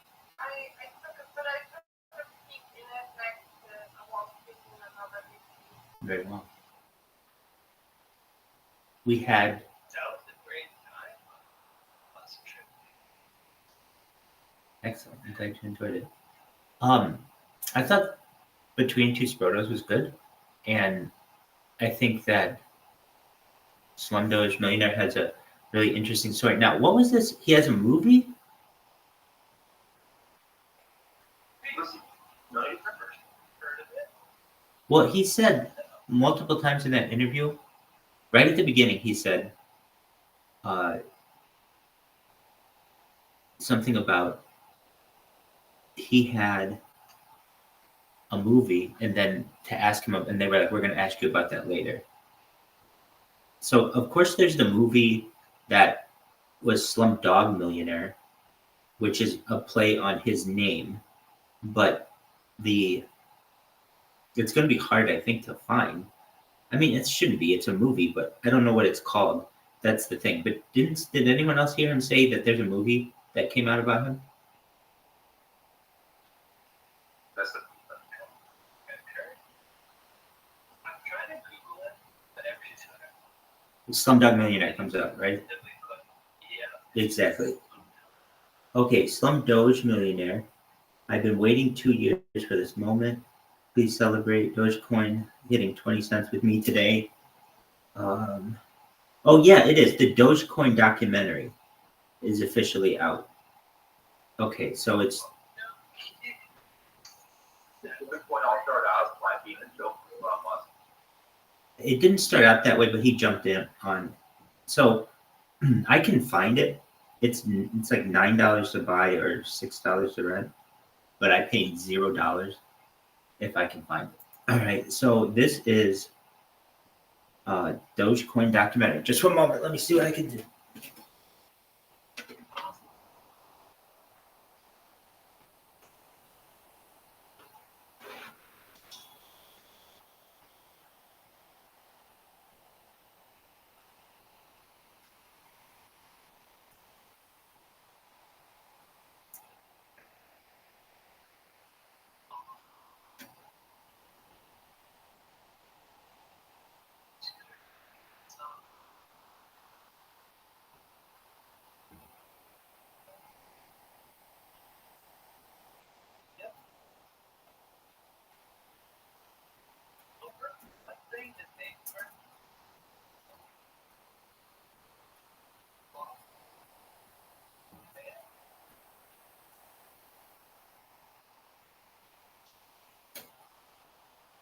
I believe the name of the documentary is "This Is Not Financial Advice." So just one moment. Let's see if we can find it. We're going to track him down and find out who he is or what this is. Came out last year.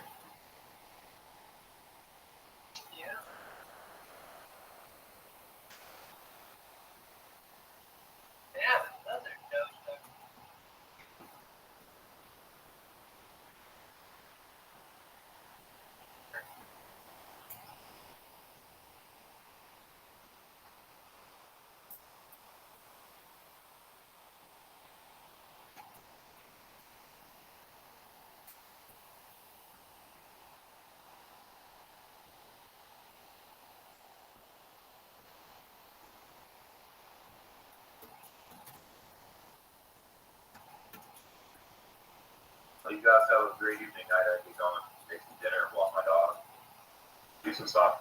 All I'll right. be back out later. Okay, guys. Take care.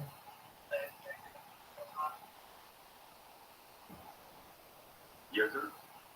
Wait, stop Jordan.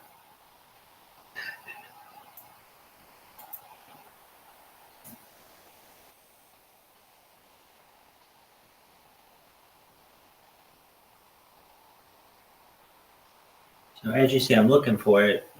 It's not, it's like still in that realm of being streamed.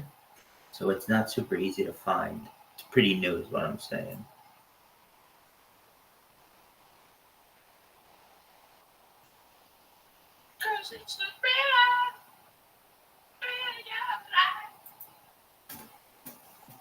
GB, how you living, baby?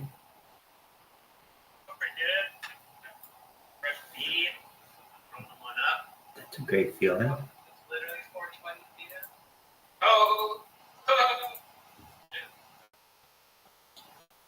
Dog.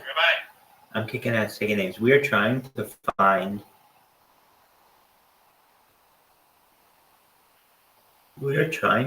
Oh, dude, did I find it? No way. This has just got to be the trailer or something. There's no way this is right. This is gonna be fake. No, we're watching this documentary on Dogecoin on Slumdoge Millionaire. I can't believe this is the real thing. I always put something like this on, or not always, but then like you get a minute into it and it turns out not to be a real movie.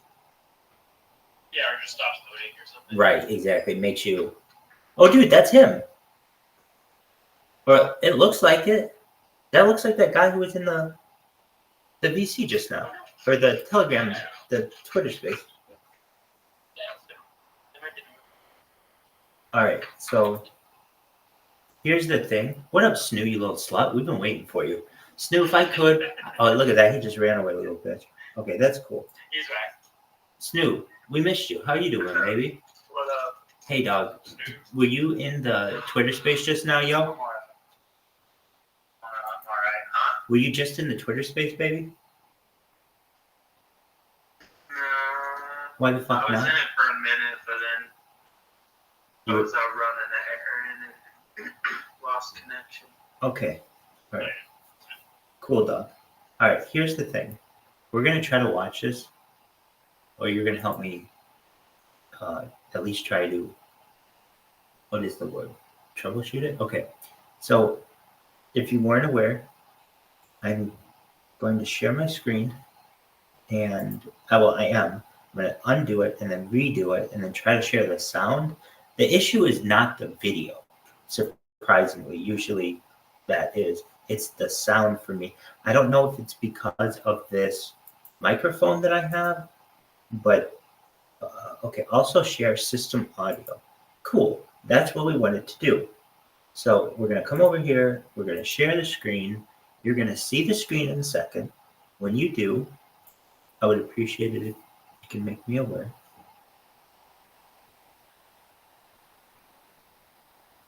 Actually, I might have to have this account come back. All right, let's try this again. Video chat. Rabbi Milo. No, it's not. Just join. All right, here we go. Entire screen. Share. And can you hear it? I think I heard the word creep. I think I heard the word creep. I bought these. He's talking now. No, I can hear it just when you're streaming. Okay, that's what I thought. That's the issue. Yeah. Thank you. That's the issue into which I run. Now watch when I turn on the sound. You're going to hate me. Okay, so it should sound okay, and then it's just going to go crazy.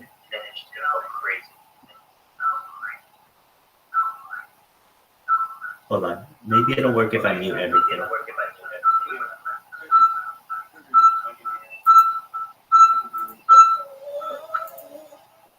Okay, so I have to adjust. I have to adjust it. Okay, so can you hear it better now?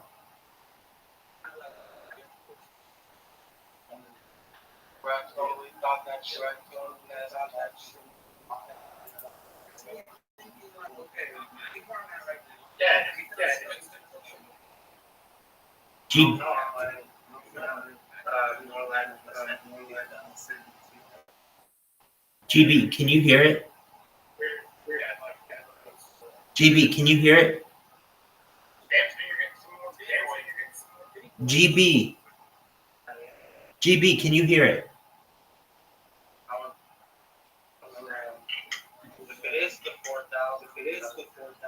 Yo, dog, can anyone hear me? Can you hear me? Yo, can you hear me?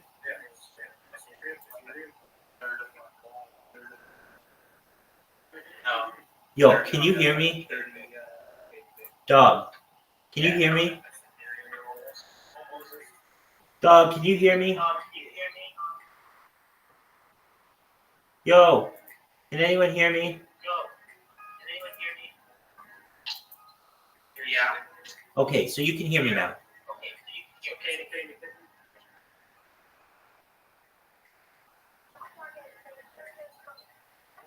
Can you hear the movie?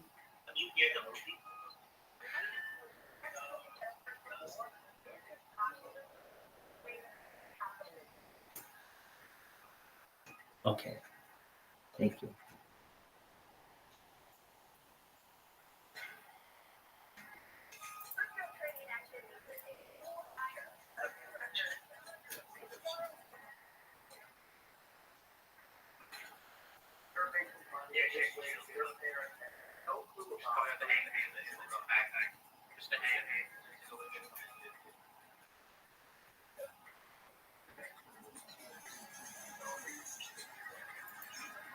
Can you hear the documentary now?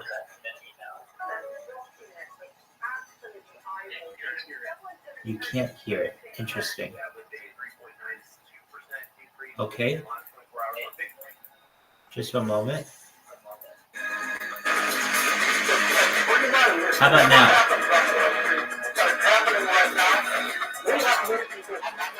Can you hear it now?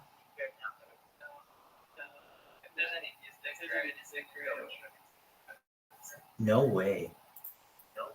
That's incredible. All right. I'm gonna try it with a different. I'm gonna try it with a different browser. Get ready for me to blow your fucking socks off.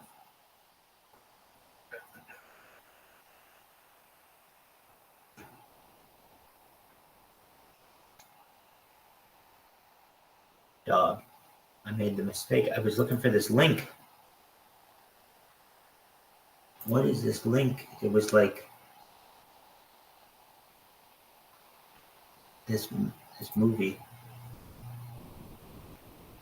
This is not financial advice. Okay, we got it.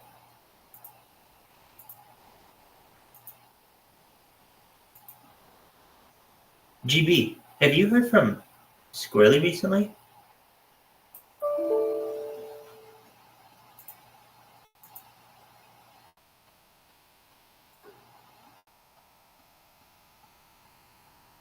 I can get a message to Squirrel.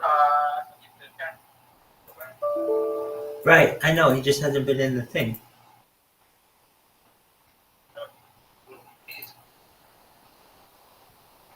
Yeah, he's been around though. That's good. Yeah, he's been around. I think he's in Olympic plans. Yeah.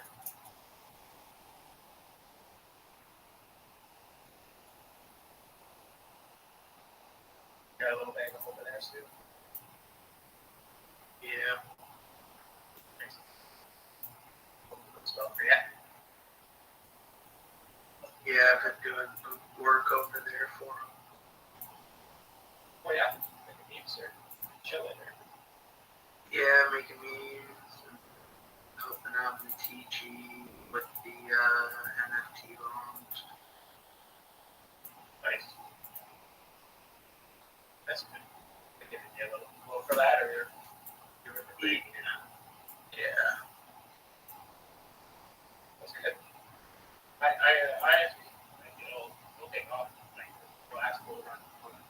I think it has a chance to be in the millions for sure. Like post on here, nothing. Like that honey badger meat is pretty big with the normies. Yeah, I think it'll do okay. Like I hear it at like dinner table. Honey badger every day. People that shit.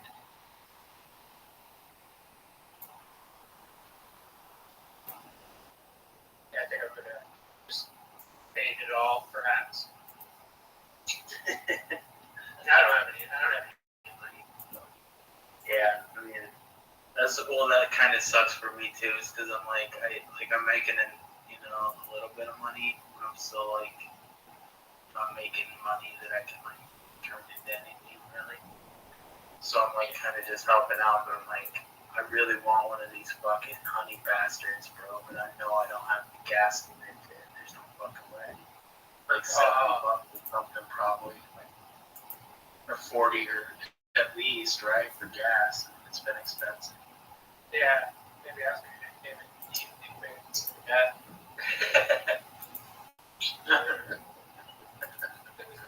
Yeah. No, I don't know. Things have a way of working out. I don't stress shit like that too much. To get more money. But yeah, getting FOMO on it, man.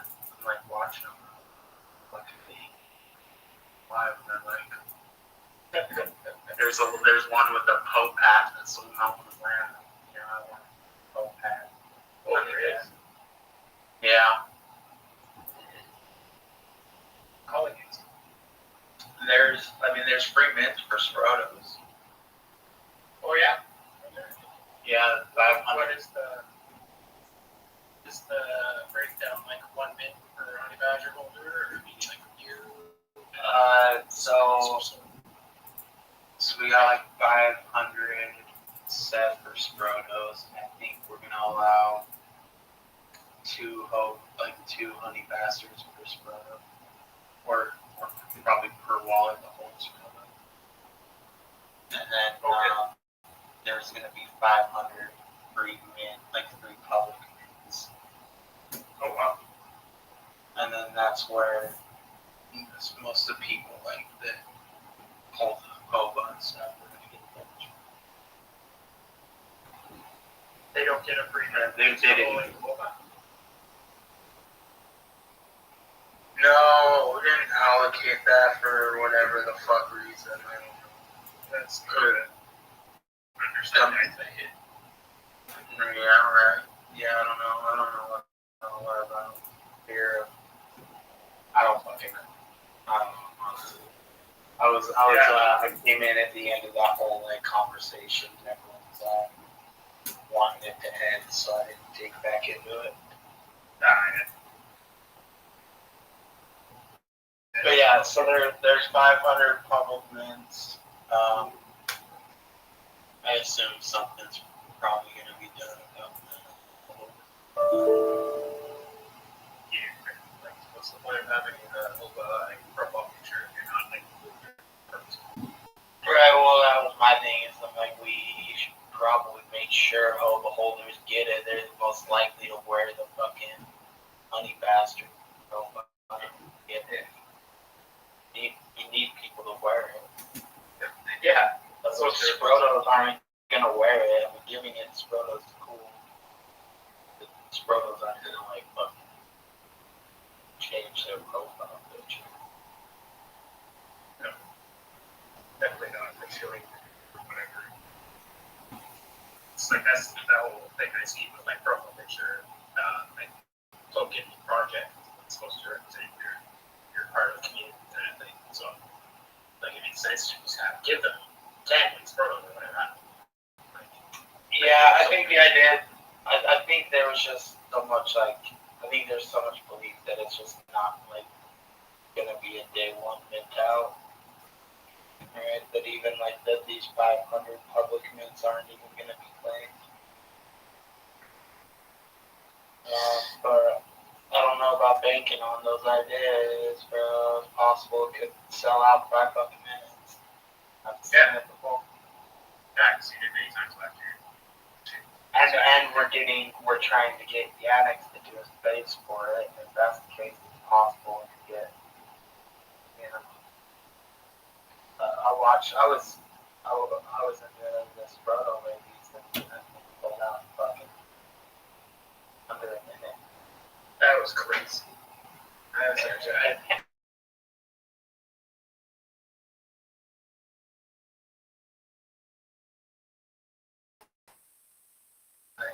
Yeah, that was weird. That was crazy.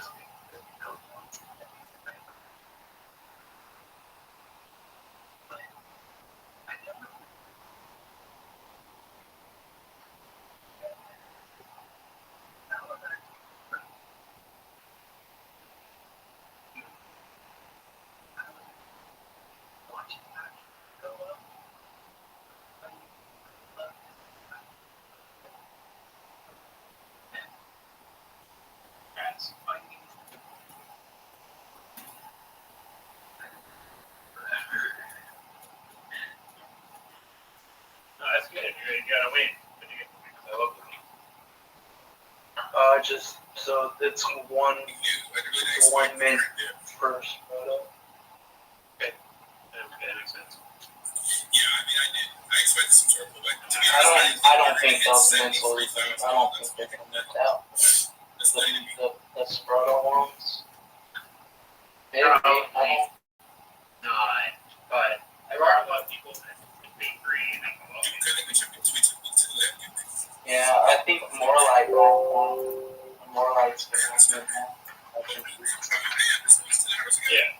290K I probably have I'm not getting into it, but I still got pretty much shadowing. So this is the hopefully it's crazy. It's not really a nice supply. Yeah, hopefully it does. The reason I claim it. Because I haven't even claimed it yet. I gave up on all that, bro. I was like, I'm done here. I'm fucking Sproto. Yeah, it's social media, which is very nice. The review is American info is this, so let's go. I can't believe it. It's been like a month or a week. So I mean, what happens to Sperlo ladies now? Nothing. Maybe she's dead in water. Something like that. Yeah, have nothing to do with Bruno later. Bitcoin at all. Entirely new. He was launched 10 hours ago. See, Yeah, I'm just That's what I I might have to get some of this. who knows? Maybe my This is so hot. brother lady was selling or something. That being said, though, I kind of like. Yeah,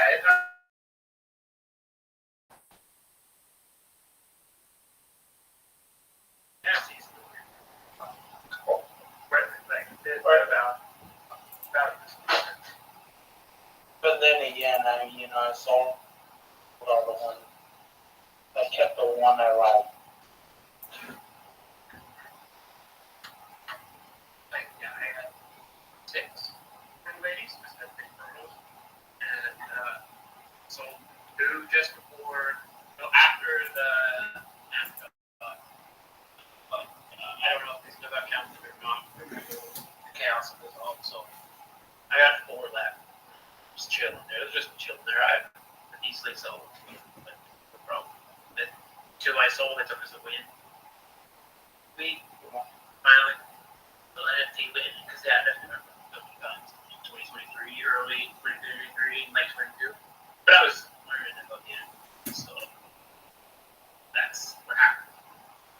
But yeah. I'll probably pick up. I actually, I believe in Dark.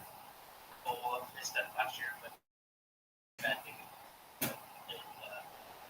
Making art, actually putting out an art project, is like that kind of thing. The guy actually does like crazy stuff. So I can see maybe the Kato or one of them picking it up and shelling it for him if rules art maybe counts. Our chick said she was in a mint. So she might be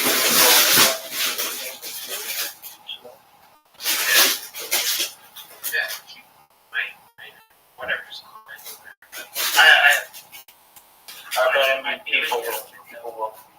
People travel a lot.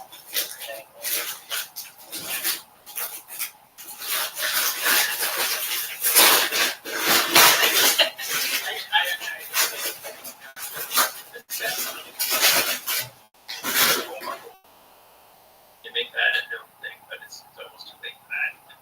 It's not too late to do a snapshot tomorrow or whatever, but like making known holders get 2 free minutes, like that pumps everything. I think like it would make the people anticipating the launch number of them go up, and the number of holders will go up for that reason. And maybe if it's just that reason they cheated, whatever, but it's volume on that project. It's good. Yeah, I don't understand the argument for against it. I didn't feel like that it wasn't there, so I don't know. I think it was. If it was me, I would. But I don't know if like that. They're worried about them going on board, but Yeah, probably that. Spartans get addicted to the high school film. What do? It didn't start like we'll just dumping them right away. I got kind of I might just go in there and argue that. Be like, bro, let's think about it logically. It's gonna be Mr. Bronos that probably dump them. You get the. maybe. Yeah. I mean, well, I shouldn't say that because I'm not trying to imply the Spreados. But they're profile pictures. They're NFT pictures. Yeah. You want to try to at least get them in the hands of someone that's going to wear it. That's it. Totally. Yeah, incentive for more free for wallet holders or whatever. It just makes it. More people that wear them than Yeah. And like because they're like just like Burton's like a true if you are a true believer and killer, like you have 8, you're gonna sit on those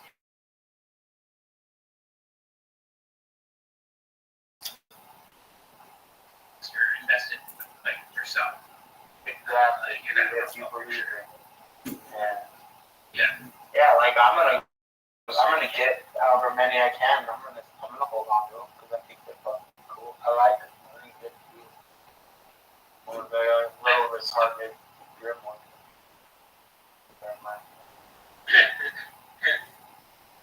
There was a picture of that did of all of them like in a movie theater.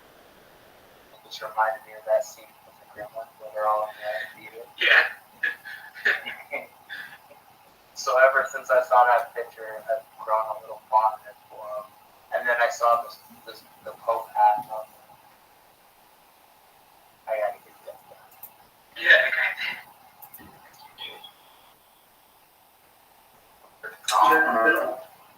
It was nice tuning in to the Telegram. I gotta go check up on my dinner and get this.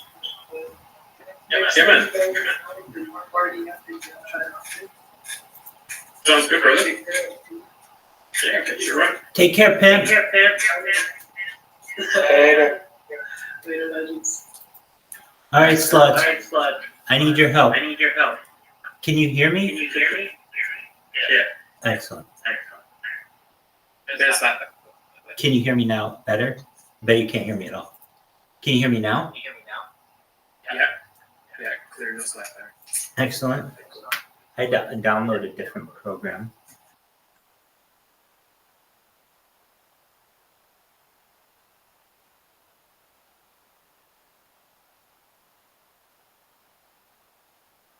So we went. I did. I think I wrote it. We all wrote. I think it was a Telegram thing. And that sometimes happens. All right. So the big thing is I want you to be able to hear this sound. Yeah, we can. All right. So it's working better than it was, is what you're saying. Yeah, I can like fire shit. So we have like a real studio now. It's actually way cleaner video export. Okay. So I'm using Than the other, whatever else you're using. I'm using a native software application. Thank you so much for the feedback, It's a GB. little choppy, but it's pretty good. Thank you for the feedback. Yeah, the sound is good.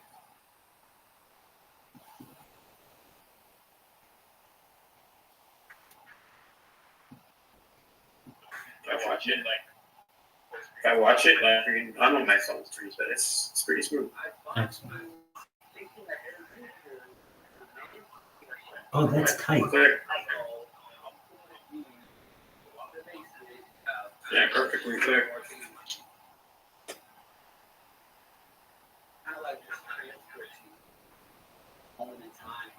Yeah, the stream is great. I agree. This is cool. This opens up a whole new opportunity.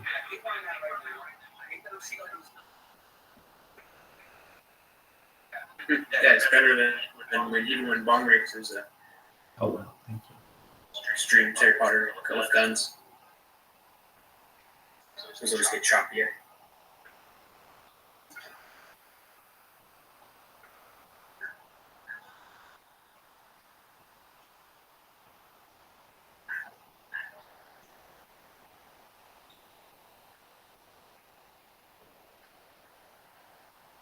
Oh, that thing looks heavy as fuck.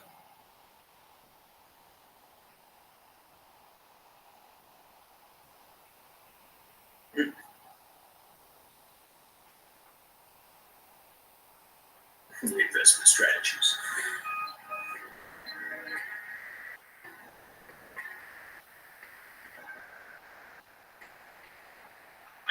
I just don't understand why this guy matters. Oh, he's got a nice story. I suppose the secretary will explain it, but Yeah. It's a good point.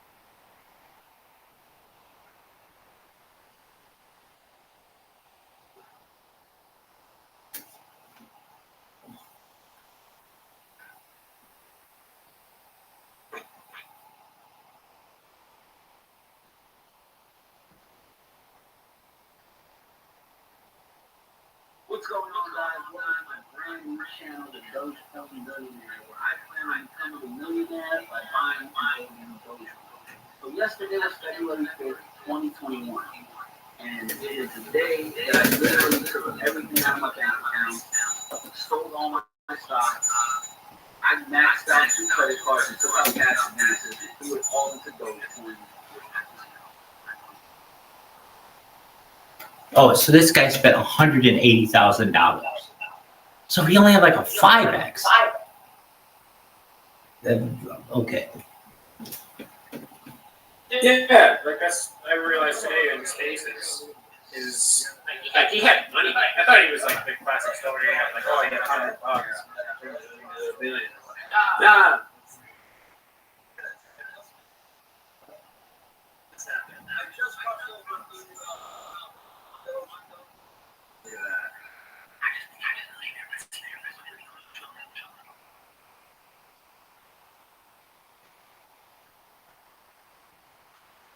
Like, who made this back? Do you know? I missed the company. Who put this out? I would say that it's like a bunch of different distributors. It's not like an independent. Well, they might be independent, but it's not like he made it. Sorry. Sure. It seems like it was a bunch of people. Specifically, it's. I don't know. I'll look up the IMDb in a second. It just seems like maybe like well, he had a partner and his friends maybe who were money like interested in Doge going up. Because like he seems like he's the example that people use or whatever of that you can make it off of new coins or whatever. But is it was it because he has like a cult of personality or is it this production or like I'd love to I wasn't there during that. But it's funny if the spaces today like some of our photos were in Doge like so early. So early that they knew more about it than him. Yeah. I thought he was the guy. I don't even know. I just learned about him.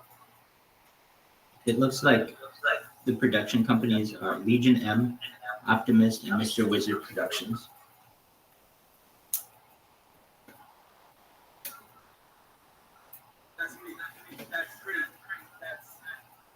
Oh, that sounds like handles on Twitter. I know. And I guess what he said, I don't know what that means, but it's look how big this fucking picture is, dude. This shit takes up the whole thing. You understand there's people that wear so many times that read this shit, and they're gonna open this up and it's gonna be so beautiful. I just look so slow, so I didn't look like I look like Indian when I was I'd be persistent, yes.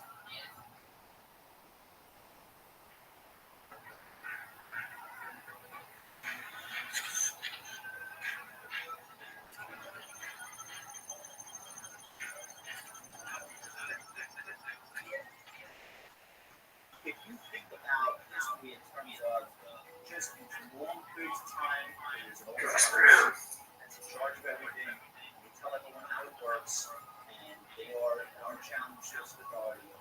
All of a sudden, this information is for every man, woman, and child says, look, I am every bit as capable of determining how to stop these books.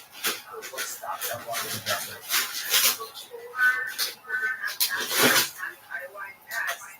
was only in these certain circles that there were opportunities to be able to grow, to buy, to learn. Yeah, you literally had to go into a physical financial institution to very current physical investment advisor on your account. Not everybody always free with $5 on Apple, such a thing. And that's started to last it in quality. Stocks, something like 10%, 70% of the stocks.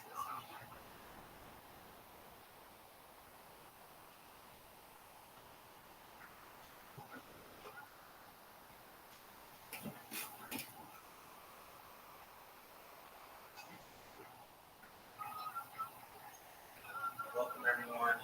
I'm here to see new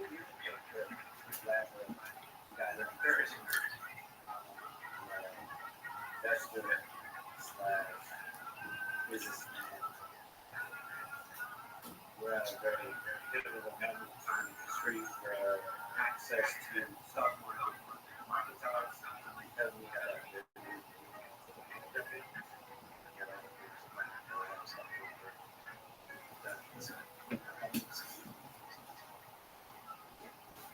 Thank you, everybody.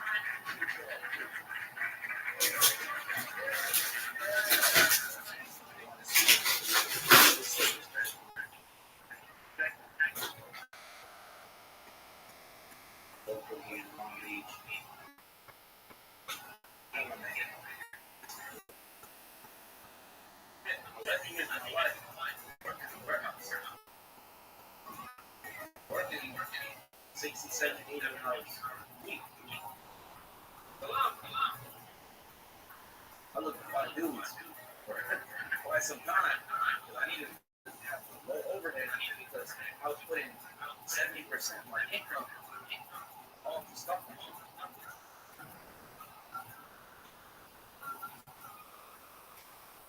My investment principles was probably having retail investment. Like one show that I like to watch on YouTube, still with charts, still with P/E ratio. It's boring, right?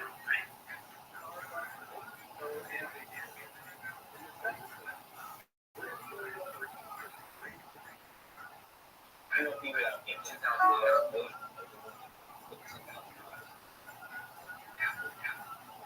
You know what I mean? Stuff. Something is flashy. It's all boring stuff. You know, cereal right here. That's gonna be done. Biggest investments I made this year is in potato chicken. That's not sexy. That's not sexy. What do you want? Those that want that it look at the chip. It's boring, right?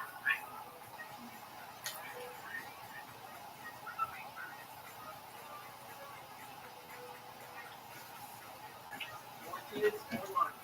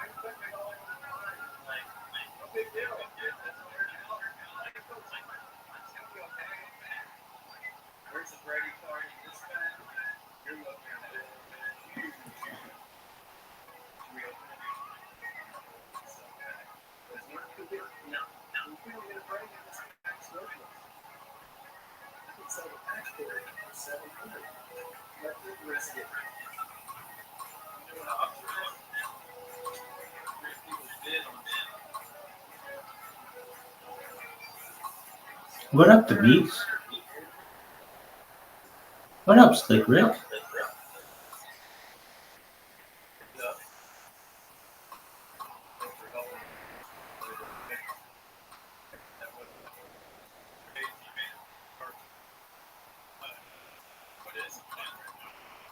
What are you doing?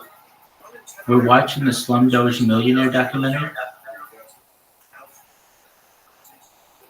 Doing? Slumdog Millionaire documentary.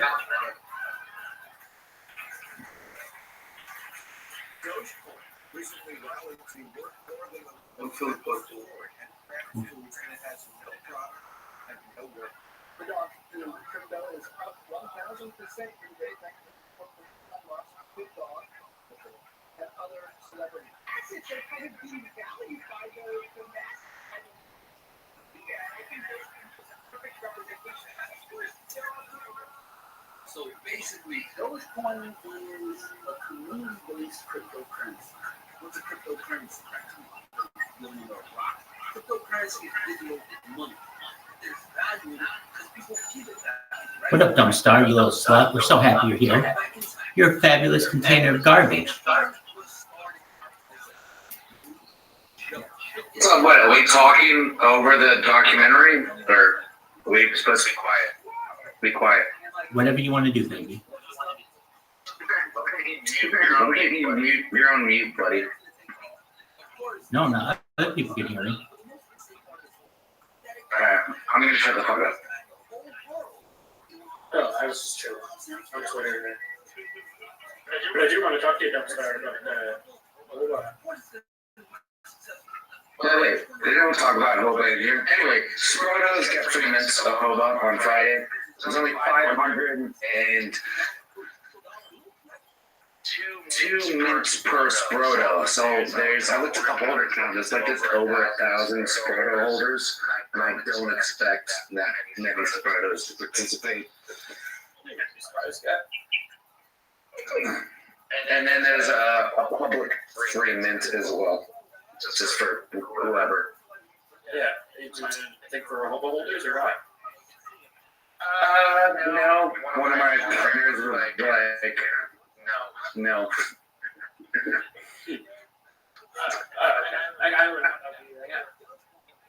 Well, the Hoba holders get lumped into the free mint. So. Yeah. How many are there? Altogether, there's 4,444. But they're kind of a derivative of the Bitcoin puppets in the style. And we made more traits in each category than they did. But we have less than half the amount. Cool. You know, it's a dumpster original. You know, like that's why I like it. It's cool, man. Good for you. With your skill. It's awesome. Yeah. Thanks, bro. To me, is significant in itself. There's some value there. Scope them out. But yeah, I was wondering about they should light him up. Light him up. Get him away. You know? Because, like, those are your guys that have. Yeah, I mean, well, nobody does anything in the Hoba community. There's like three people that do stuff. They don't just. Alright. Well, that's Well, I'm gonna make sure I acquire a bunch and I'll just give them to the Hoba guys that miss out. Yeah, it's new. He's like talking, he's got enough gas for it, man. I'll get you one soon. We got you. We've got a special trait for Snoo. They've got a blue hat. Yeah, is that going to be airdrop? What? I don't know. It's all mixed up in the thing. The only person who knows the order is Old Man. Yeah, he's doing the mix and match and all that shit. Hey, Rabbi, the fucking psychedelic shirt looks cool. Thanks, baby. I appreciate it. Yeah, it's actually so sick.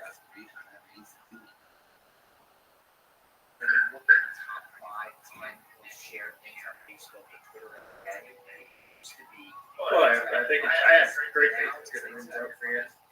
I'm pretty confident. Where you guys are coming at, but I think it'll be fun. And you can see it. Well, what we did was like, I looked at the Ethereum puppets collection, and they're kind of ugly as fuck. Yeah. They're like little frogs, and nothing lines up into the hands and shit. Yeah, it's all intentionally bad, like MSK. Yeah, so, I don't know. In my mind, in comparison to the I don't know. It's like the difference between a Nintendo family system to the Super Nintendo.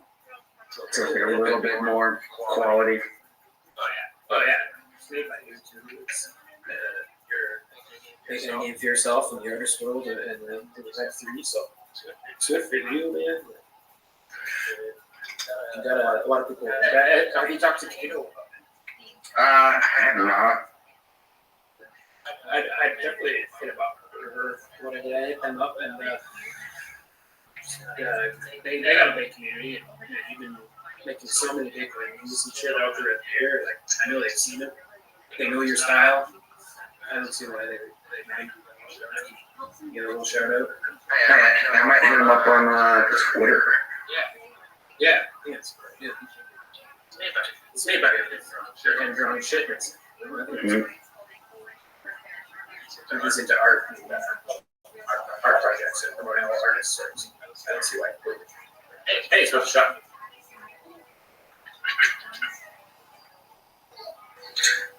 I think he was at the Miami party, but I don't remember seeing him. Okay. What? You went to that? Yeah, I went to it, but I fell asleep. Yeah, I was standing in the wrong circle. I thought I was standing in the Coke circle, but it was the weed circle, and I fell asleep. I'd be in the weed circle there, bro. Oh, that's too bad. What's up, Zoot, you little slut? Zoot, you little slut, how are you?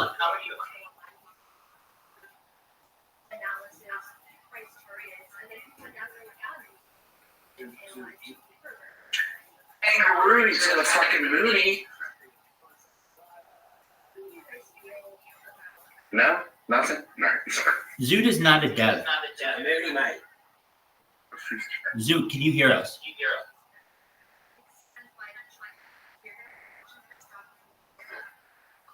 Wait, what's Zoot's PFP now? Oh, it's like a...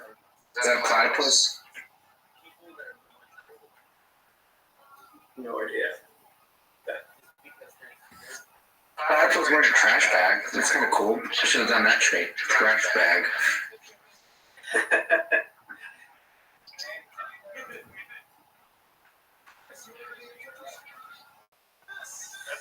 That's fun though. He been once with Snoop. He's ironed it up. He's heard it. He likes him. Who likes them? Snoop. Oh, Snoop, yeah. Oh, Snoop. Snoop. Yeah, Snoop. He won the contest.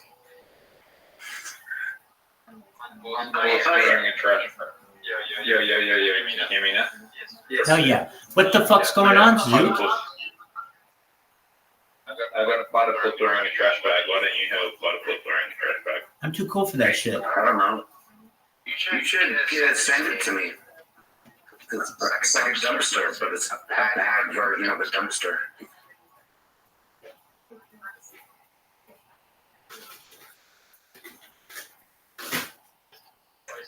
That's why some soul shit, eh?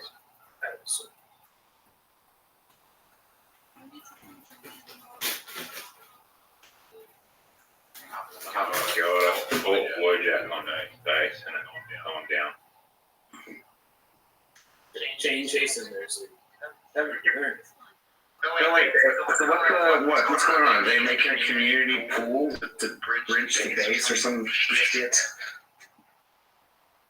I don't think so. Like, there was a nose earlier in the chats with that, but I don't know. It sounds like Herbie's interested, or at least he put a poll out or whatever. That's something it would happen. Yeah, like a community. Honestly, why don't you have any kangaroo?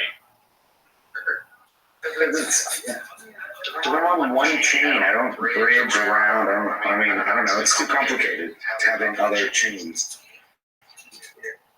For my brain. No, not on No, I'm not Solana. I go into Solana TGs just because all my friends are now on Solana. And so I have to go in there and bud for shit that they're buying and then get kicked out. What the fuck am I looking for? I don't know, what are you looking for? When's that come back? 100. Yeah, I'm looking at that as well.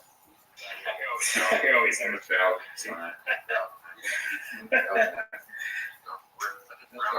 I just round trip.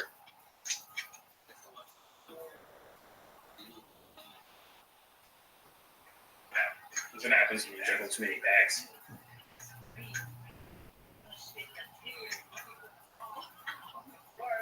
Actually, you know what's helped me with actually launching that honey badger token? It's like I'm not at all Yes. focused. Yes. That's it. That's what I realized with particular Bitcoin. Just like put all my energy here. All lesser risk, and I know in the long run that where the energy goes, like that's where the money is going to go. So keep building. And if you can build a lot, then they're going to start watching. Oh yeah, I've been splitting my time 50-50 between. Well, actually, I got IRL stuff I have to do, work, and then I got time to draw pictures, so I make sure I do pictures for both projects, and then everything's Gucci. So nice. That's a hustle, but it's worth it. Like especially like when you have something. I really believe that Honey Badger is a name that is recognizable enough. Like I've sat around and interviewed people. Honey Badger don't care. You know, like it's in the tier, and like during the real gold run, and shit goes crazy. Like I definitely see it going to be a successful project. Yeah, I gotta work out the meme better, because we got Bobo, which is the bearish one, and then we got Moo, and we got Pepe, which is like a frog, and then there's Harry Potter book, almost new, which is like the everything. And then there's a Honey Badger on the side that just doesn't care about it.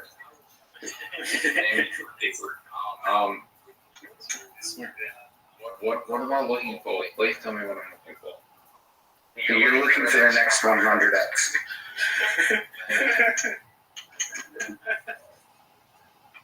I'm looking. I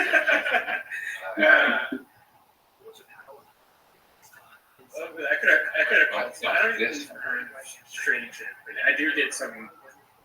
Like I just oh that's a name. That's what I gotta do alright. And then it does alright. You know, like somebody shielded on my page or whatever. Well, I don't fuck around with any of it, but I don't get FOMO, so I don't feel like I miss out on anything at all, right? That Slurf token was a funny thing that happened. So quick.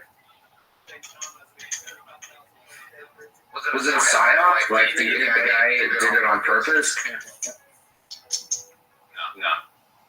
No?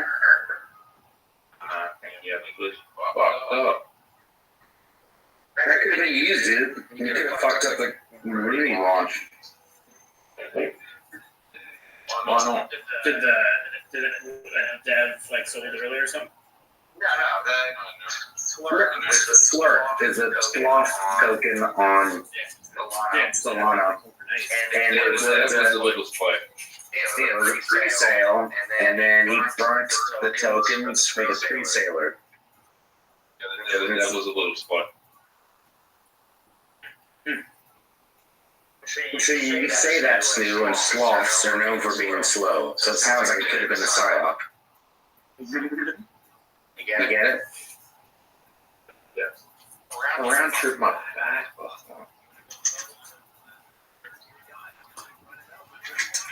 I'll go half an egg.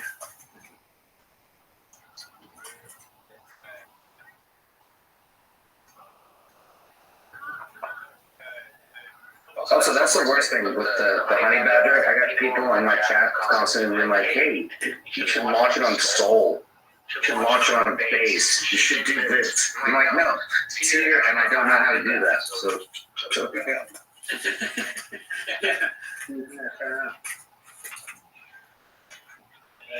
It's every day in this chat.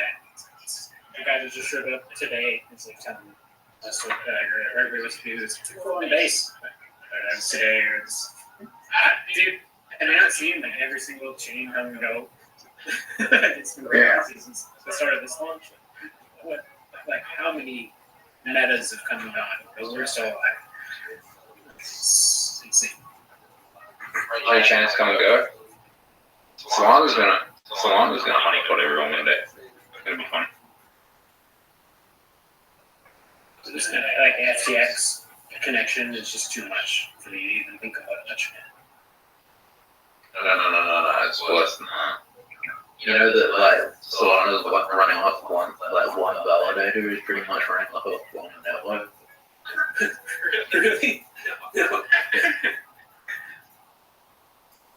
Is that why it goes down every once in a while?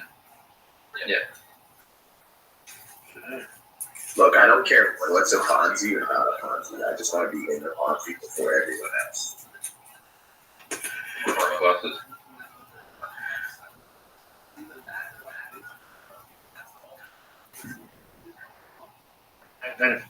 It's a strategy. It's a strategy. It's risky for me. I feel like I'm in like a fire tower, a watchtower, just watching everything. Oh my god, come on.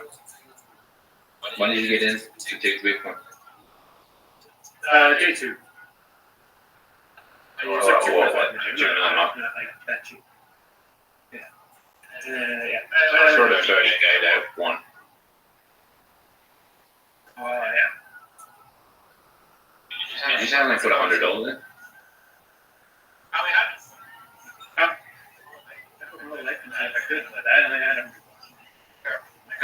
I got trained in March, so I had to make it back then.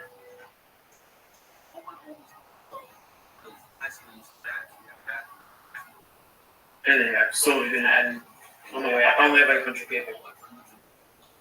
Slowly adding what I can. I ain't rich.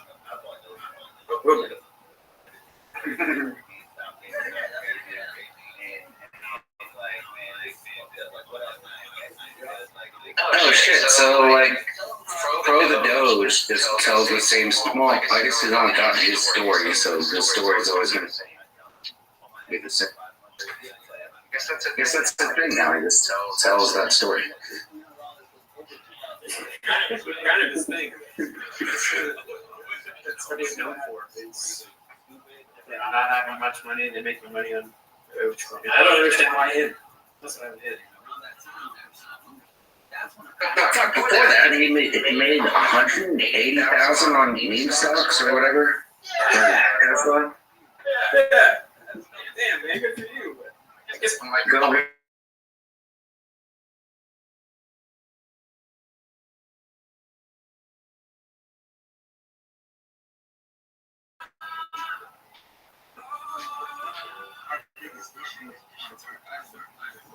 This time around, it's nothing stopping. And I hit him about 2,000. This time period, I'm gonna have myself out.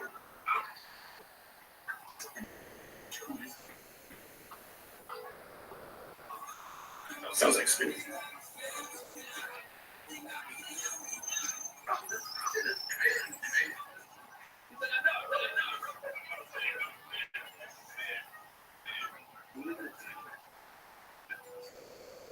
Oh, Zoo left. He's probably buying some more base tokens.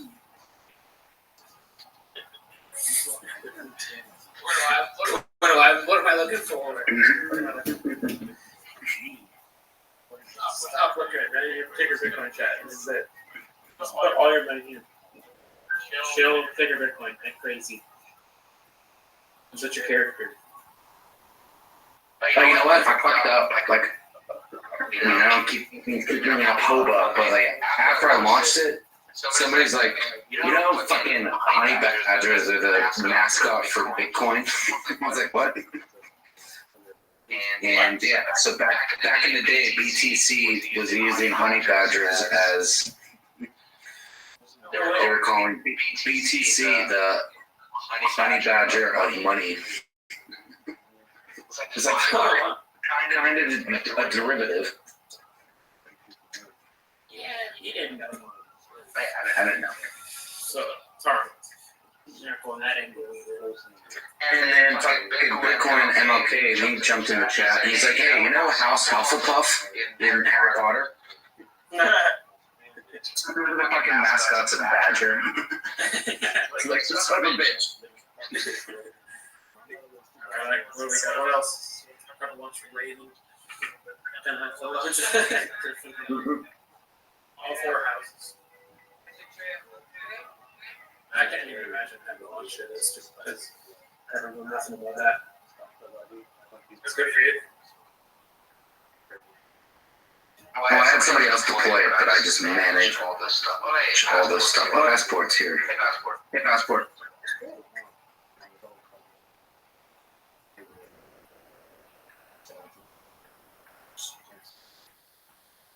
I'll be the Bitcoin millionaire.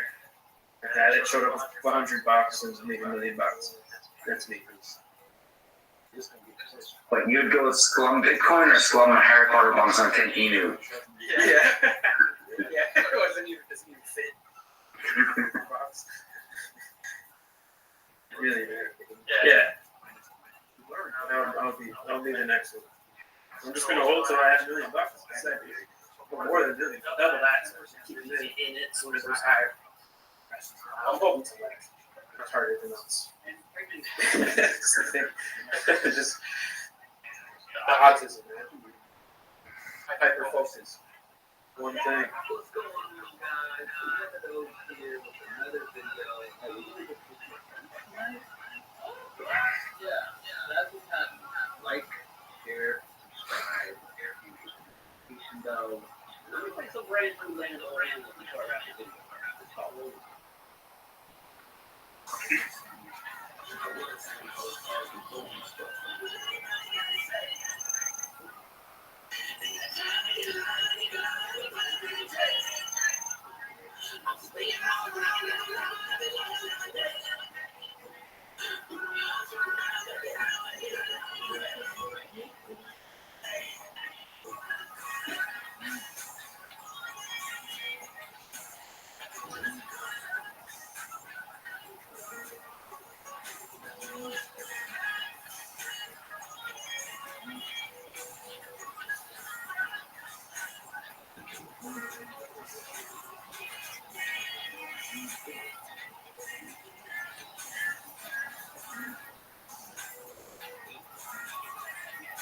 It's great to go like fast and smooth, like on the internet especially. Seeing with the mask and shit, I was only sitting for like 3 years. Right.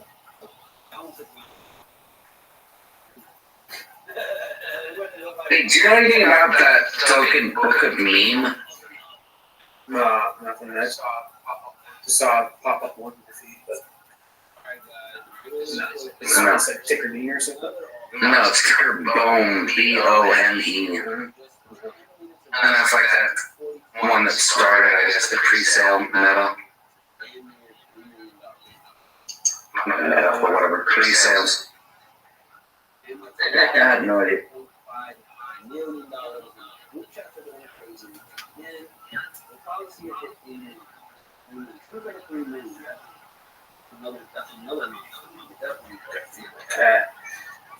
The phone's been bad. I drop out there. Catch you later. I want to watch this shit. So I'll try to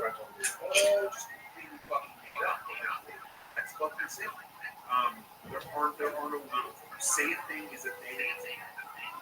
Are we excited about crypto and digitization, right?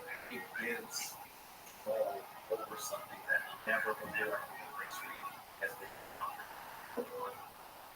When did we start? Russia's trying to start all and we realized it was too heavy and expensive and hard to protect and locked down So we attach this paper money that represents our. The only reason it has value now is we believe that it's nothing. And we have a digitization. It doesn't need permission. It just is. It exists. There's nothing to switch. There's nothing anyone can do to stop it. It's like the internet. Are you selling everything you own and putting it into Dogecoin? I wish we could just not talk about Dogecoin. Forget about the quick nonsense. Focus on this as a technology, an innovative point that's going to improve global commerce in an unprecedented way. It ain't going away. It's really hard to watch a lot of people seemingly make a lot of money by not doing very much. Story today is down more than 6,000% this year, still off its all-time high.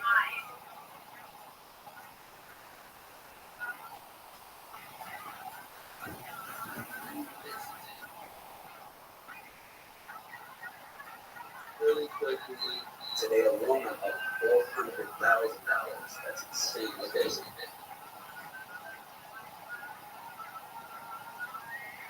That will be the next time I have my, which could be very soon.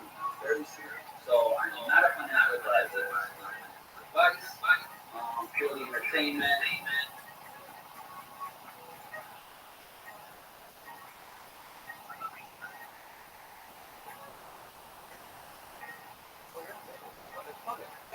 Look at this. 15 comments. I got 10,000 subscribers. When? I was literally watching your 2 minute video when I got this notification. Glad you didn't show that everyone got something to do. Glad you had your own line. Congratulations. Thank you. Your ears must be tired. You got this whole model. Video games to fast. That's bro, congrats. I'm not selling over for a year like you. Hey, right. What's up? Keep out of the little guys everywhere. I will.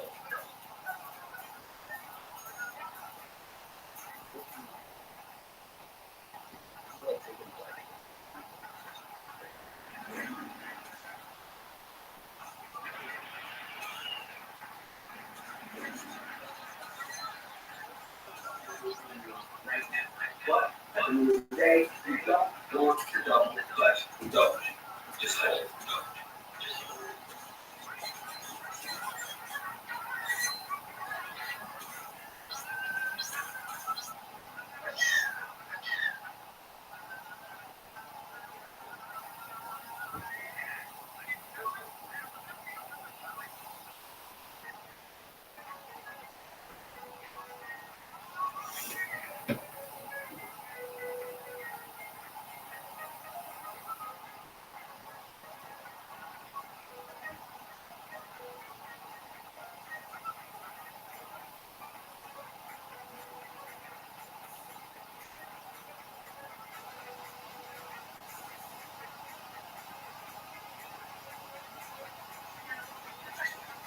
The girls don't see you anymore. No, I don't. See you when you leave for work and then see you at this hour. You never want to hang out with Daddy. We used to play tennis.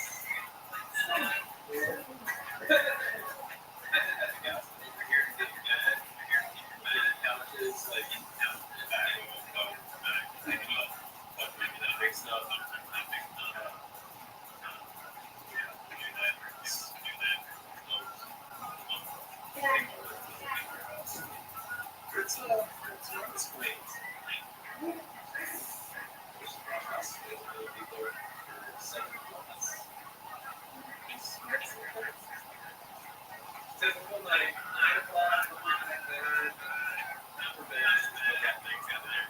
Your day was all day.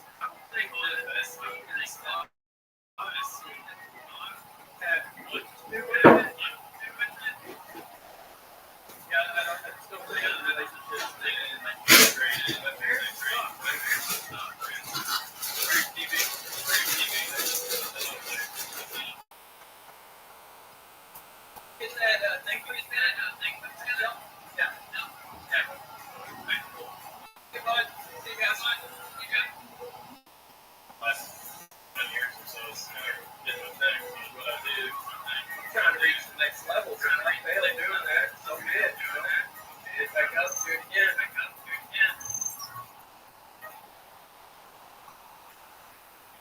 Every spare dollar I have, there's a little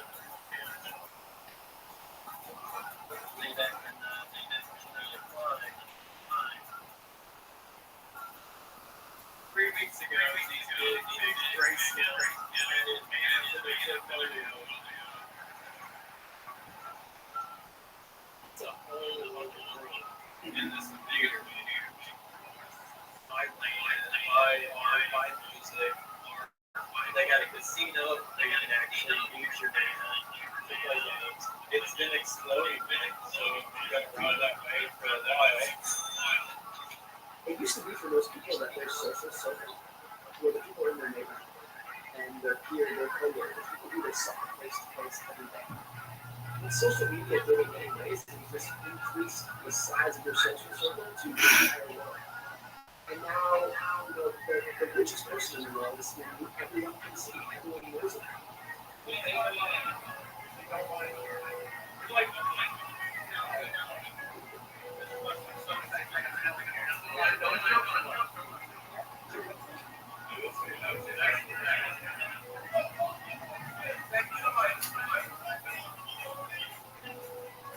When I was doing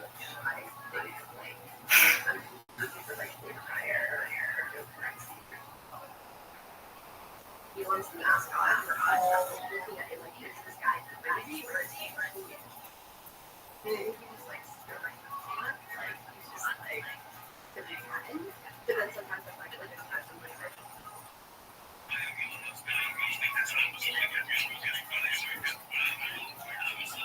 What up, my dude?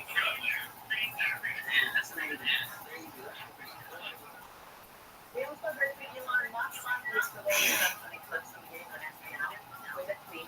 The village tower.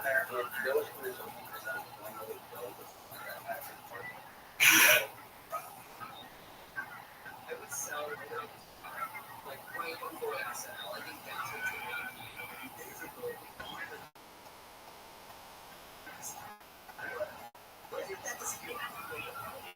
Like they get something like imagine if the price drops 80%.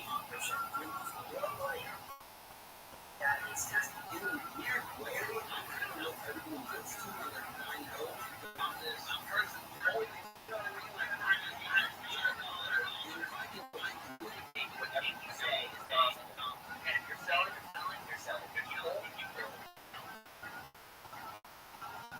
People are always like, what are you going to sell? I'm not fucking selling.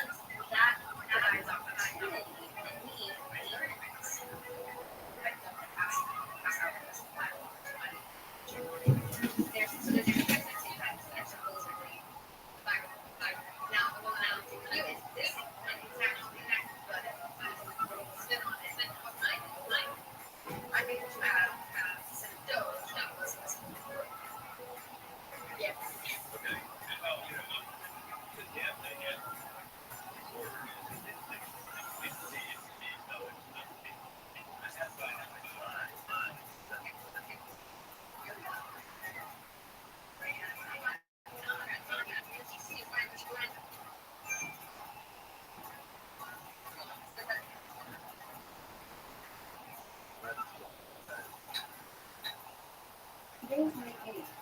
Elon Musk is hosting Saturday Night Live to promote a woman.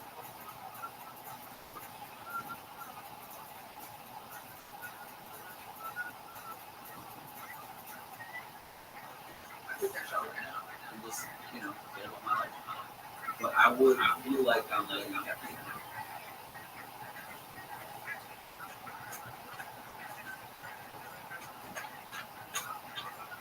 How can we really stand for something if we're gonna just sell out TV? This is for every little guy out there. There's a way out. All of this.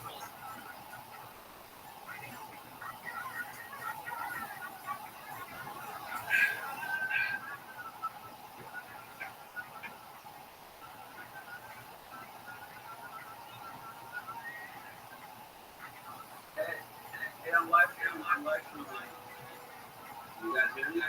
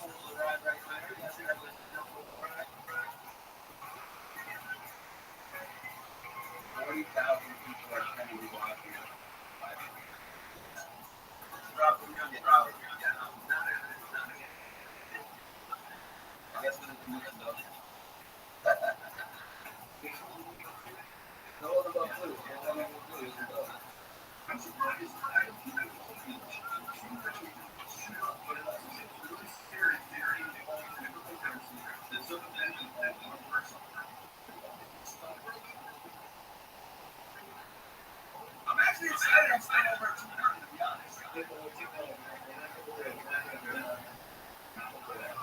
We get to the pre-meal and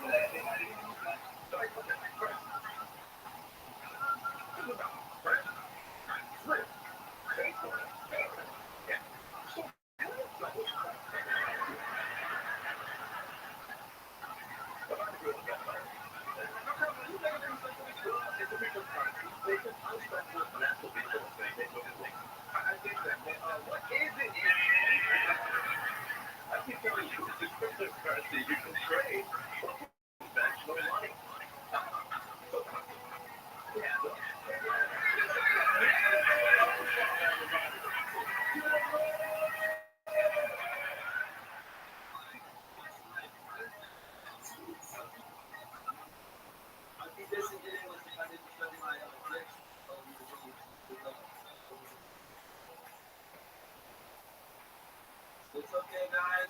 It's okay, guys. Let's go strong.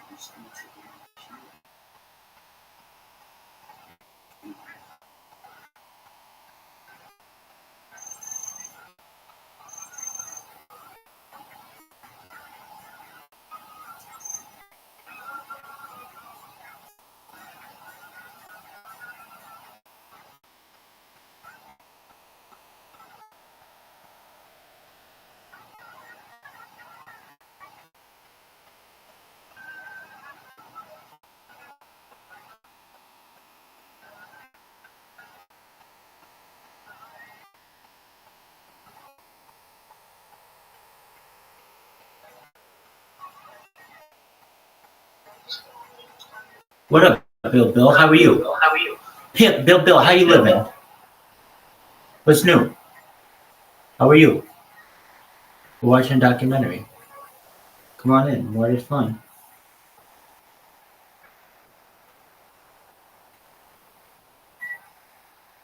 What up? Can you hear me?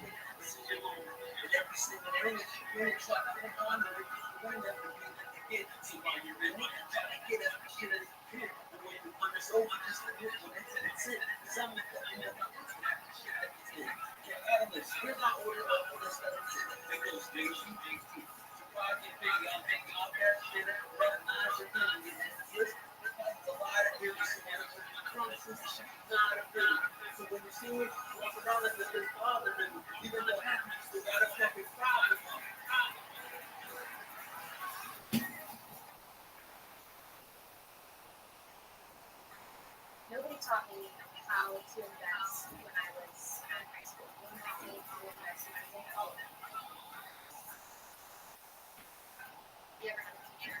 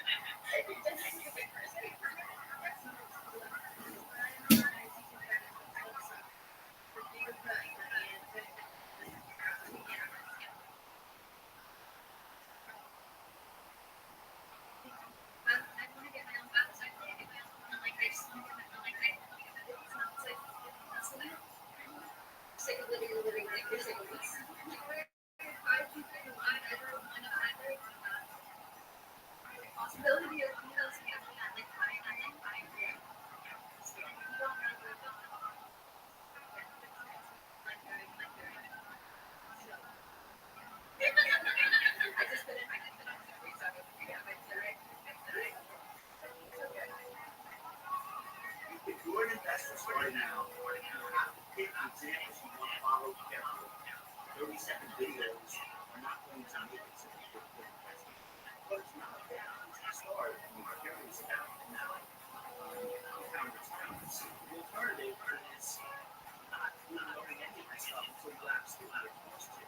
Fundamentals blows my mind. If someone were to invest in $500, you never even had a single dollar to it.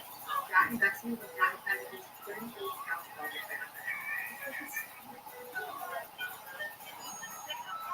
What's going on, guys?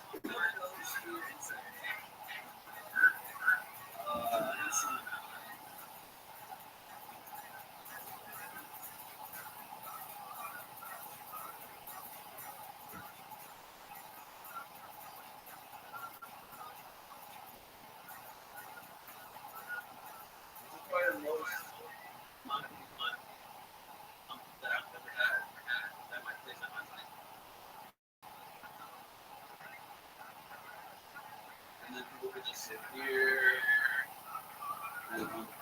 Sure.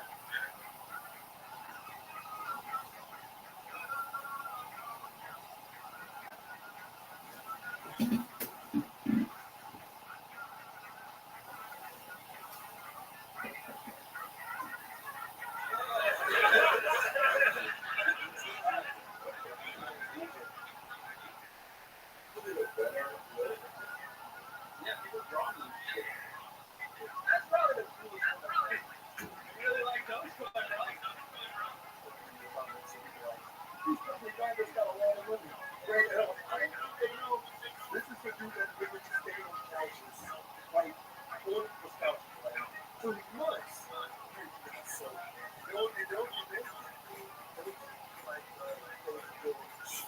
accentuate whatever to like look, you can at least get the point that like none of us are being accentuated right now. I'm not gonna say it all, but like 50K, 100K. Part of it is that a little overwhelmed, like the amount of things that need to happen. I don't want to say what my immediate family does, but fuck, I don't have to do this stuff. Get back to the rap. I need a little bit more. Like it needs to get higher.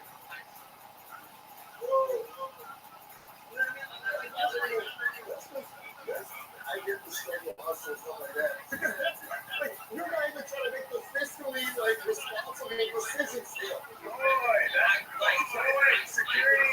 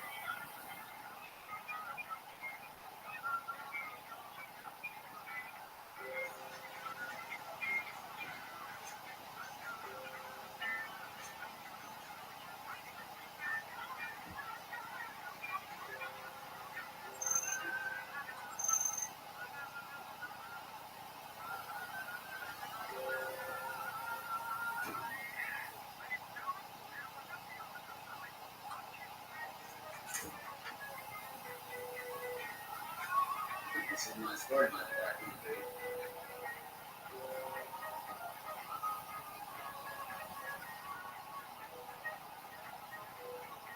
Unfortunately, you have to make a decision to close your event. If you can take 3 days, you have to choose.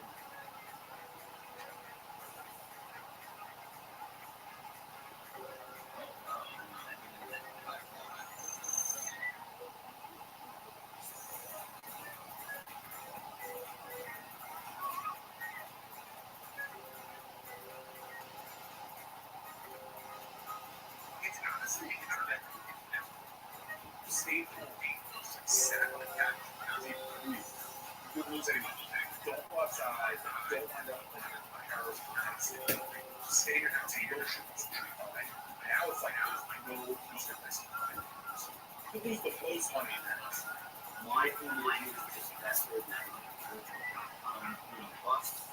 One of the best things that happened to me was didn't feel it like time, but seeing the NASDAQ drop 90%, just learned a lesson that you could not learn from reading the book or listening to somebody tell you a story. You learn that lesson this way.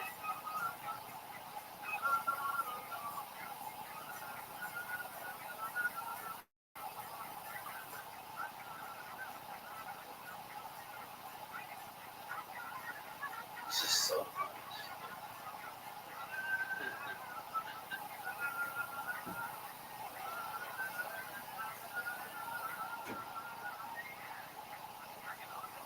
2 months.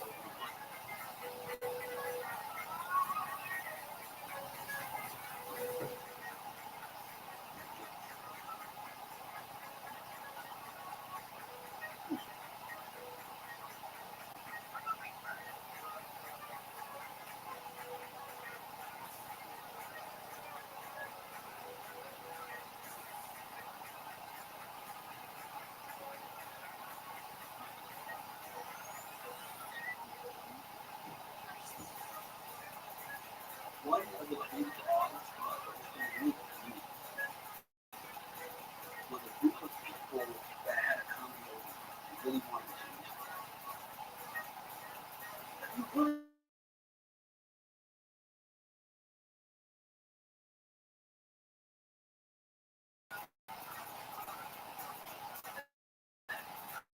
Those two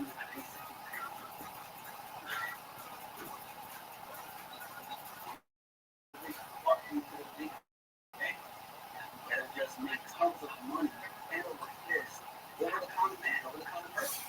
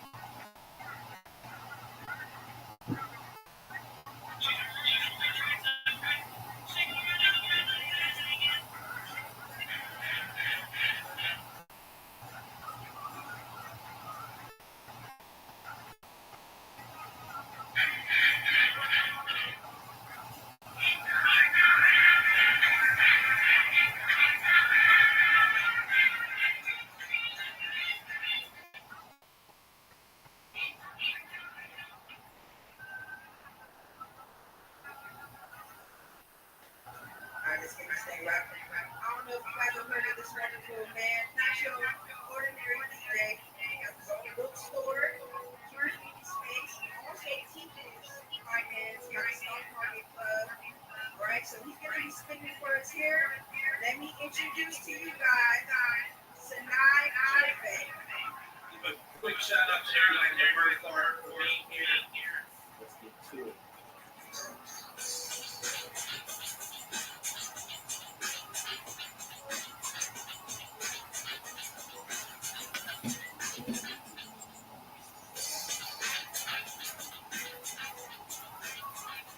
I don't have this like irresponsible relationships with money. I'm okay with all where I earn more than enough money to be somewhere else in the world. I choose to be. I choose to be close.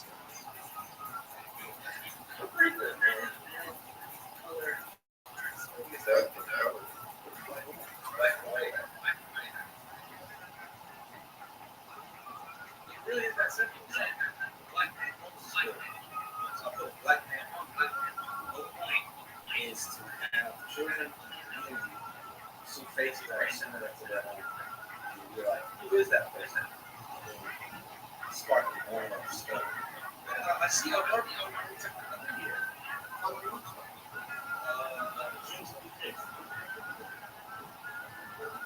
Let's get the good one here. I don't wish so. Start doing that. Teacher, they want to get for something. That's when they do the same thing. Instead of working for own the business, exactly. Instead of paying the rent, own the building, and let other people pay you the rent. There's way enough activities today that they can do before. They can apply for 116. They my lifestyle right now. I feel like that's the lifestyle. If it wasn't for us, it's not constant. Just make the dollar for fun. I got this crap.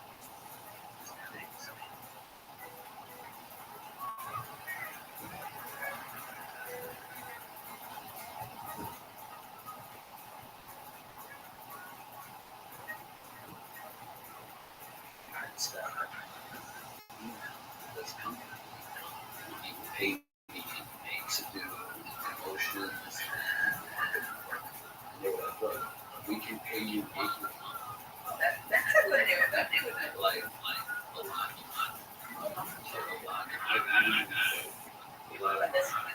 Over 6 million. So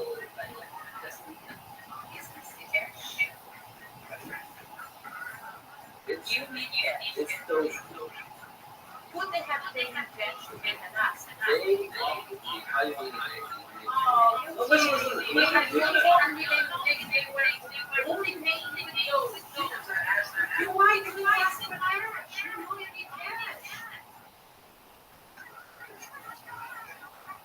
But we need a present right now.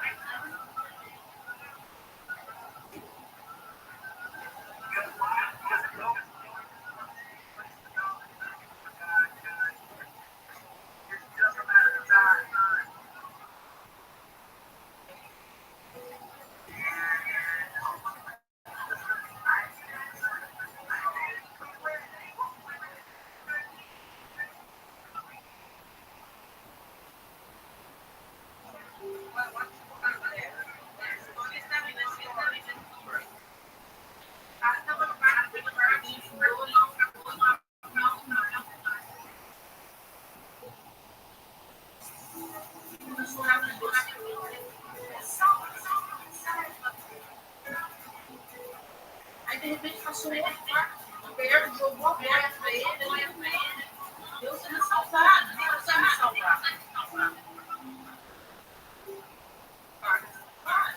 De repente ele fala assim, Deus fez o quê? Trouxe ele fala pra ele. Ele falou, não, Deus vai me salvar.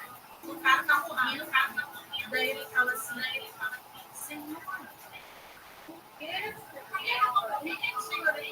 Eu te mandei um guarda, e você não se ligou, quer dizer, Deus te deu $25 pra você pegar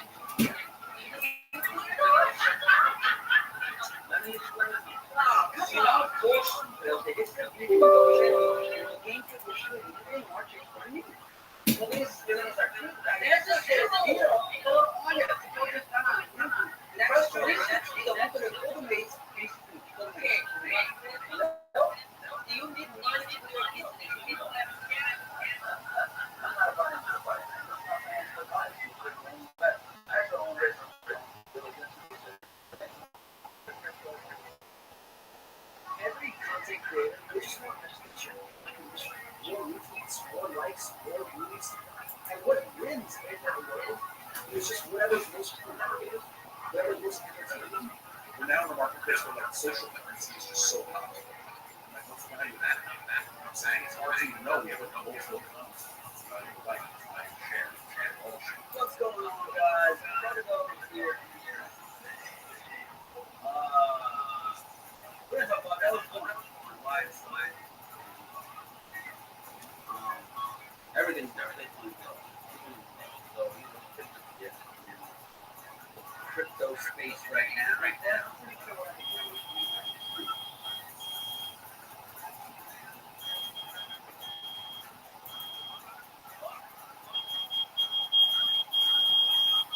People in just decided that I'm free reign is fashion. So yeah, but whose loss? If we're gonna consider it a loss, it's not. If we're gonna consider it a loss, you lost more than me. You lost $10,000, $5,000, however much you invested. I lost millions.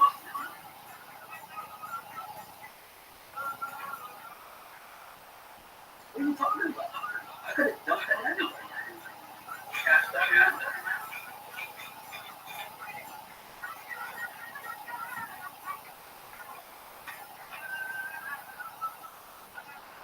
Check out the videos on it. I literally came up with this like 10 minutes ago. I sat down with Jordan. This all was the wrong play for me. This was all like, okay, I can monetize the fact that I'm still all in. Everyone thought it was like 15 minutes. No, this is not my life. We got the celery shirt. Nice pop of green right here. A little cartoon with my face on there. Honestly, I didn't live in years. Your life is something on the internet. That's our use. And the funniest of everything was outcome. Probably the most likely end. That's who I am.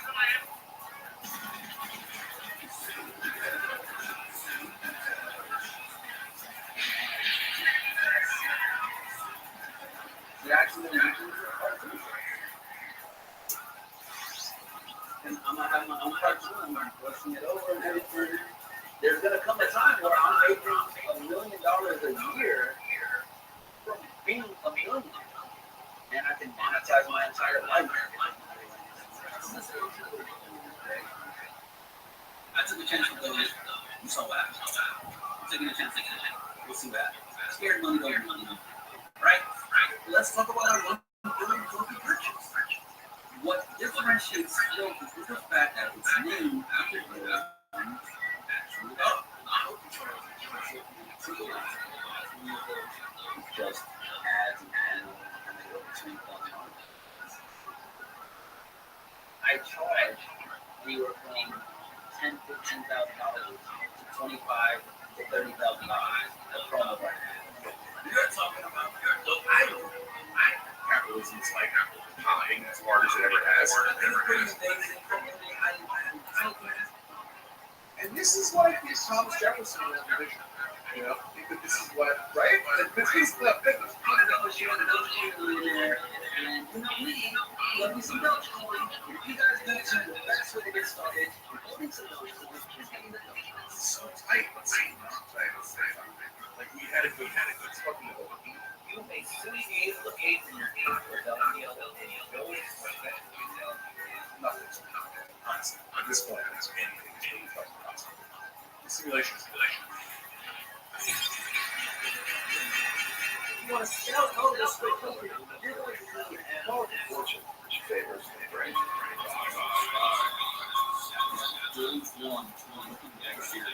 Coca-Cola has a new flavor that's just virtual.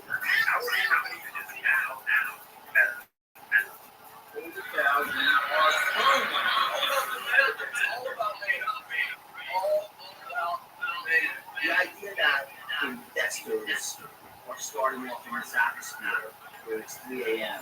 and we're all chasing the highest high. There's nothing else to do. That's where we are. Dude.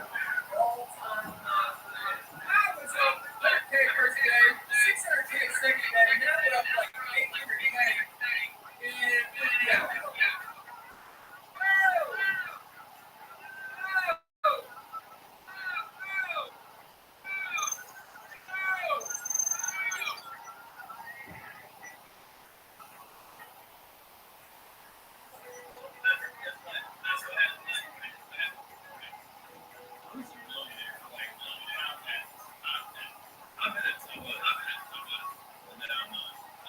You okay?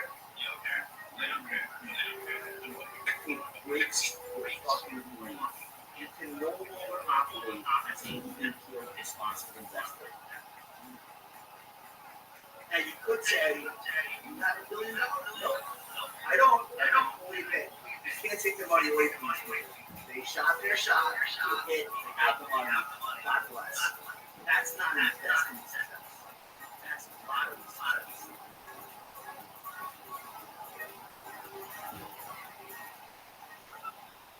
Someone's gonna win, someone's gonna lose. There's no way around it. Freaking great. Holy mother. Wednesday was one of those painful days. Crypto investors, they done, man.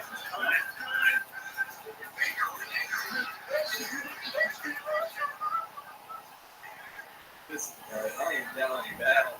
For the GoFundMe, I lost it because I don't ask. And it's gone. I'm losing money on Greece. I don't even know what I'm putting in. I don't even know what I'm doing. How much unemployment did I have? Spoiler alert. Welcome everyone tuning in to my TikTok live. You are just now tuning in, dropping comments section over here. Tuning in from Young Booty God, as always on time. Yay, without the real conversation. I'm really grateful for the high price. For those of you that started investing because of GameStop, and because of AMC, and because of Dogecoin, because you got people who not really make money, I'm so glad that you left. And there's going to be a lot of people who tell you, you should not make markets, you're just going to make money in your account. I hope you don't get it. If you do, it's a win. I haven't gone, I don't know. I basically just came up from that one anniversary of my person. I go on to I work in license. It's making decisions to be able to provide themselves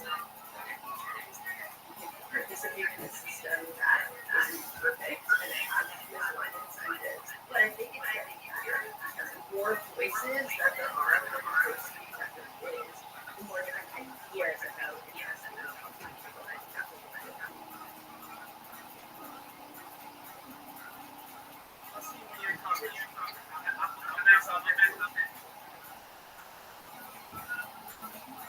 We invest, we don't hope, we do.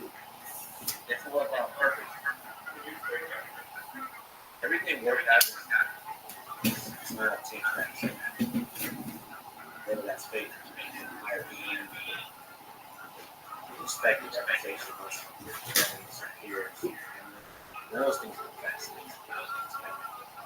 Success in life, yeah, true success.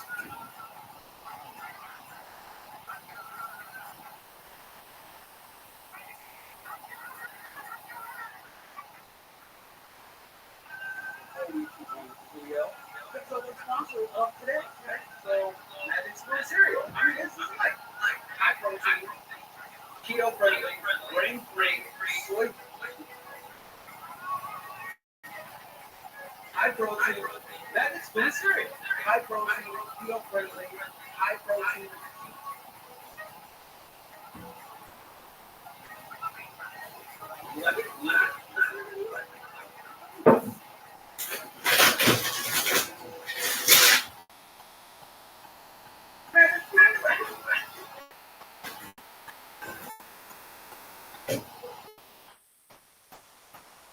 Everybody, bro, you're so fucking lucky, man. You're so fucking lucky ass motherfucker. Like, you know what I mean? And I'm like, I'm not dope. But, yeah, look, it's like, I'm not dope. You know what I mean?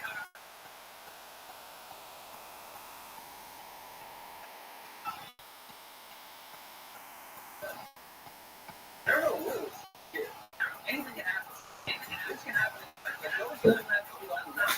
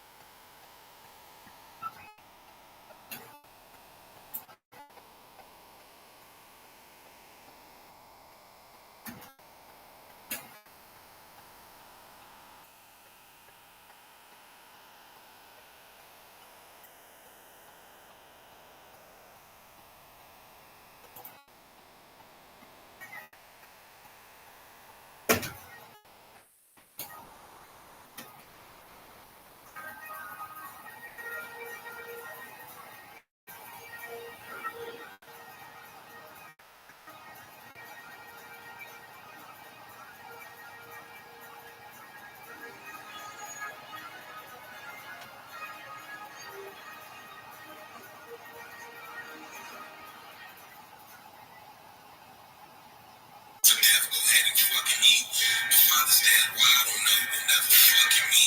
I cut my wrist and play piano cause I'm so depressed. Somebody call the pastor, this bastard is so possessed. This meeting just begun. Nigga, I'm Satan's son.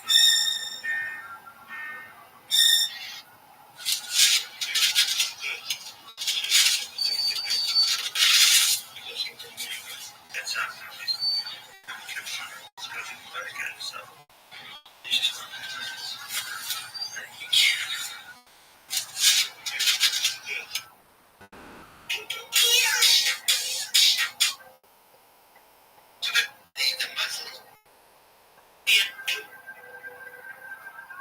Very, very difficult person to deal with. It's going to be very difficult for you to maintain any relationship with success over the long run.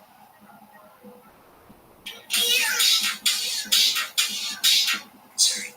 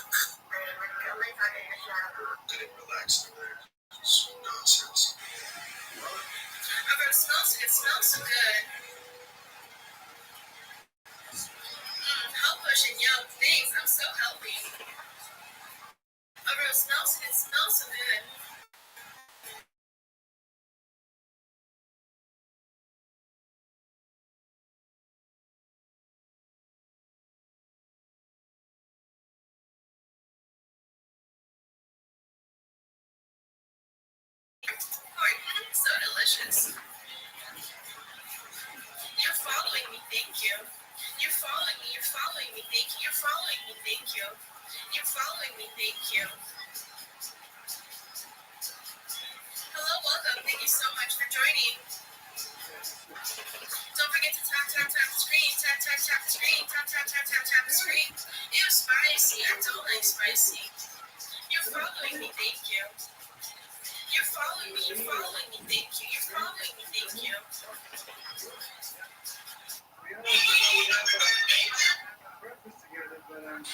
Thank you for all the likes and support. Thank you for all the likes and support. Hello, welcome. Thank you so much for joining.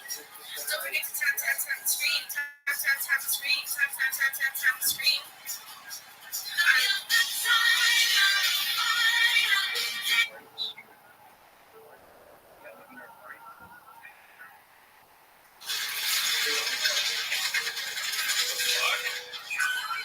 And Obsidian Flames ETB. We'll be getting more for this weekend as well. Later, we live on Friday. We will have temporal forces for T hit, so we will have some of that. It's not too bad.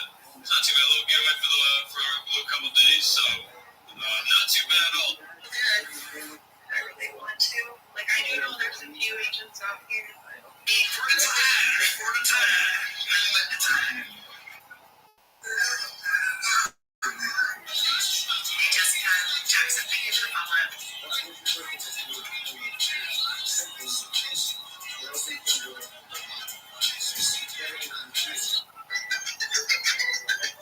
Monetization. Hello, Caroline. Have a good night.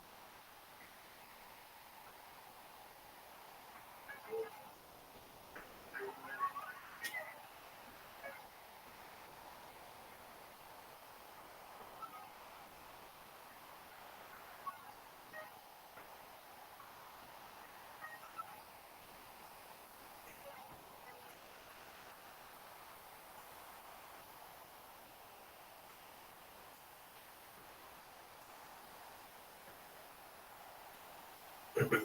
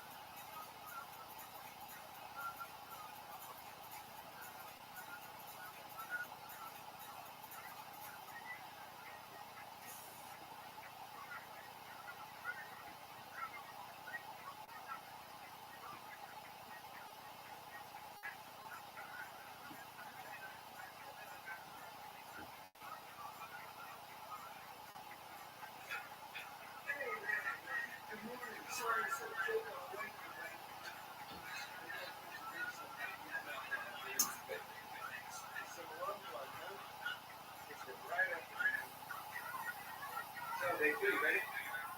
What's the plan? Yeah, I'm not sure. I'm still trying to think about the examination.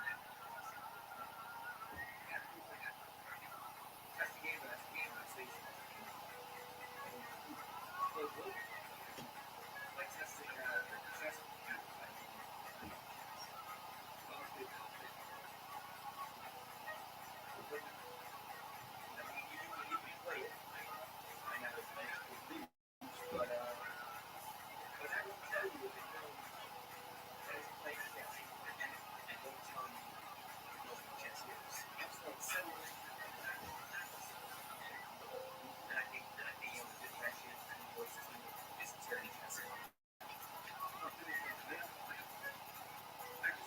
Simple answer to simple. Yesterday I asked him about it, you done anything. And the question was, how does she present that?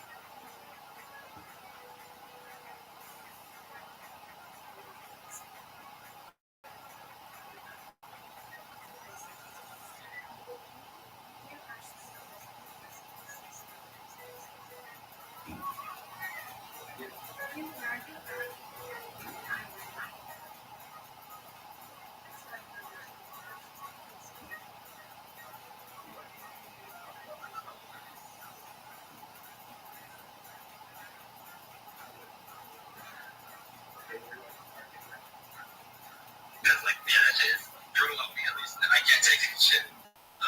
That's heavy. Yeah, I can hear it. It's pretty intense in the headphones. Right. We gotta get Andrew up here too. I wanted him.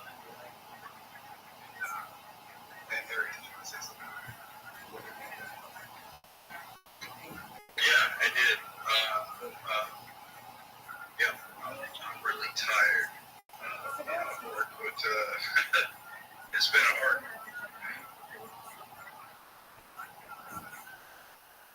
I'm not gonna say that, but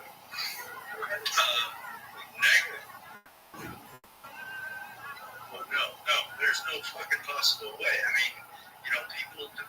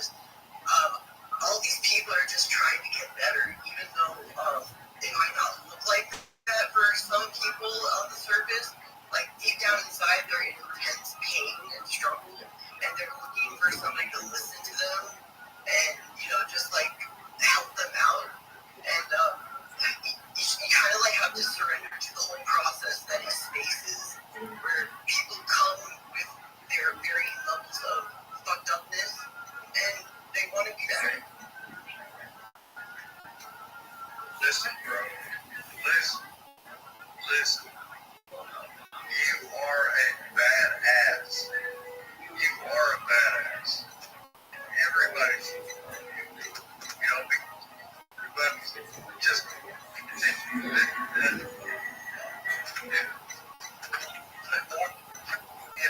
you've got it nailed down more than everybody else that's got it figured out. No. It's about love. It's about understanding. It's about connectivity. I mean, dude, you've got to figure it out. Everybody else is out of their fucking minds, man. And I pick you straight up, man. I've got your back. And everybody's got this and that going on. All this bullshit that they think they're fucking important with. Fuck that, man. You got heart, man. And I got your back when it comes to that. And fuck you, Fonzie. You are a conceptualization of everything. Everything. Because that was. Hey, I want to tell y'all something.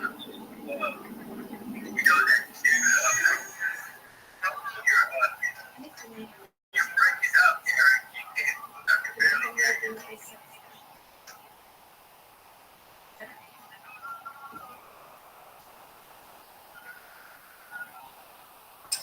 Yeah, well, we have a break. Let me just say, I know what you're saying. I think it's that's like something that's like people like me. I have like this like all blame falls on me. Like anything that happens in this like space, right? For sure. Anything that happens, like I'm gonna take the full for it, whatever it is, right? And I'm cool with that.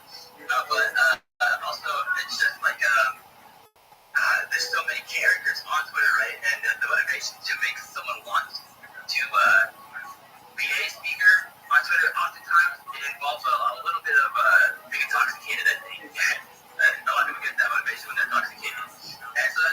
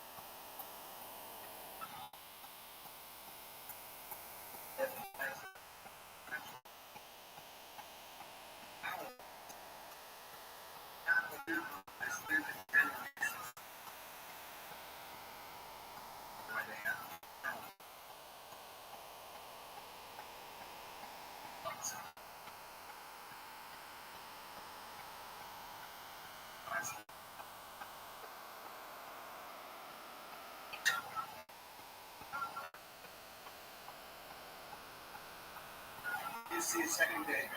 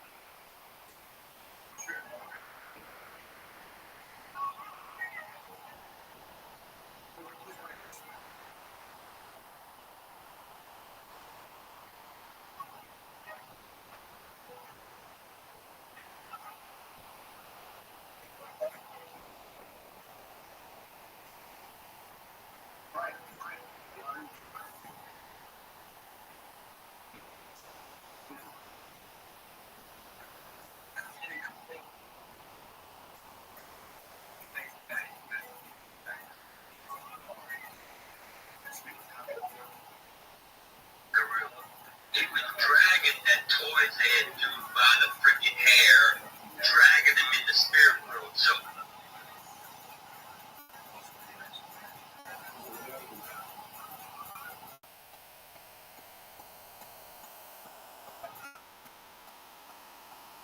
in this simulation where you're in the spirit world, so if you were acting as a player fighting demons or this or that, it's real. It's very real. Because that big gorilla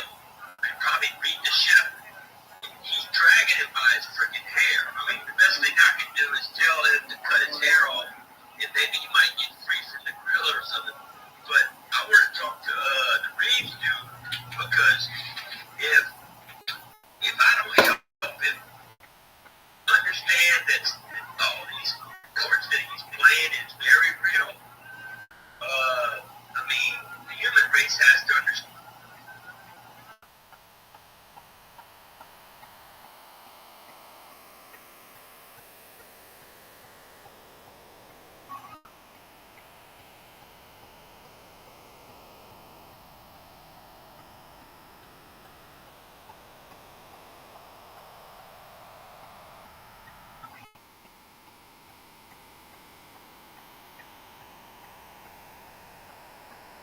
Happen like a moment thing, you know, or maybe something good's gonna happen. I don't know. But shit, are you the Antichrist? Is that what you're saying? You're like the kid from the Omen? No, not that. No. The thing is, people that believe stuff, you don't know nothing. Okay, this is how I found out stuff. Cause I know stuff. I don't believe in nothing. I don't believe in nothing. Period. Everything that man has said in religion or politics or even some science stuff, I don't believe it unless I see it for myself, okay? That's how it works. That's how I roll. I either know it or I don't know it. And the thing is, what I do know is you cannot love something. This is a law of nature, okay, in the universe, in the spirit world, no matter where you at or what dimension you're in. This is a law.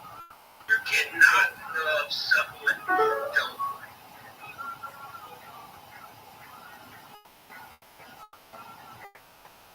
Shit, like, I don't know. What do you think, Taylor? I was gonna ask Rabbi a question, but now his mic just went off.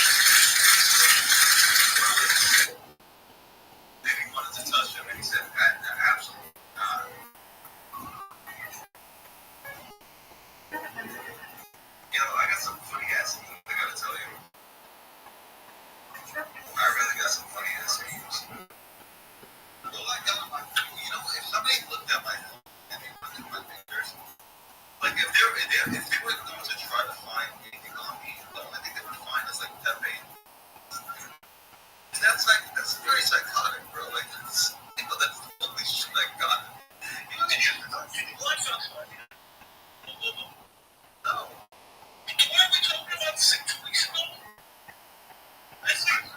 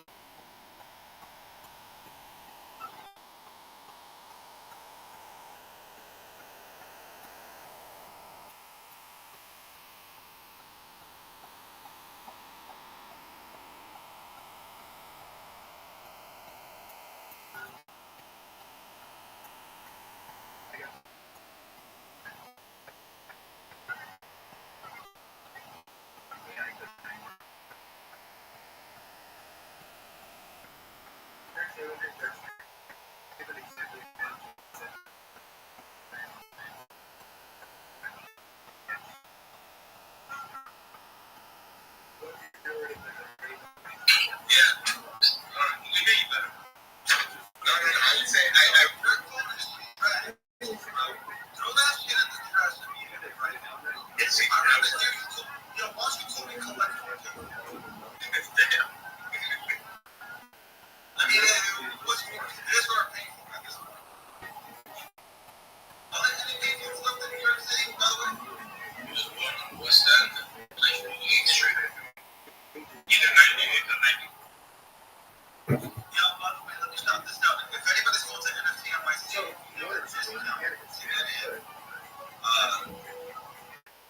This year, we're partnered up with NFT NYC, and we do have discount codes, and I think they're only good for, I believe it's 3 days. That's it. 3 days is all that it's good for. So, you can contact Leslie. I want somebody to contact Leslie because she's the graphics are horrific, and I keep telling her please, and she won't stop. So, love Leslie, she tries, and the effort's there.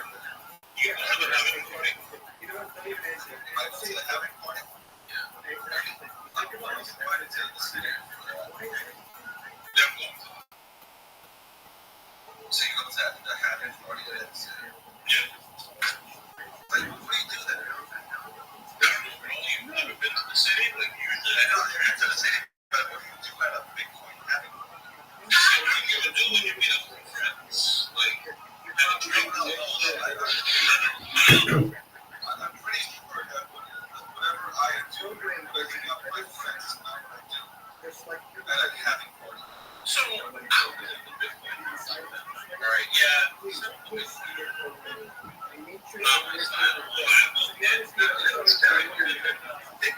Human space where art and celebrate your benefits just pick up cash.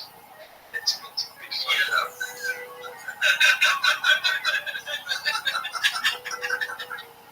a good question.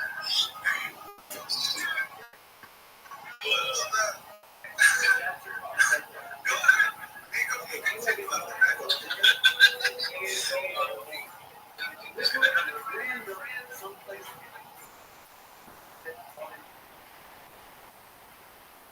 let's take this.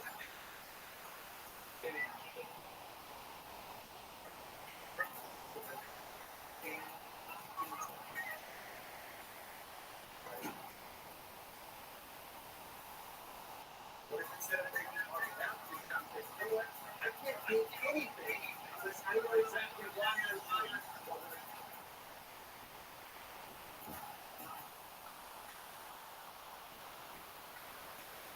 Yes, see the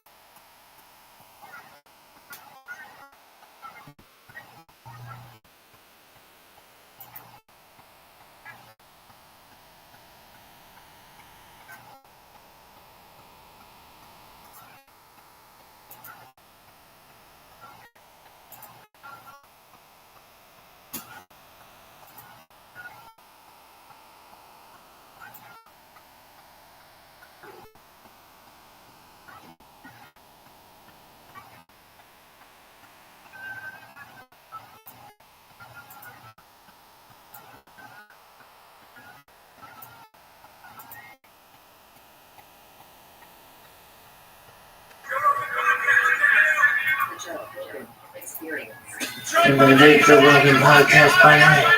Okay. Good to see you, sir. Great to see you. I'm staying at Tony Myron versus How many characters? 30. I wear them every day. Do you really? Every day? Practicality? No. This is my personality. Different ones have different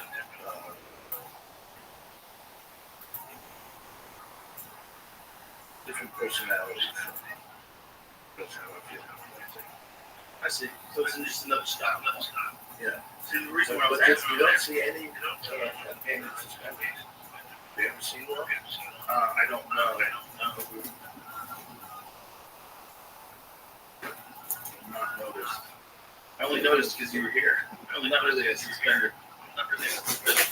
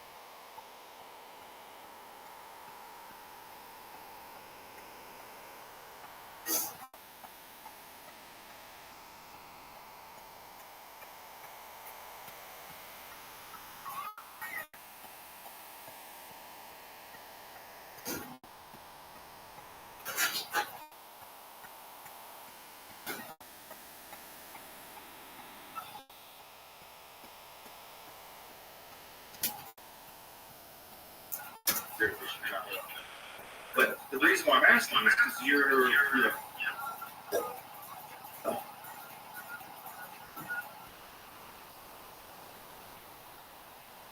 basically a technologist. You know a lot of technology. And you think that suspenders are kind of outdated tech.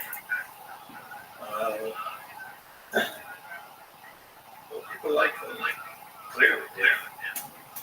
I'm surprised I haven't paid off. But you have to have somebody who can actually paint them. These are hand painted suspenders. So the ones that you have, these are your hand painted? Yeah. Interesting. Okay, so that's part of that. So you're wearing part. Okay. So, and I was about technology. It's technology. That's true. And it's, in fact, the very first, I mean, I've been now in AI for 61 years, which is actually a record. The first thing I did was create something that could write music. Writing music now, but with AI is a major field today. But this was actually the first time I've seen that. Yeah, that was one of the many. So it's the first one. So why did you go about doing that? What was your desire to create artificial intelligence? Well, part of it was a musician. That's a very good way to relate to him. And they actually wrote music. You could feed in music, you could feed in, let's say, Mozart or Chopin, and you would figure out how they created melodies, and write melodies at the same time. So you could actually tell this is box office in short time. Wasn't as good, but it's the first time that had been done. It wasn't as good then.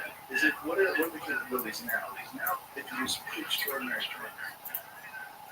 Yeah, it's still not up to what humans can do, but it's getting there, and it's actually it's pleasant to listen to.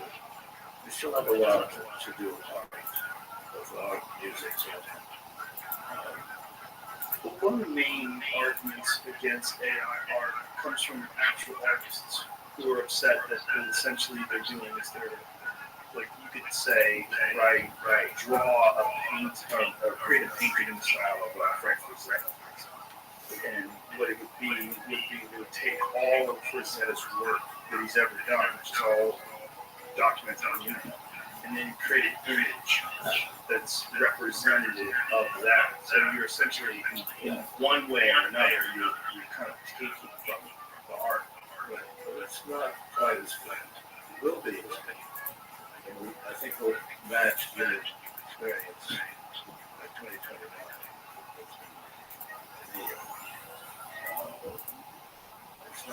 It's not as good. Which is the best image generated right now? They really changed almost the journey was right.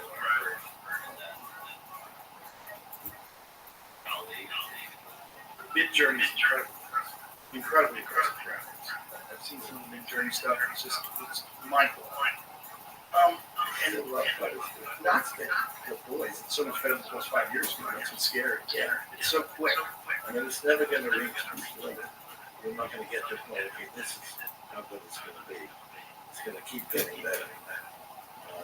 It will with that movement. If they can get to a certain point, it will far exceed what human creativity is doing.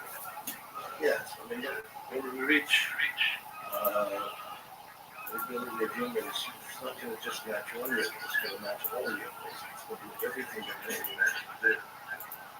In the game, it's going to play harder than any human. Well, that's already been certain. Invented winners. AI is invented winners that now they're invented by humans. In a very complex game that they never thought that AI was going to be able to beat, as far as creativity. Arthur, we're not quite there. We will be there. By 2029, people match any person. That's it, 2029. That's just a few years away. Well, I'm actually considering people think that will happen next year. I actually said that in 1999. I said we would match any person by 2029, so 30 years. People thought that was totally crazy. And in fact, Stanford had a conference and invited several hundred people from around the world to talk about my prediction. People came in, and people thought that this would happen, but not by 2021. It would take 100 years. Yeah, I've heard that. I've heard that, but I think people are amending those. Is it because human beings have a very difficult time grasping the concept of exponential growth? That's exactly right. In fact, still kind of has a little bit of view. And if you say, well, it's going to grow exponentially, you can say, yeah, but 2% a year. It actually doubles in 14 years. I brought it in Charlotte. Look at really this.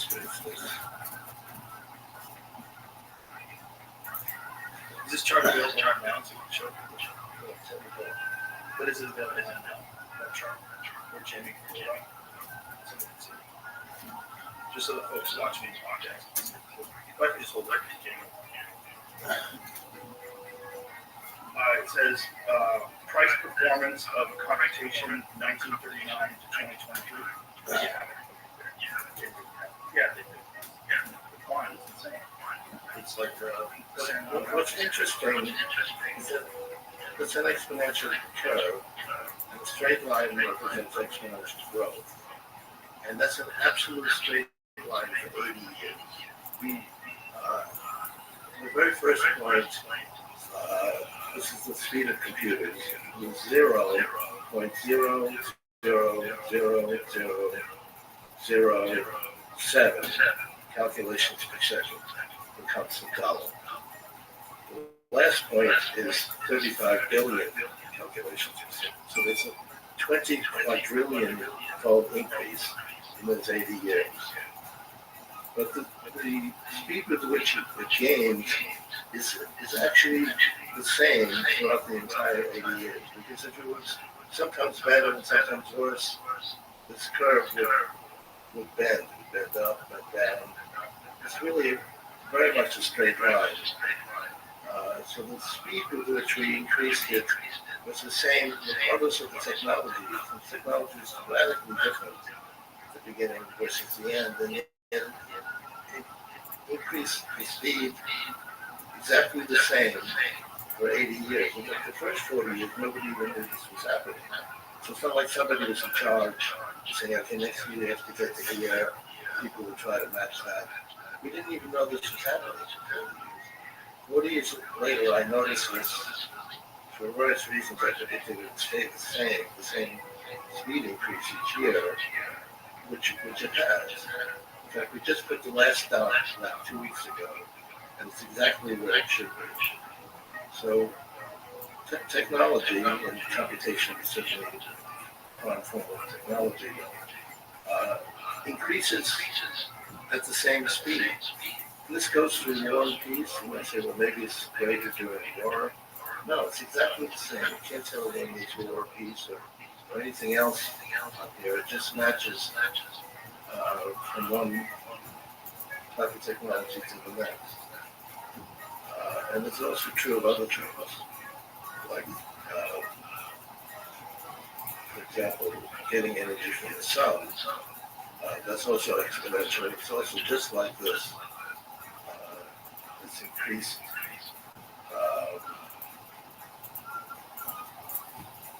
We now are getting about 1,000 times as much energy from the sun that we did 20 years ago. Because the implementation of solar panels. Yeah. Has the function of it increased exponentially as well? The function of what I had understood was that there was a problem in the technology as far as how much you could extract from the sun from those panels. No, not at all. No. I mean, it's increased 99.7% since it started. Right. And it does the same every year. It's an exponential curve. If you look at the curve, we'll be getting 100% of all the energy we need in 10 years. The person told me, and he was talking, it's like fully solar powered electric car, because it's not capable of absorbing that much in the sun with a small panel. So there's a physical limitation in the panel size. No, I mean, it's increased 99.7% since we started. Since what year? It's about 35 years ago. 35 years ago. And 99% of the ability of it, as well as the expansion of use. I mean, you might have to store it. You're also making it finish gains in storage of it. Right. Better. Right. So you don't have to get it all from the solar panel. It's in a car. The concept was that could you make a solar panel, a car that has solar panels on the roof, and would that be enough to power the car? And he said no. He said it's just not really there. Right, it's not there yet, but it will be there in 10 years. Do you think so? Yeah, he seemed to doubt that. There's a certain limitation of the amount of energy you get from the sun. How much you get back from actual solar panels can absorb. Well, you're not going to be able to get it all from the solar panel that fits in the car. Right. So you wouldn't just be able to drive indefinitely on a solar panel. Yeah, that was what he said. So, but you can obviously power a house, especially a roof where you have solar panel roofs now. But you can also store the energy. We're going to go to all renewable energy.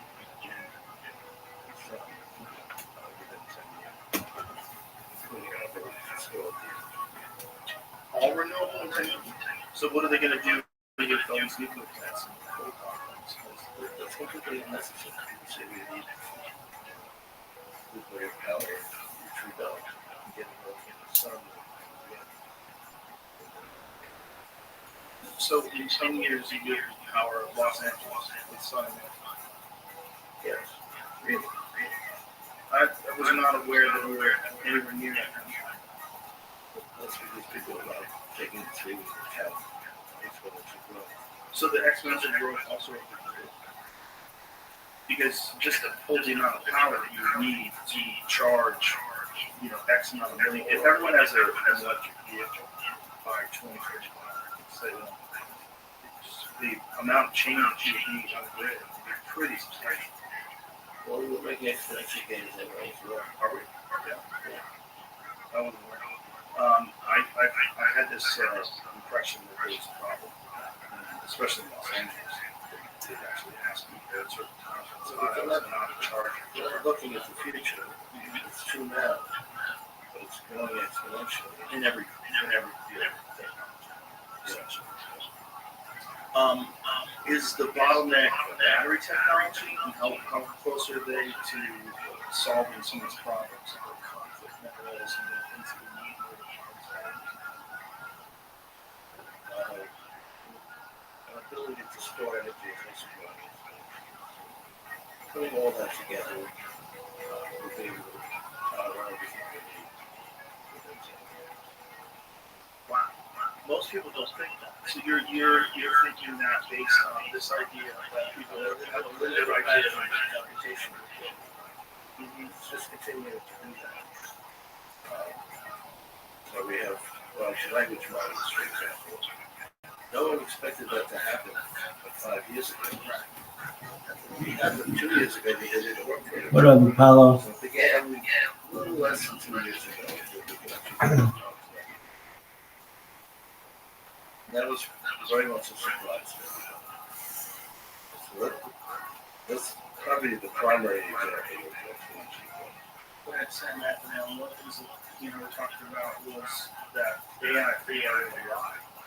That they used AI to go through a CAPTCHA system, and the AI told the system that it was vision impaired, which is not technically AI, but he used it to bypass it. Are you a robot?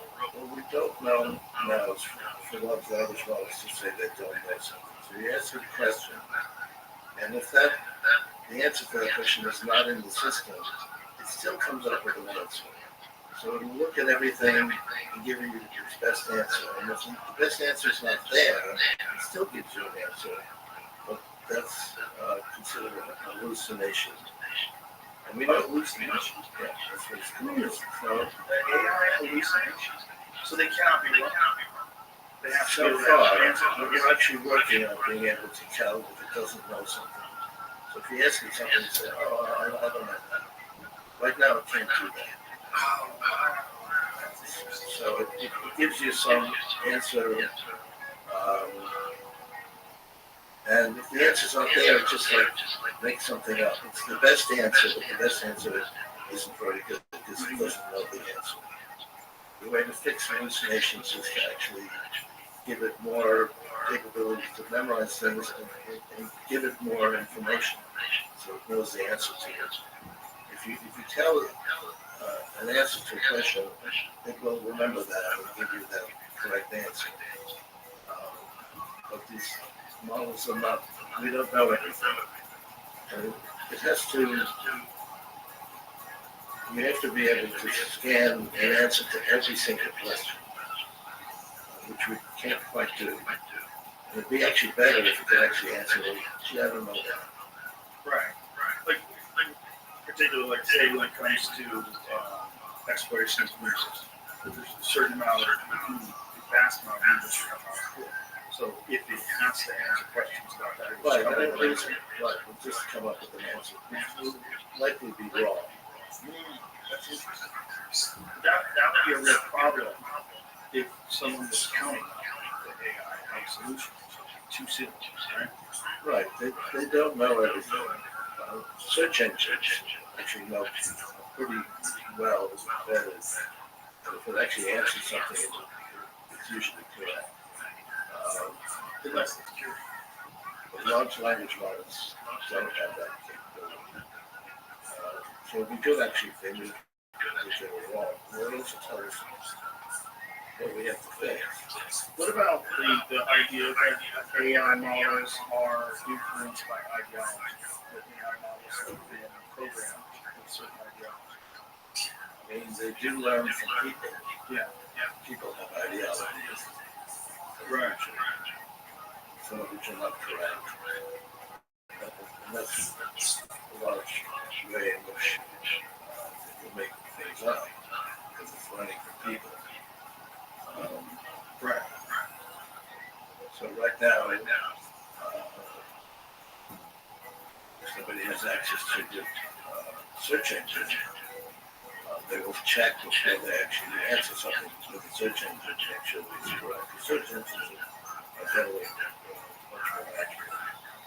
Generally. Right. When it comes to this idea that people enter information into a computer through relies on ideology, do you anticipate that with artificial general intelligence it will be agnostic to ideology? That it will be able to reach a point where instead of deciding things based on social norms or whatever the culture is accepted currently, that it would look at things more objectively and rationally? Well, eventually, so we still call it artificial general intelligence, even if it didn't do that. And people simply do are influenced by whatever their people that they respect feel is correct, and will be as influenced by those people are. Let's still call it artificial general intelligence. We are starting to check what large language models come up with search engines and what's actually making it correct. But we have to actually continue on this curve. We need more data to be able to store it. This is not enough data to be able to store everything correctly. This large amounts of large language models, which we don't have storage for the data. So that's what's holding us back is data and storage. Yeah, we also have to have the correct storage. So that's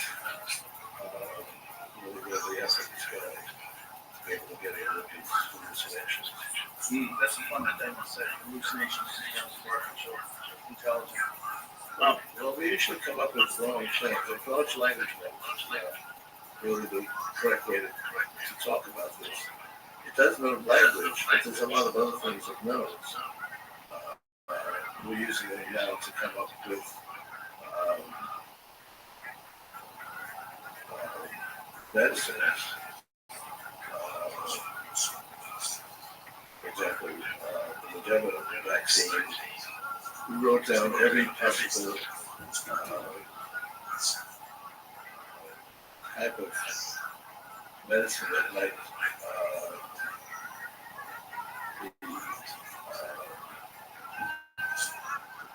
work. There's actually several billion mRNA sequences. We then tested them all and did that in two days. So I actually came up with tested several billion and decided on it in 2 days. We then tested it with people. We're going to go overcome that as well because we'll be able to test it with machines.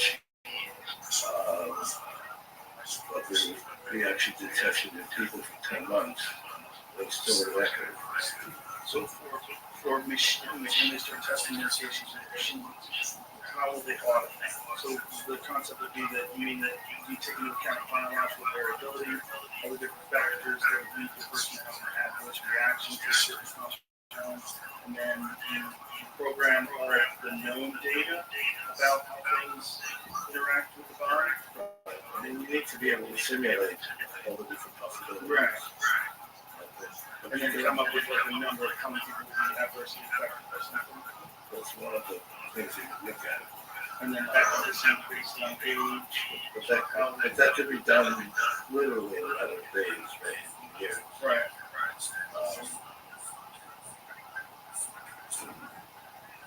The question would be, who's in charge of that data, and how does it get resolved? And what if artificial intelligence is still prone to hallucinations, and they start using those hallucinations to justify medications, that's a bit of an issue, especially if it's controlled by a corporation that makes a lot of money. Well, that's the issue. And we'll do it correctly. So we'll have to there's going to have to be a point in time where we all decide that artificial intelligence has reached this place where we can trust it implicitly. Right. Well, that's why they take now the leading candidate and actually testing with people. But we'll be able to get rid of the testing with people once we can have reliance on the simulation. So we've got to make the simulations correct. But right now we're actually testing with people, and that takes took 10 months in this case. When you look at artificial intelligence and you look at the expansion of it and the ultimate place that it will eventually be, what do you see happening inside of our life, inside of 20 years? What kind of revolutionary changes on society? Well, one thing I feel will happen in 5 years, in 2029, is we'll reach longevity escape velocity. So right now, by 3 years, and you use every year for longevity, about a year older. However, we're doing scientific progress, and we're coming up with new cures for diseases and so on. Right now, you're getting back about 4 months. So you lose a year, but through scientific progress, you're getting back 4 months. So you're only losing 8 months. However, the scientific progress is progressing exponentially. And by 2029, you'll get back a full year. So you lose a year, but you get back a year, and you can pretty much stay in the same place. So by 2029,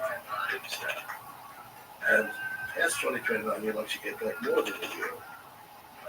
You'll get back. Can I be a no, but you'll, in terms of longevity, you'll get back more than a year. Right. So you'll be able to essentially go back in biological telomeres, changing elasticity of the skin. Eventually, you'll be able to do that. Doesn't guarantee you living forever. I mean, you can have a 10-year-old who can compute that, hey, he's got many decades of longevity, and he could die tomorrow. But overall, there would be an expansion of the exactly. And that's something that we're going to get. And that's also using the same type of logic as large language models. That's not language, actually creating medications. So we should call them large event models of large language models. Because it's not just dealing with language, it's dealing with all kinds of things. When I talked to you 10 years ago, you were telling me about this pretty extensive supplement routine. Well, I'm trying to get to the point where we have longevity escape velocity in good shape. Right. And yes, I do follow that. I take maybe 80 pills a day. And, wow. So injections and so on. Peptides? Yes, peptides. So far it works. Have you ever gone off of it and see what you feel like? No. I mean, it seems to work. And there's evidence behind it. How old are you now? 76. You look good. You look good for 76, man. That's great. So it's doing something. Yeah, I think it's working. And so your goal was to get to that point where they start doing, you live a year, stay static, and then eventually get back to right. And it's not that far off. If you're diligent, if you're there by 2029. But not everybody's diligent. Right. Now, past that, this is for life extension, which is great.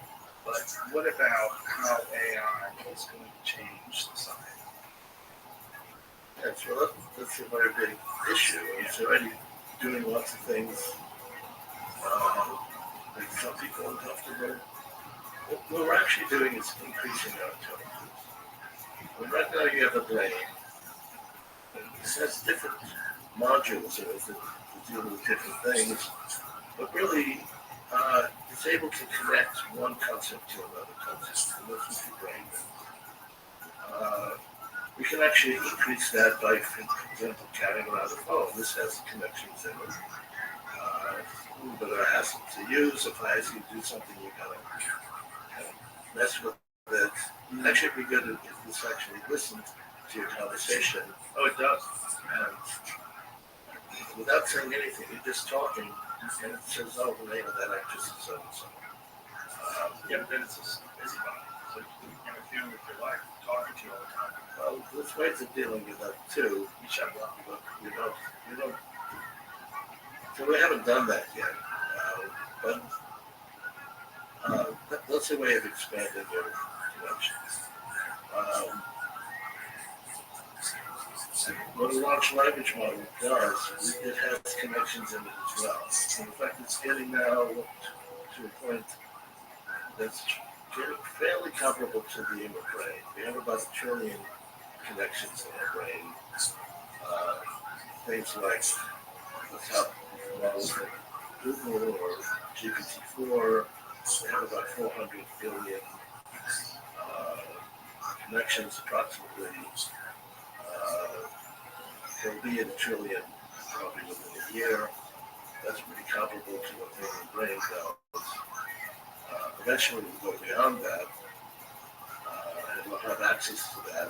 So it's basically making us smarter. So if you have the ability to be smarter,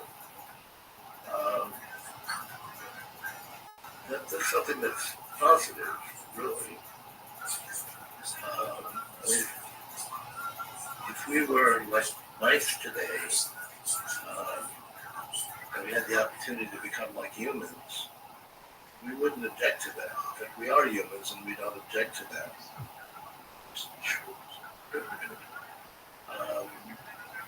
And this is going to basically make us smarter. Eventually we'll be much smarter than we are. And that's a positive thing, to be able to do things that are today that we find bothersome in a way that's much more palatable. The idea of us getting smarter sounds great. Yo, Rabbi, what's good? What up, Pimp? How are you? Because it's like competition. Can you hear me? Chilling. Yeah, I'm just chilling. You can hear me? Yeah, I'm just chilling right now. That's tight as fuck. Were you ready to have your mind fucking blown? Yeah, what's up? Hell yeah. Here we go, baby. See if this shit works.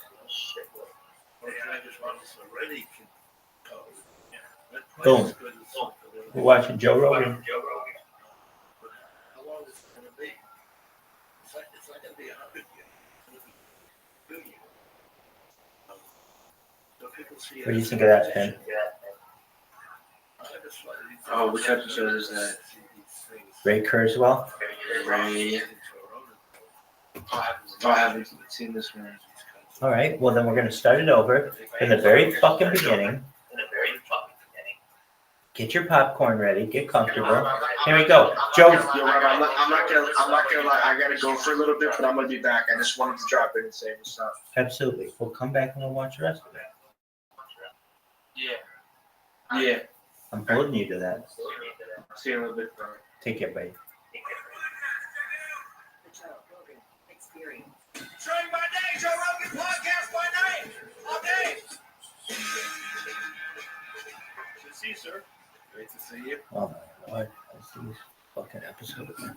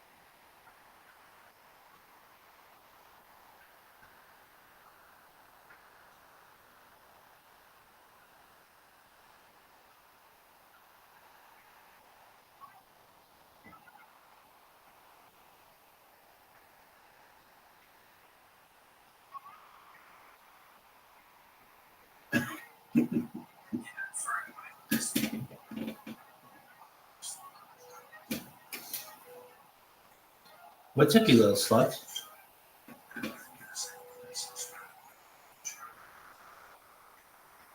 Hey, Jam, how you living, baby?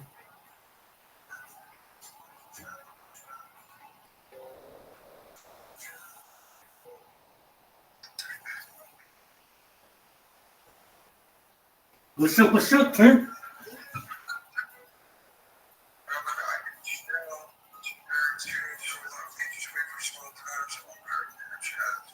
Yo, dog. We're watching Ray Kurzweil, the grandfather. Ray Kurzweil. Do you know who Ray Kurzweil is? He's the grandfather of AI. We're watching him on the Joe Rogan Experience live, streaming it all over the world. Cray in a good way. JM, how you living, baby? JM, how are... Oh, take your time. Take your time. I hope you're well. No, you're good. Apollo 13, how are you?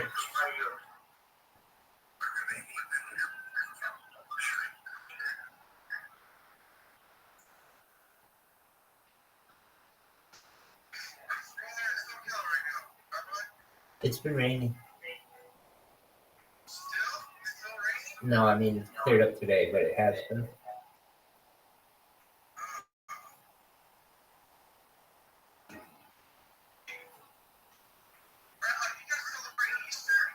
No. Passover.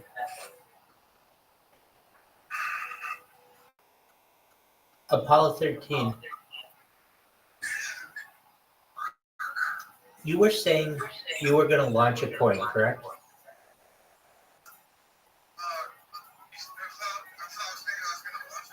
Didn't you say you were going to?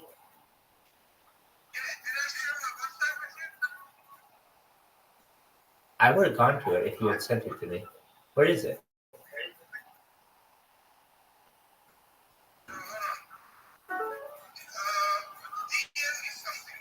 Sure.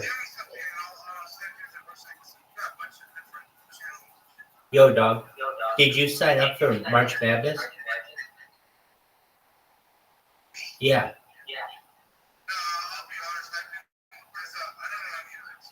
Here's the thing. It has an auto pick function. So it'll pick all the best teams for you. It's through ESPN. You can make $125,000. You also get bragging rights. And it'll make you...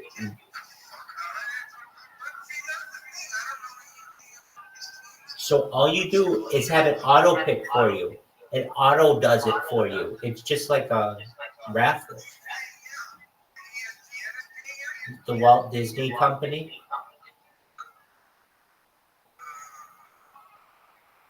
So it's guaranteed. I've already done it.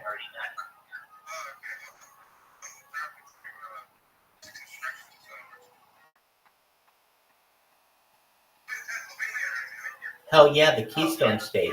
Shout out to all my Phillies fans, my Eagles fans, my Steelers fans, my Pirates fans.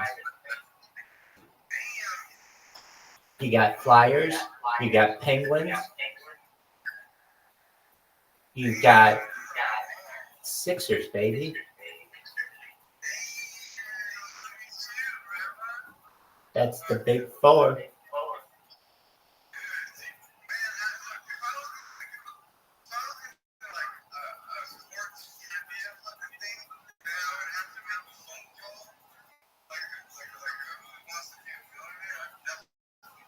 Oh yeah, baby.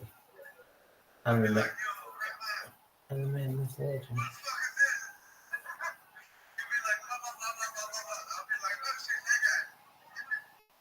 Apollo, what do you think of your VC being open for days on end? It's fire.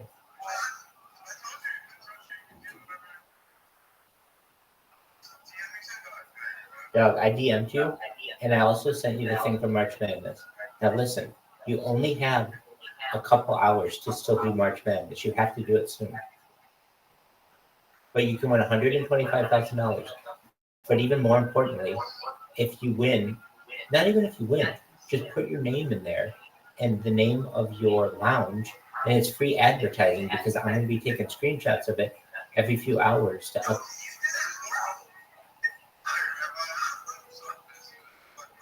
Dog, all you do is click the links that I sent. There are 2 links. You can log in with Google, and it just, the first thing is auto pick or manual pick, and you pick auto pick, and it says auto pick using the best odds, the mascots, the locations, whatever you want it to be. So you just pick best odds, and then it says choose a total for the championship, and you put in, I don't know, whatever you think the total is. 160 is a good number, probably. I don't know. And then that's it. You're done. And then for the next 3 weeks, over 100 games are going to be played, and your name is going to be featured on the leaderboard. And people are going to be like, "Who's Apollo 13?" Like, "Oh, he's in the Crypto Degens Lounge. He actually is the founder and owner of that." And like, "Oh, can you send me a link to it?" Like, "Oh yeah, sure." And I send them a link, and then they start hanging out in here. Then you've got more people in your Crypto Degens Lounge because you randomly joined some March Madness bracket.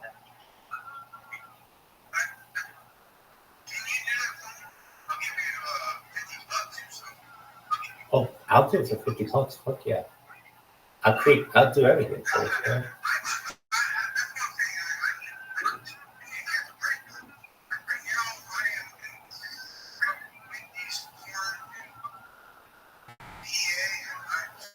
So Apollo, I'll do it for you for free. And all you have to, if you win, we gotta split it. Yeah. But that's cool. Well, now I have to do some work. I want to do work. Fuck this. Here's the thing. I already picked my.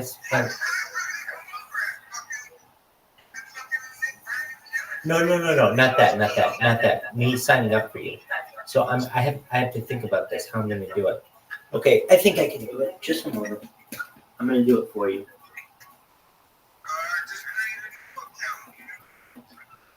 Well, here's the thing. No, I don't want your Gmail.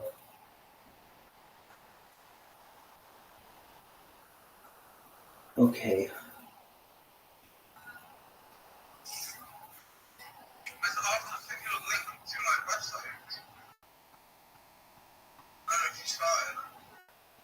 No, let me see that.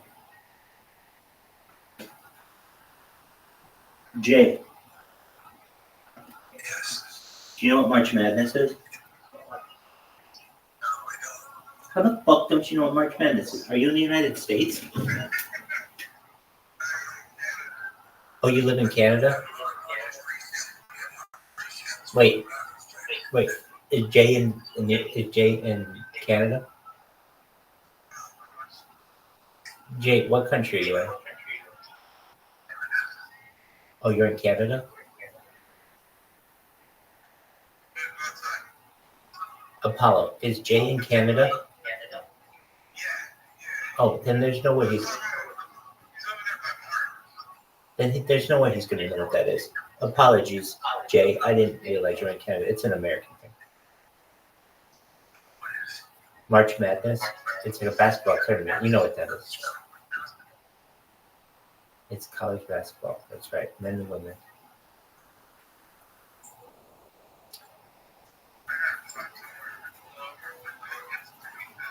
What kind of dog do you have? Apollo, what kind of dog do you have? What kind of dog do you have? Oh yeah, it's a beautiful kind of dog.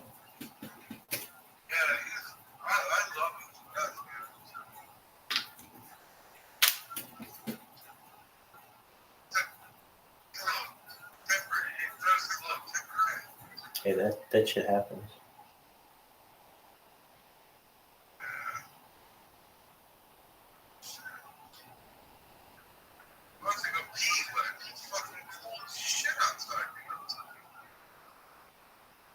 Keystone State showing it. Jeez.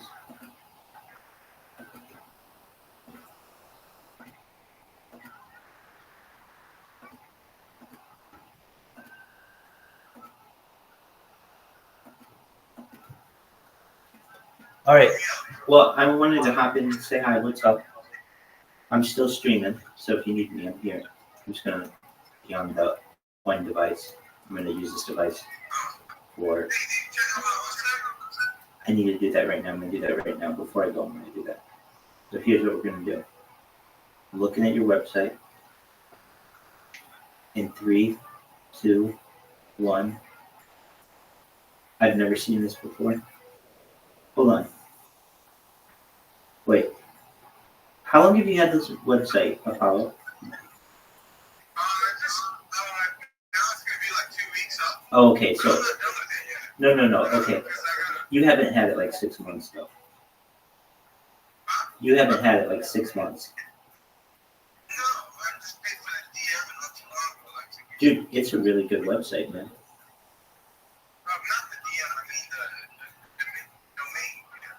Yeah, dude, this is a really nice website. So this is your coin?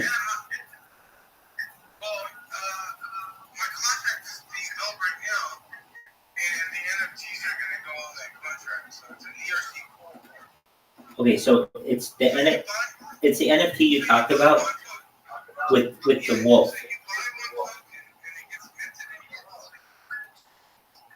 Okay, so you buy a token, and the NFT comes with the token? Okay. And it's on Ethereum?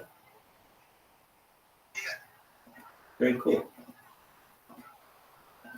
Well, I want to tell you, I remember when you first approached me, when we first met, and you showed me your art. And I remember I said it to me, it reminded me of this Teenage Mutant Ninja Turtles thing that I had seen, and we went through that. Exactly. I remember looking through some of my old photos, and I saw that we had exchanged that. And then I thought, all right, but like you have to understand, a lot of people come through. It's like I told you when we met. A lot of people come through and they're like, oh, dude, I'll come and see you and blah, blah, blah, blah, blah. And they don't. And a lot of people also say, dude, I'm going to create a coin. I'm going to create an NFT. And it never comes to fruition. And Apollo, I've told you this before. You are a doer and you got that done. You came and saw me and you came and got this NFT, a website, and you're getting it off the ground. And I just want to tell you that's a phenomenal job.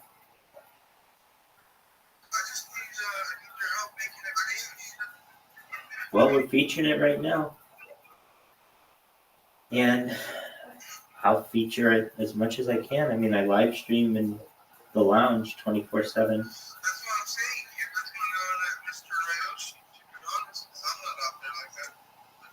Yeah.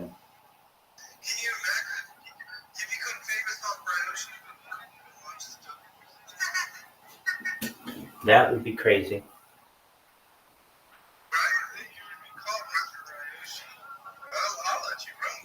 So I have a question. For you. Is it possible for you to run Twitter Spaces while you're driving?